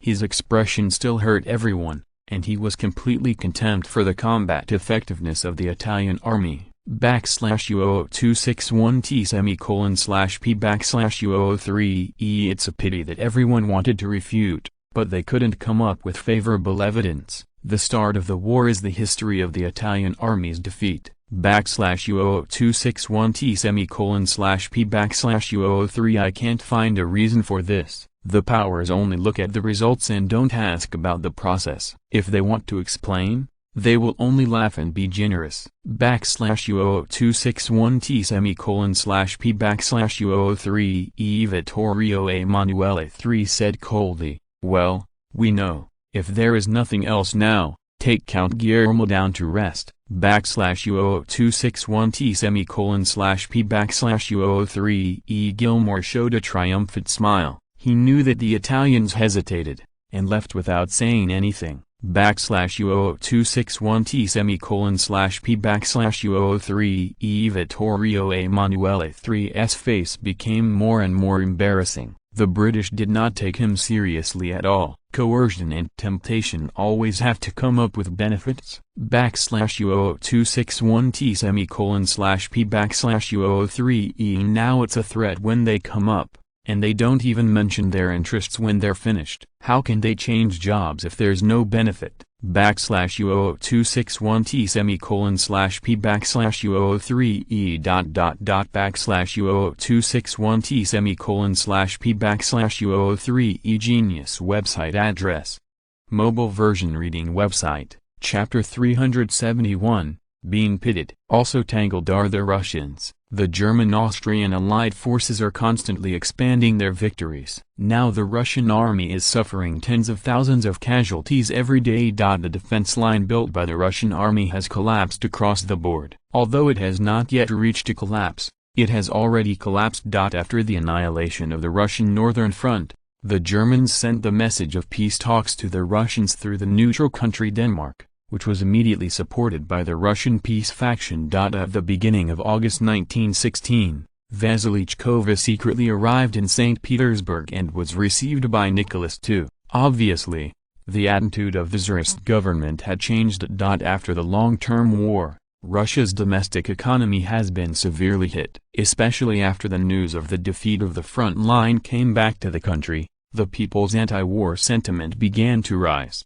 which made the Tsarist government hope to end the war quickly. Of course, mutual suspicion between Britain and Russia is also an important factor. In the eyes of the Russians, the defeat of the front line was entirely caused by the lack of full support of the other Allied members, which further increased the idea of the Russians conducting peace talks alone. Especially after the defeat of the front line, after the Russians' request to let Britain and France launch an attack on the Western Front and contain the German forces was rejected, the power of the Russian Lord and faction began to skyrocket. The pro-German faction headed by the Tsar Empress, who was born in the German royal family, has gradually gained the upper hand in the government. With the arrival of the German secret envoy, after the Russian main war faction representative Foreign Minister Sazonov was forced to resign, the main peace faction took complete control. In this situation, no one could stop the German-Russian negotiations from starting. But the negotiation is negotiated,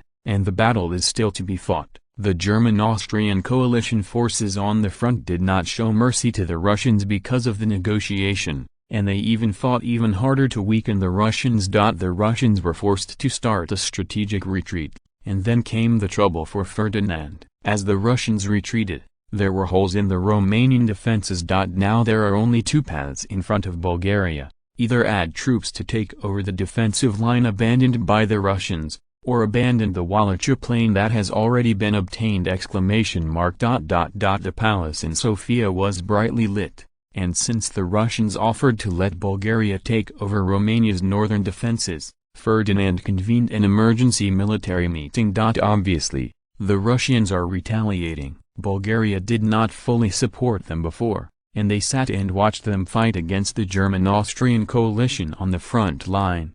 Of course, there is no way to explain this reason. The Russians don't want to turn against Bulgaria yet. Anyway, they gave 3 days, just enough time for Bulgaria to move its troops to the front. Ferdinand said with a wry smile, "Let's talk about it. The Russians are broken now." Judging from their appearance, it is estimated that Ukraine will give up more than half of it. In addition to taking over the defense line of northern Romania, it is estimated that we can do a good job, take over the defense of Moldova, or come to a strong man to break his wrist, directly abandon the Wallachia plain that he has already obtained, and withdraw to the country to rely on a well-established fortress for defense. He has always cheated on the Russians. I didn't expect that this time it was his turn to be cheated by the Russians, and there are still unspeakable pits. This time the Russians were very generous and directly announced that as long as Bulgaria can hold Romania, they will not participate in the post-war interest sharing in Romania. This is a blatant conspiracy,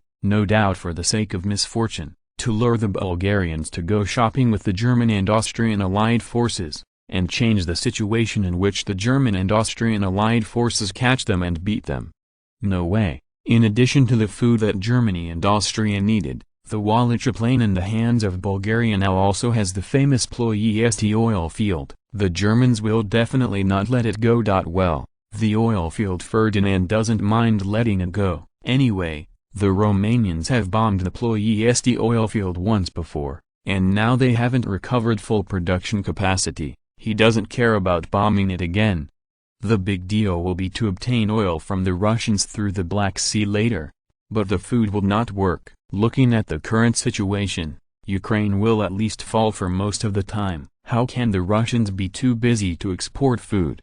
Is it asking for help from the British, brought back from overseas? With Nima like this, the Bulgarian government is not far from bankruptcy after the war. The most important thing is that if one is not good, it is also ready to starve. The war has gone on to the present, and Bulgaria's food supply has never been a problem. It is based on the premise that the Wallachia plain was occupied at the beginning of the war. At least before the autumn harvest this year, the Wallachia plain cannot be abandoned. After harvesting the season's grain, Bulgaria can easily survive until next year. At that time, Bulgaria can obtain enough food by reclaiming the Asia Minor Peninsula. Now most of the millions of prisoners of war in Bulgaria's hands have been sent to mining and farming. Otherwise, we have to wait until the grain harvest on the Asia Minor Peninsula in 1917, and at least half of Bulgaria's grain reserves will be consumed. God knows how long the war will go on, and Ferdinand can't sleep without enough food reserves? Prime Minister Constantine said worriedly, "Your Majesty, since the beginning of the war, we have received more than 2.8 million refugees, mainly Romanian refugees caused by the war, and a small number of Slavs from Bosnia and Herzegovina!" But now, due to the defeat of the Russian army, a large number of Russian people have begun to flee, and the number of people entering our country has also increased significantly. Therefore, the food reserves we made before may be insufficient in the future, so we cannot give up the Wallachia plain now anyway. Ferdinand nodded. Many of the refugees in Romania were deliberately created by Bulgaria in order to force them to emigrate in order to consolidate their local rule. After confiscating a large number of nobles' lands, Ferdinand decisively adopted mechanized farming, and a large number of Romanian farmers went bankrupt after losing the land that could be leased. In addition to farmers, the few factories in Romania suffered even more. Due to the war and the backward production capacity, most of them were directly abandoned, and the workers were naturally unemployed. For these people, they are naturally diverted out. No matter how diverted they are, they still have to eat, and the consumption of food in Bulgaria will naturally increase. The Chief of General Staff then added, "Your Majesty, from the perspective of strategic security, we cannot give up Romania. Otherwise, if the German-Austrian coalition chooses to continue to attack us, then the war will burn to our homeland. Instead, it is better to fight them in Romania. Anyway, as long as you drag them on for a few months, when Italy is over or the Western Front changes, the battle will be over." After pondering for a moment, Ferdinand smiled and said, "Yes, now we have to fight the German-Austrian coalition. Since the establishment of the Bulgarian army, no world army power has ever fought against it. And now is the time to test the results. Now, lest people always say that we can only squeeze soft persimmons." Compared with the hard-hitting wave of the German-Austrian coalition, Ferdinand still thinks that starvation is more terrifying. A battle with the German-Austrian allied forces is a big loss of 1.8 million troops, and most of them are cannon fodder. It is easy to decide to fight the German-Austrian coalition, but how to fight this battle is another difficult problem. Previously, the staff had also formulated a contingency plan, but no one expected that the Russians would abandon Romania. According to the estimation of the previous staff, the Russians were unable to defend Romania after the defeat, and Bulgaria could take advantage of the situation to incorporate their defeated troops, and then rearmed and sent to the front to be cannon fodder. Now all this is gone. Although he was tricked by the Russians, there was nothing unacceptable to Ferdinand, and there were only interests between countries. Everyone depends on their means, and they deserve to be cheated. The big deal is to take revenge next time. Of course, he didn't know that the British were preparing to cut off Italy, and once the Italians announced their withdrawal from the war before the Allied troops took Rome, Ferdinand probably wouldn't have laughed. According to Ferdinand's plan, if the coalition forces occupy Rome and force the Italians to withdraw from the war, then Bulgaria will be eligible to take the big head when it comes to dividing up Italy after the war. At least a large amount of war reparations is indispensable. But if the Italians withdrew from the war under the pressure of the British diplomatic means, the treatment of the Italians would be different, and even if there were war reparations, only 3 melons and 2 dates would be left. Genius website address, mobile version reading website. If you're listening to this novel on a channel other than Fanfic World, it means they downloaded and uploaded it without effort. We cordially invite you to visit our channel, Mundo Fanfic Novelist. There you'll find the original version of this story and you can explore many other novels of various genres. We are waiting for you to immerse yourself in a world of incredible novels. Chapter 372, The Doomed Peace Talk. In St. Petersburg, an undercurrent is surging. With the defeat on the front line, the pressure on the Tsarist government is growing, and the anti-war sentiment among the people is also growing stronger. On August 2nd, the 18th anti-war parade broke out in St. Petersburg, and shouted the slogan "We want bread, not war." The parade surrounded the city government and the parliament building, expecting the government to give a reply. In the end, the Tsarist government dispatched military police to disperse the crowd,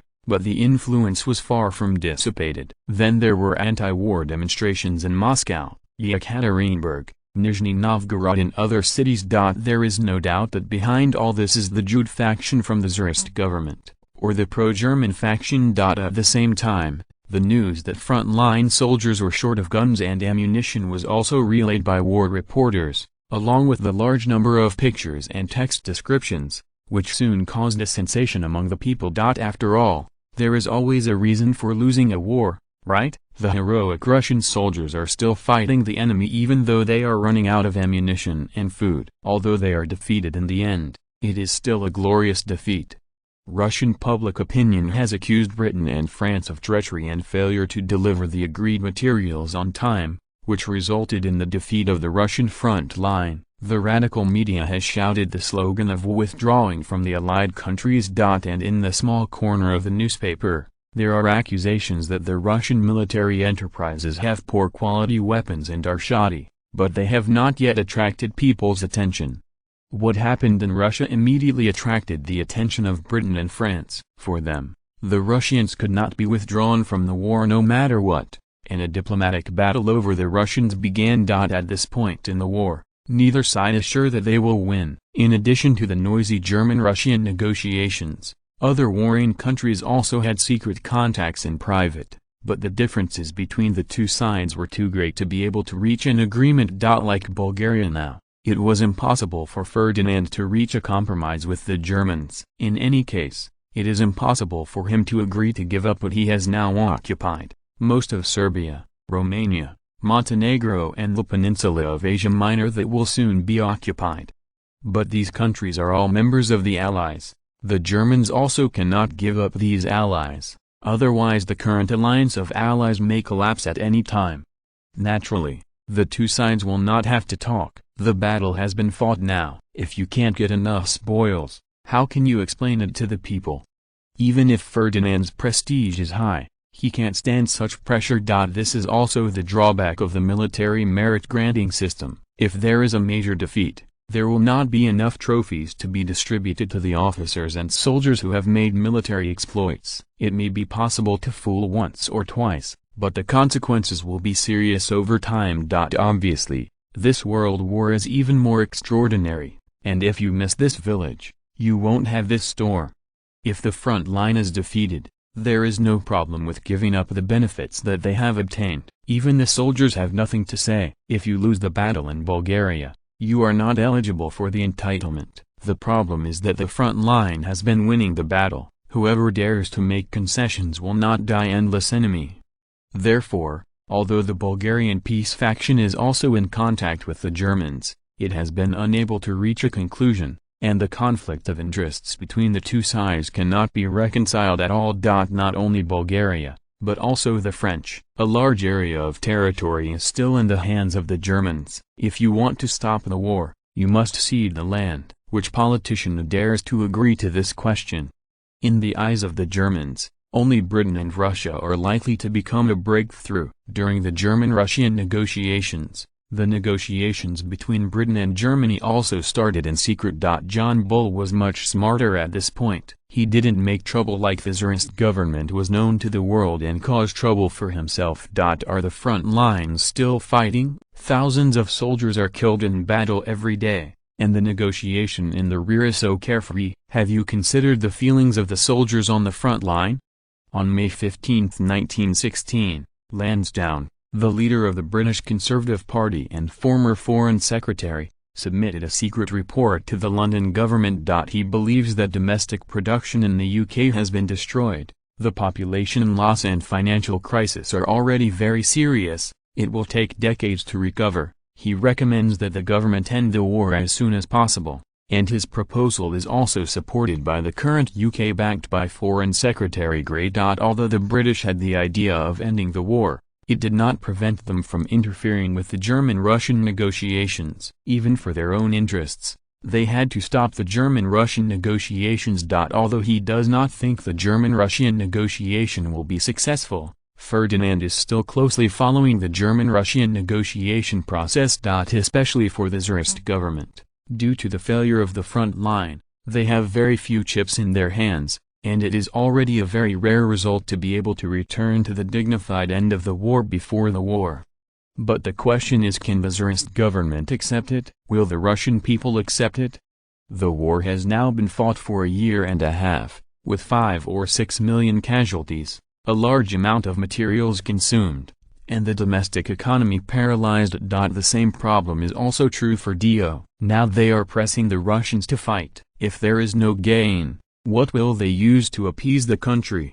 This has nothing to do with greed. Whoever paid millions of casualties, consumed a lot of materials, ended the war without any gains, and could not explain it to the people. In the royal palace of Sofia, Ferdinand was seriously looking at the report, and then fell into deep contemplation. The impact of the World War on the domestic economy was really too great. The chief of the general staff said cautiously, "Your Majesty, our troops have taken over the defense line left by the Russians. The situation is much worse than we imagined. The German-Austrian coalition may attack in a week. Something is lacking."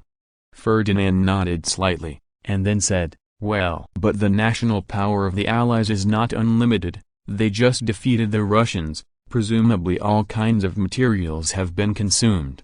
Also, the scale of the Anglo-French coalition forces on the Western Front has also snowballed, and the Germans cannot sit idly by. Even if they can attack in the short term, they cannot be as powerful as they did against the Russians before. As for the wounded left by the Russians, as well as the rout soldiers who retreated from the front line, we can directly incorporate them into the army. At the same time, all the Indian divisions on the Asia Minor Peninsula will be transferred back to China, and the vacancies in this part of the troops will be left to the colonial troops in the Syrian region. Do it all at once, second time tired, third time exhausted." The same applies in modern warfare, but he is not only referring to military morale, but also logistics supplies. The main reason why the Russians have been able to persist in fighting until now even when their defense lines are lost is that the Allied countries' fronts are getting longer and longer, and the supply of logistical materials cannot keep up. This is also one of the reasons why Ferdinand dared to resist the German-Austrian coalition. After all, a war had just ended, and the combat effectiveness of the German-Austrian coalition could not return to its peak in the short term. And the Russians had occupied the Transnian plateau in the previous winter offensive, and now the defense line taken over by Bulgaria is still close to defending. If the chariots and horses and the German-Austrian field battle were directly displayed, it is estimated that Ferdinand would not be so easy. The deployment of troops is undoubtedly to increase the number of cannon fodder. It is still very good to use the troops composed of Romanians and Greeks to fight the Ottomans. After all, the two sides are already deeply enmity, and I am not afraid that they will not work hard. Of course, if they had to deal with the German allied forces, they would not be able to do it. The chances of defecting were too great. Instead, Hassan, whose combat effectiveness was even lower, was more reliable. With the war in Asia Minor coming to an end, the 50 Indian divisions have now lost more than half of their casualties, and even Ferdinand was surprised that there was no mutiny. But when he needed cannon fodder, Ferdinand thought of them for the first time. After fighting for more than half a year, the combat effectiveness of these remaining cannon fodders has also made great progress, and they are already worthy of use. The chief of the general staff thought for a while and said, "Your Majesty, our army in Romania is only over 400,000 in total. Even if we recruit some Russian troops, we can only add tens of thousands of troops at most. Although the Indian division has more than 300,000, but their fighting power is still a bit reluctant. With an army of 800,000 people, facing the main force of the German-Austrian coalition, I am afraid that we are still somewhat weak." Ferdinand thought for a while and said, "Well, relying on these troops alone and relying on favorable terrain, it is not bad to be able to block the main force of the German-Austrian coalition for 2 or 3 months. Well, by arming all the Russian laborers in our country now, perhaps 60 infantry divisions can be formed. 15 infantry divisions were then sent back from the Asia Minor Peninsula, and 35 Romanian divisions were recruited from Romania and sent to General Popov. In this way, we will be able to concentrate more than 2 million troops in Romania within half a year. If the German-Austrian allied forces bite us to the death, we will fight them decisively. The larger the war, the bigger it is." Ferdinand has mobilized more than 3 million troops before and after, but he still feels that the troops are not enough. If the Indian division is added, Bulgaria has also invested 400 people from the start of the war to the present, thousands of troops. But in terms of strength, the Bulgarian army is almost the same as the French. If this war continues and the cannon fodder is exhausted, it will damage the very foundation of Bulgaria. As for the decisive battle with the German-Austrian allied forces, Ferdinand is just sane. As long as he is not stupid, he will not let the troops give up the favorable terrain and go to the plain to park with the Germans. Isn't the hairy bear a negative example? Stupidly, he went to the plain to fight the German-Austrian allied forces. And then it was a tragedy. When the Western Front starts to fight and the main German force moves east, it will be almost the same! HTTPS Genius website address, mobile version reading website, m.genius website address, mobile version reading website, chapter 373, John Bull, The Enemy of the World. At the beginning of September, the Romanian defense had not yet started, and the Ukraine defense had begun. The Germans seemed to turn a blind eye to the Bulgarian army hiding in the defense line and entered Ukraine directly from the Polish region. "Love go divided by small," said Neb.x520, "to provide you with wonderful novels to read." Obviously, forcing the Russians to withdraw from the war is the real strategic goal of the Germans. Compared with Romania, they can grab more food in Ukraine. As for oil, the Germans also know that even if they get the oil field, they will not be able to get oil for a while. Romanians can fry oil wells, so can Bulgarians. The attack of the German-Austrian coalition naturally increased the pressure on the Tsarist government. Most of the Lithuania and Belarus regions have been occupied, and the war in Ukraine has also burned to the Goron River. For the Russian Empire, every day the war goes on, the loss is an astronomical figure. Unfortunately, the terms of the two sides have not been able to be negotiated. The Winter Palace in St. Petersburg is already covered with clouds, and Nicholas II has not shown a smile for a long time. At the political meeting, Nicholas II roared, "What are the Germans trying to do? Do they think that the great Russian Empire is a soft persimmon?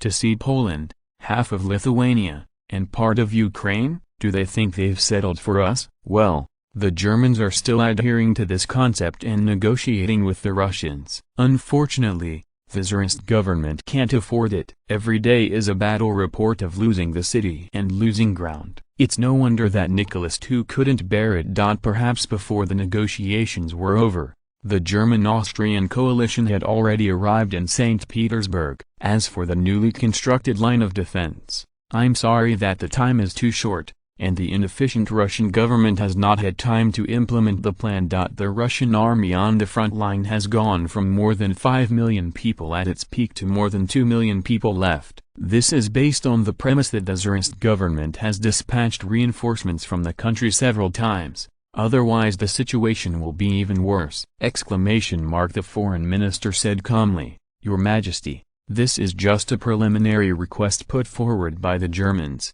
and it is not the final condition. We can completely protect most of our interests through negotiation. It is even possible not to see the land, just pay a war indemnity, or sell a batch of materials to the Germans at a low price, and we can end the war with dignity." Now it's not just the Russians who want a truce. Why don't Germany and Austria-Hungary want to end the war? At least they must get rid of the two-front battle, so that the Allies can win the war in a short period of time. Does it seem unacceptable to make some concessions to the Russians in order to win the war? Of course, this is only what politicians see, but in fact, it is not the government that can make concessions if it wants to make concessions. Nicholas II's anger has been suppressed. Since it is a negotiation, it is inevitable for the lion to open his mouth. His bottom line is to pay the war indemnity, cede at most a few cities, and continue the war if there is more. He said coldly, "Then what about the front line? If we continue to lose the battle, maybe the negotiation has not ended, and we will move the capital first." The new 6th Army minister bit the bullet and said, "Your Majesty, the German-Austrian coalition's offensive has slowed down a lot recently, and they are almost unable to hold on as the front line increases. Now Britain and France are almost ready on the Western Front. The Italians have begun to withdraw their troops from the Western Front to fight the homeland defense war. This part of the force gap needs to be filled by the Germans themselves. In June, the German-Austrian coalition had a total strength of more than 4 million people. After more than 3 months of war, their loss of troops did not drop by 1 million. Now the total number of troops that they can really put into the battle is only 2 million. We can completely delay the war until winter comes, and then fight back. Although it was a very suffocating explanation, Nicholas II accepted it. Napoleon died in the winter of the Russian Empire, and the Germans were no exception. It is already the beginning of September, and winter has begun to fall in many parts of Russia, and it is still getting colder the further east you go. After another month at most, the German-Austrian coalition will have to stop moving forward, otherwise the severe cold can make they are screwed. In fact, is it that simple? The Russian winter is terrible, and the Germans also know that Napoleon has told the world how terrible the winter in the Russian Empire is with real cases! Your Majesty, we have received news that the British are secretly negotiating with the Italians, and the Italians are very likely to withdraw from the war in the near future, the intelligence chief Europe said cautiously. Ferdinand was stunned for a moment. The Allied forces were less than 100 kilometers away from Rome. It might only take less than a week for the military parade in Rome. John Bull is now jumping out and doing things. "Attendant, ask the foreign minister to come and see me right away." Fortunately, all this has not yet happened. If the Italians are allowed to withdraw from the war in such an understatement, who will reimburse the Bulgarian war funds? The Germans just paid the British and French war reparations, and their economy collapsed. Even if Bulgaria gets a share, they don't know that they will get it in the year of the monkey and the horse. Is the Austro-Hungarian Empire still a question mark? Is it possible to count on the dismembered small country to come up with this money? Are there any other members of the Allied countries who have survived? Even if there is, who can afford it except Germany, Austria and Italy?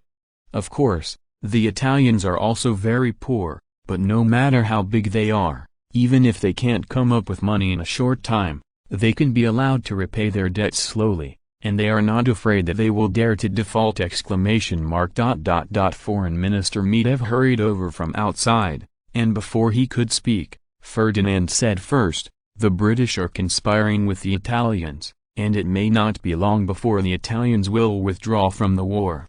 It is also a good thing for us that the Italians withdraw from the war, but how to withdraw from the war is a problem. We cannot tolerate a mortal enemy who was fighting with us just now, and immediately becomes our ally. This is a desecration of sacrificing soldiers." So Bulgaria accepts only the Italians to surrender, but refuses to let the Italians join the Entente. I ask the Foreign Office to immediately negotiate with the French. The Italian issue is that we must be united and jointly pressure the British to protest against their shameless behavior of betraying their allies and engaging with the enemy in private. Ferdinand admitted that John Bull's diplomatic skills were excellent, but now Lao Tzu only accepts the surrender of the Italians. If John Bull can persuade the Italians to surrender, then he will also admit it. If it is to let the Italians join the Entente, then forget it. Now the Allies don't need the half-crippled navy of Italy, and their Sixth Army is not very effective, so it's not very useful. The most important thing is to let them join the Entente, and everyone has to provide a lot of materials to feed them. This is equivalent to grabbing rice from Bulgaria's bowl. Originally, the materials of the Allied countries are not rich, and everyone is saving a little. For materials shipped from overseas, the basic distribution principle of Britain, France, Russia and Bulgaria is 0.8 to 4:1:0.9. The share of materials that Bulgaria can get is very small. If one more person is added, it will be worth it. The long-term interest is money, and the short-term interest is the distribution of materials. From Bulgaria's standpoint, no matter how you look at it, it is more cost-effective for Italy to surrender. And the French had to stand with Bulgaria as long as they were interested in Italian territory. Now the French are very dissatisfied with the French-Italian dividing line, and at least they need to get a few strategically important places. Ferdinand doesn't know whether the French have greater ambitions. Anyway, as long as the French do not annex the entire Italian peninsula, he can accept it. After thinking about it, Medvedev said, "Your Majesty, I am afraid that diplomatic protests alone will not work. Once the British and Italy have reached an agreement and created the established facts, there is nothing we can do." Ferdinand said fiercely, "That's why we have to reach an agreement with the French." The British's action this time is mainly to check and balance the French. As long as the Italians become allies, the French will have no way to continue the expansion of Italy. But we need the French to continue to expand abroad after the war, provoking contradictions between Britain and France, to attract the attention of the British and provide cover for our expansion. Now, the Allied forces are about to come to Rome. What if the British and Italy reached an agreement?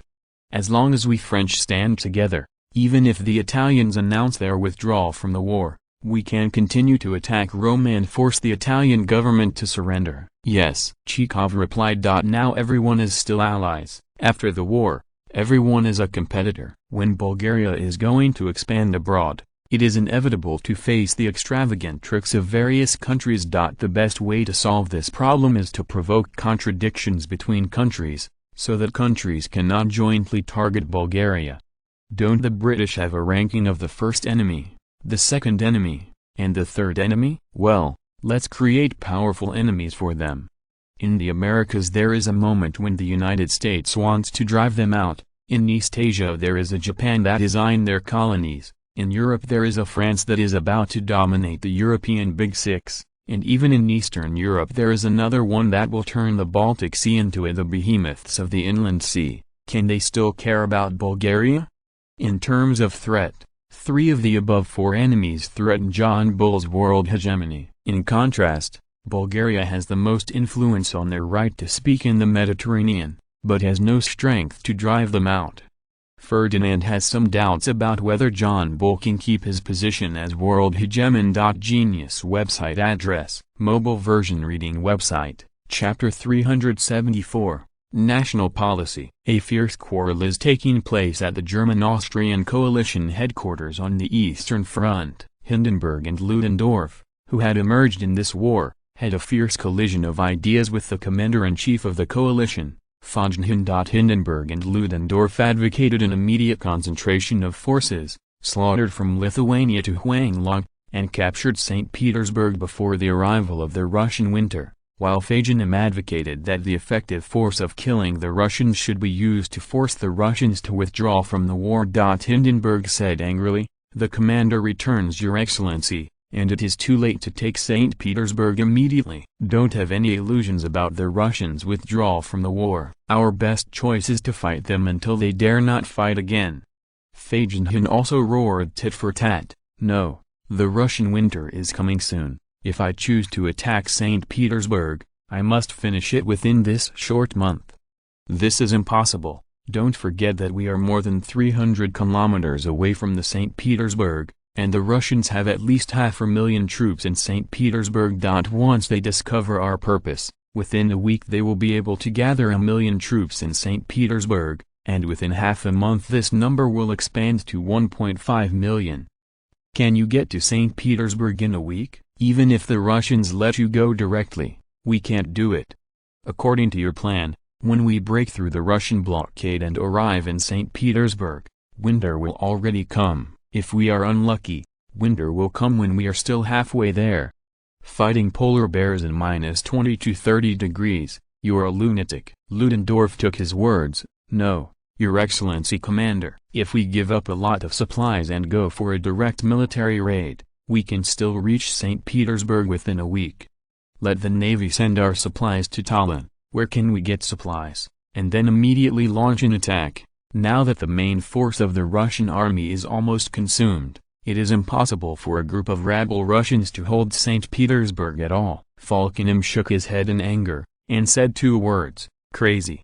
I have to say that the idea of the golden partner of Hindenburg and Ludendorff is crazy. This is completely taking a risk. Of course, the benefits are great if they succeed. After a moment of silence, Falkenham said again, I don't care what you think, stop now. I can't take the German Empire's national fortune to make a gamble for you. Remember, both of you, it is a duty as a soldier to obey orders. Now I order you to take the troops to snatch food and supplies for me. The people in the country still need us to find food for them to spend the winter. Get it? Yes, the two said in unison. Unable to convince the commander-in-chief, Falkenham, Hindenburg and Ludendorff did not think they would be able to convince the German High Command, and could only use it for less technical work, robbery. Yes, at this point in this battle, the Germans have no intention of continuing to attack. The longer the front is, the more difficult it will be to supply supplies. Now the domestic food supply in Germany is already very tight. Due to the blockade by the British, the only channels for the Germans to import food are Denmark and the Netherlands. Others such as Sweden, Norway, and Switzerland have low food production, not much to sell. Not only did the Germans have a hard time, but also the Austro-Hungarian Empire, as one of the most important food-changing countries in Europe, they could not guarantee self-sufficiency due to the war. Therefore, it is the consensus of the top leaders of the two countries to go to Russia to grab food. If there is not enough food, it will be difficult for Germany and Austria to survive 1917. In order to prevent the domestic people from starving, the commander-in-chief of the coalition, Falkenham, could not take care of that much, and directly issued the task of collecting food to the various units. No matter what they did,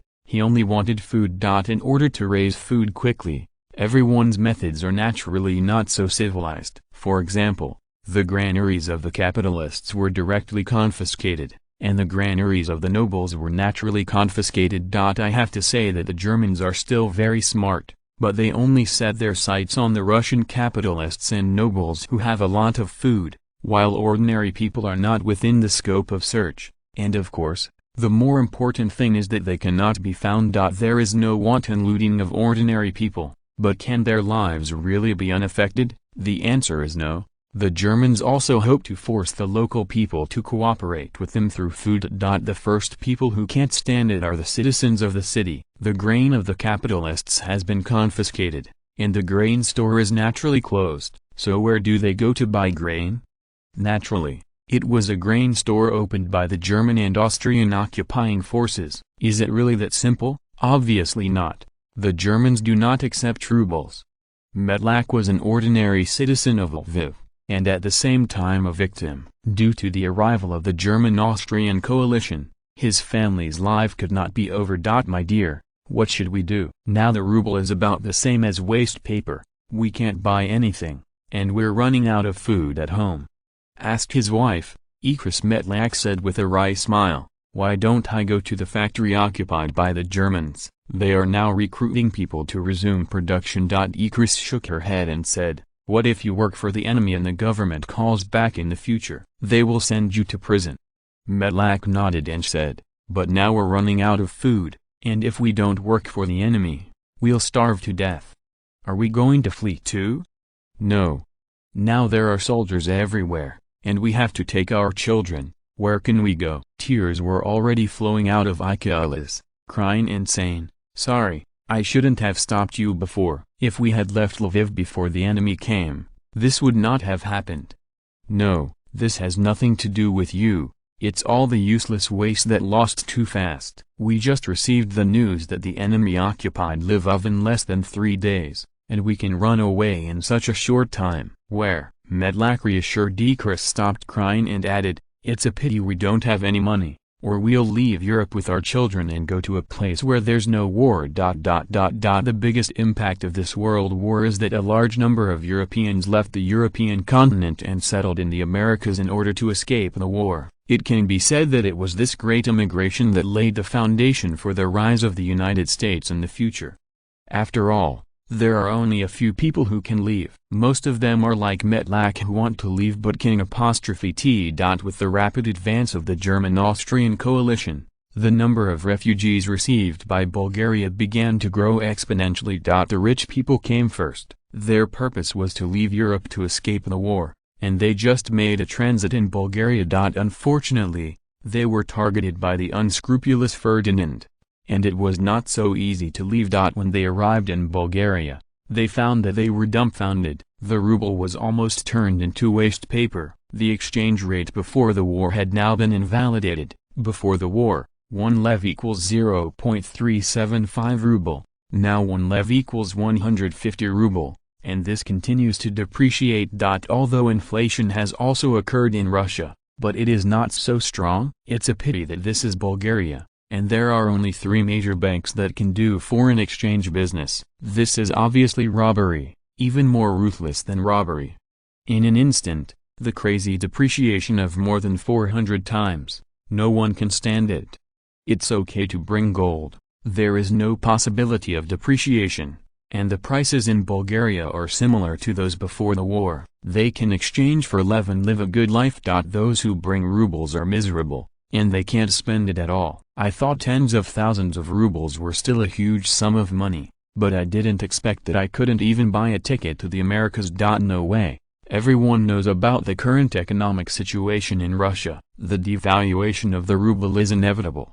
The most important thing is that the ruble cannot be spent at all, and the capitalists will naturally refuse to accept it. Of course, I can't spend it. It's just for ordinary people. At least Ferdinand can buy rubles in Russia. Although the price of goods in Russia has skyrocketed several times, it does not affect him earning the difference in the least. Without money, you can't go. Either stay in Bulgaria to find a job to make money, or go home. This multiple choice question is very simple. As long as you are not stupid, you will know that the Russian army is in chaos now, and it is not suitable for life at all. Although many people are worried that the German-Austrian coalition will also attack Bulgaria soon, and the peaceful days are not long, but it is still safe now, isn't it? Wait until you have raised enough tolls, and then leave.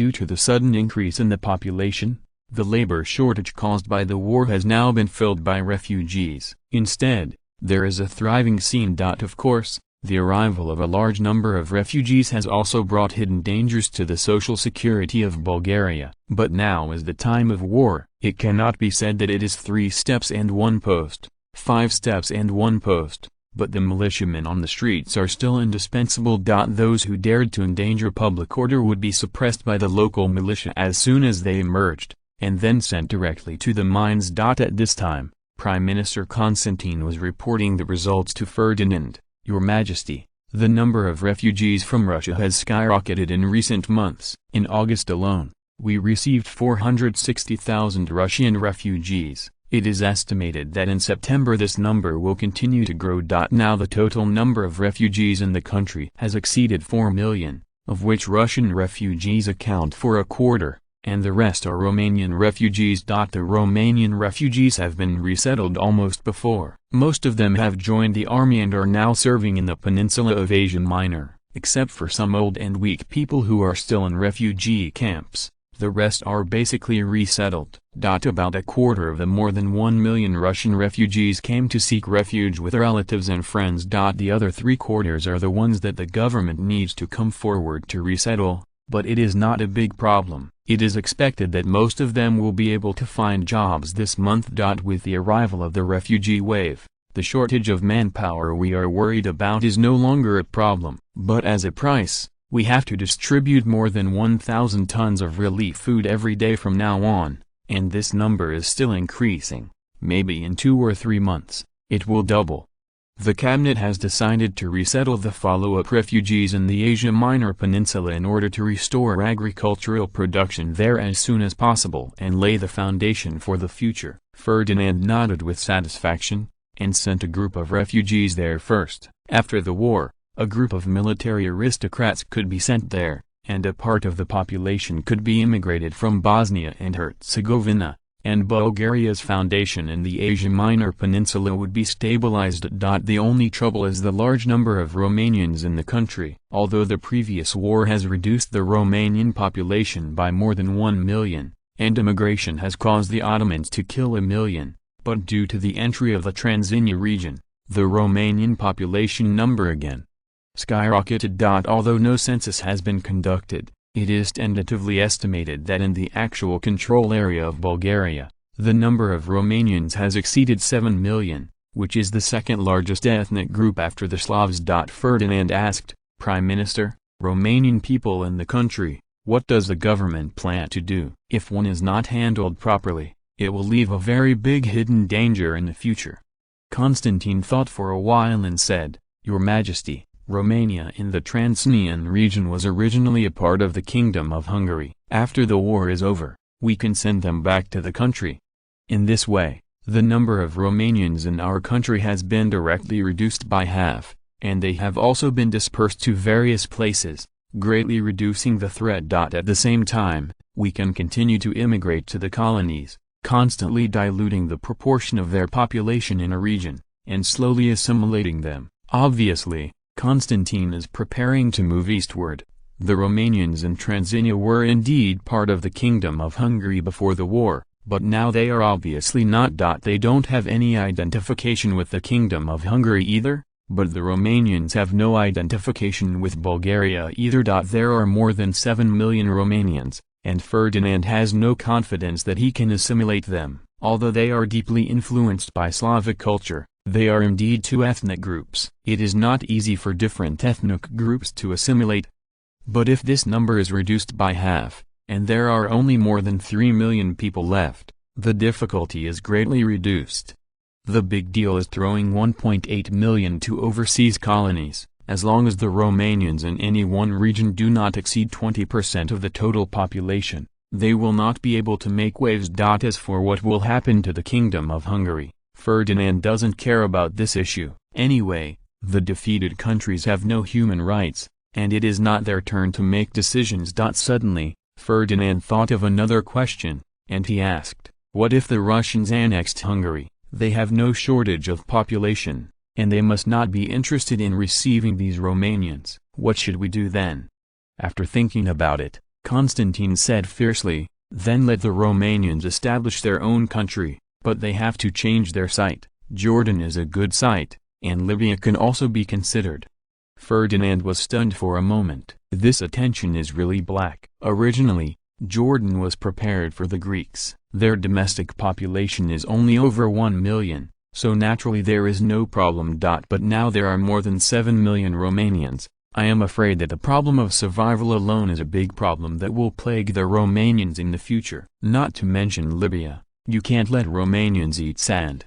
It's a pity that Ferdinand couldn't think of a good way. From the perspective of strategic security, the Balkans must not be able to divide a piece of land and let them establish a country. As for Romania as a buffer between Bulgaria and Russia, Ferdinand never thought about it.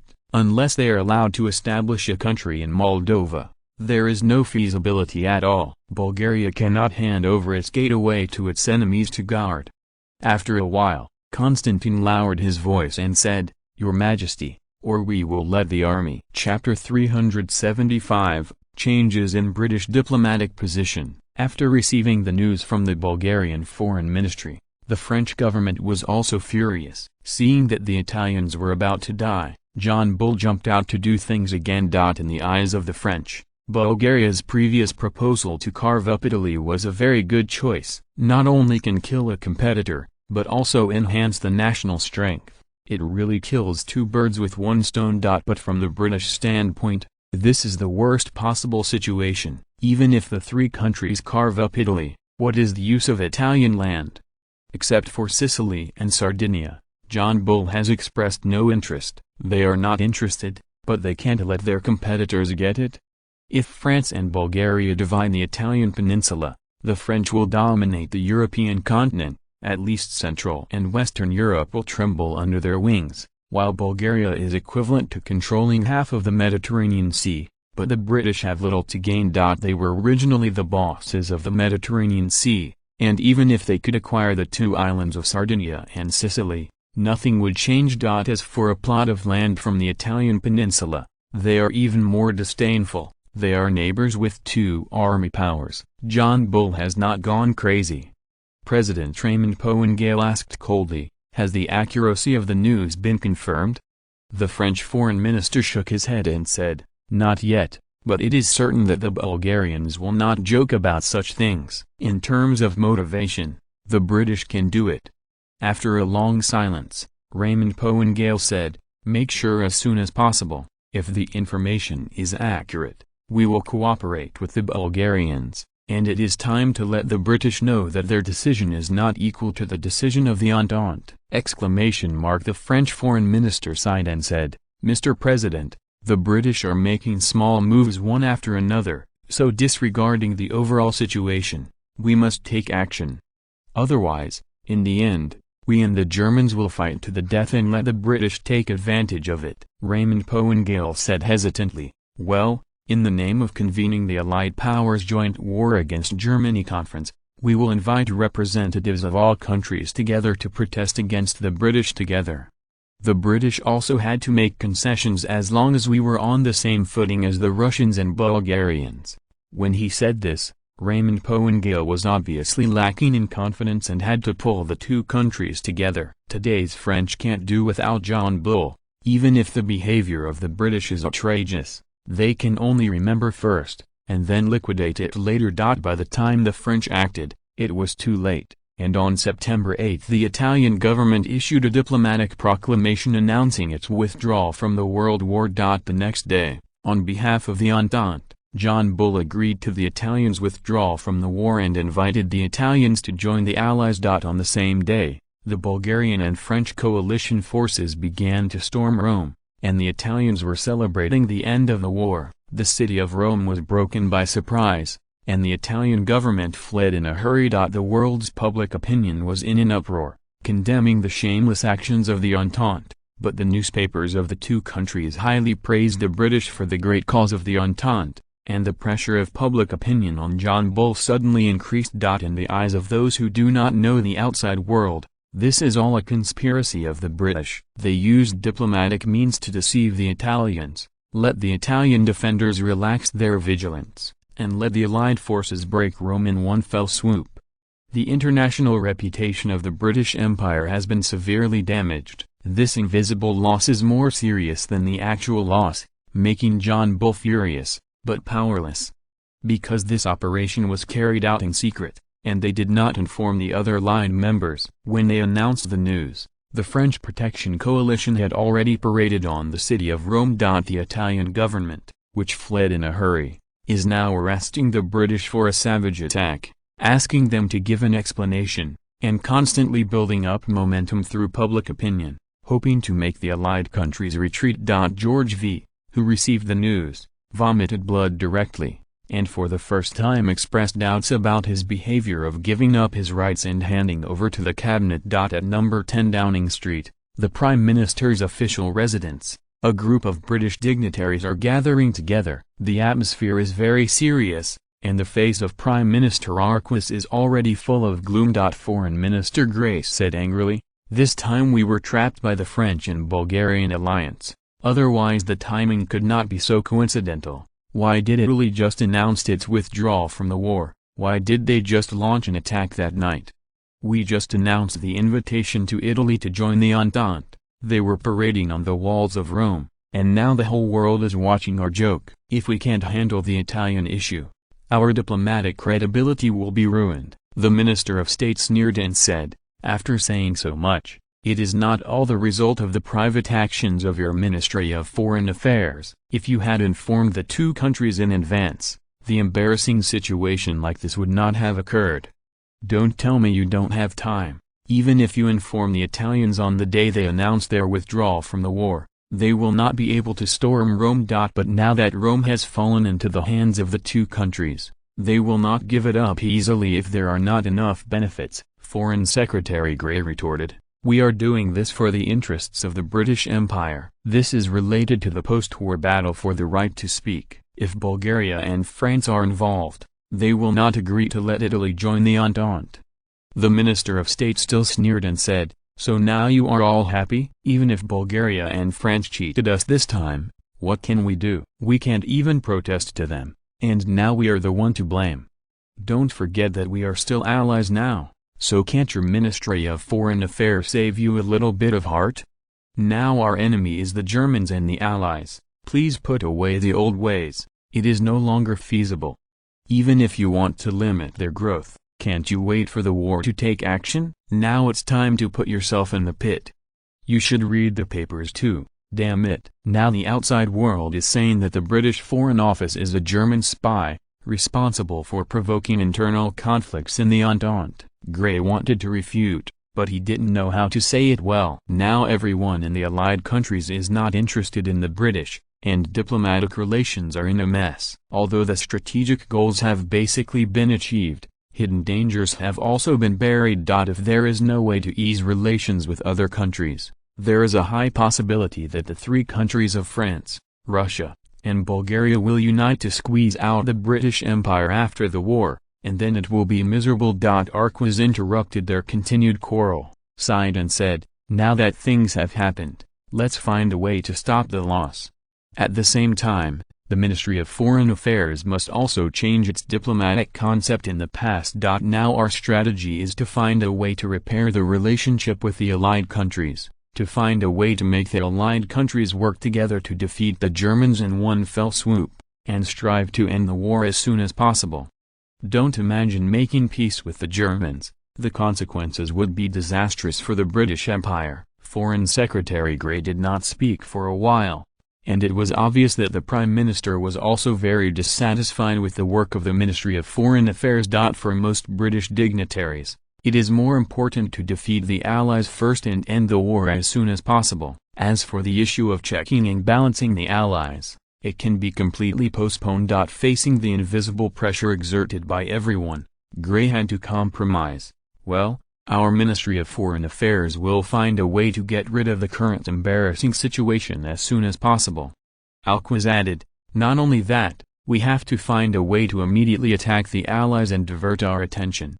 Originally, the political influence caused by Italy's withdrawal from the war could have caused a heavy blow to the Allies, but now everyone's attention has been attracted by us, and it has not been able to play its due role. Now that we are almost ready, we can launch a fatal blow to the Germans on the Western Front at any time, and now the Ministry of Foreign Affairs must coordinate the relationship between Russia and Russia, let them also launch an attack at the same time, and strive to end the war in the first half of 1917. Of course, there is also a well-known problem. He did not say that 1917 happened to be his last term in office. If he wins the war during his term, it will bring him huge political gains. What we are doing will be the beneficiaries. Whether it is for national interests or personal interests, it is what everyone needs to end the war as soon as possible. The Admiralty said suddenly, yes, we must speed up the war now. The Germans are negotiating secretly with the Russians, and once they reach an agreement and the Russians withdraw from the World War, we will be in big trouble. As for the issue of Italy, I suggest making compromises with the two countries. We can make deals in other areas, but we can't let Italy perish. It's better to let them retain a certain amount of strength. Our navy hopes to acquire Sicily as our naval base in the Mediterranean, so that our position in the Mediterranean will be even more consolidated. Churchill's proposal greatly increased Grey's pressure. He wanted to preserve Italy and occupy Sicily, so what could France and France gain? If there is not enough interest, it is obviously impossible to satisfy them. The British Empire does not have the ability to command the heroes to follow suit. In short, the Ministry of Foreign Affairs is busy behind. Gray thought for a while and said, "We will try our best to fulfill the requirements of the Navy, but in this case, I am afraid we have to make concessions to them in other areas." Prime Minister Arquez said calmly, "Concessions are inevitable, but everything must be based on the protection of the interests of the British Empire. As long as it does not damage our core interests, concessions can be made elsewhere. Although I don't want to admit it, but now the British Empire is no longer capable of coercing the world, and a single German will exhaust us, so we need allies. Even after the end of the World War, we still need allies to maintain our supremacy." History has once again turned a turning point. It was originally in 1918 that the foreign policy of the British Empire underwent a comprehensive change, but now it has been brought forward by a full 2 years. Gray nodded, expressing acquiescence. With the rise of emerging countries, he has discovered that the strength of the British Empire is not unlimited, at least in the face of the Germans. They were a little powerless. End of this chapter. Thank you very much for reaching the end. Don't forget to like. Looking for more exclusive content and immediate access? Subscribe to our Patreon. Remember, every like, subscription, or donation encourages us to continue. Thanks to everyone. See you in the next video.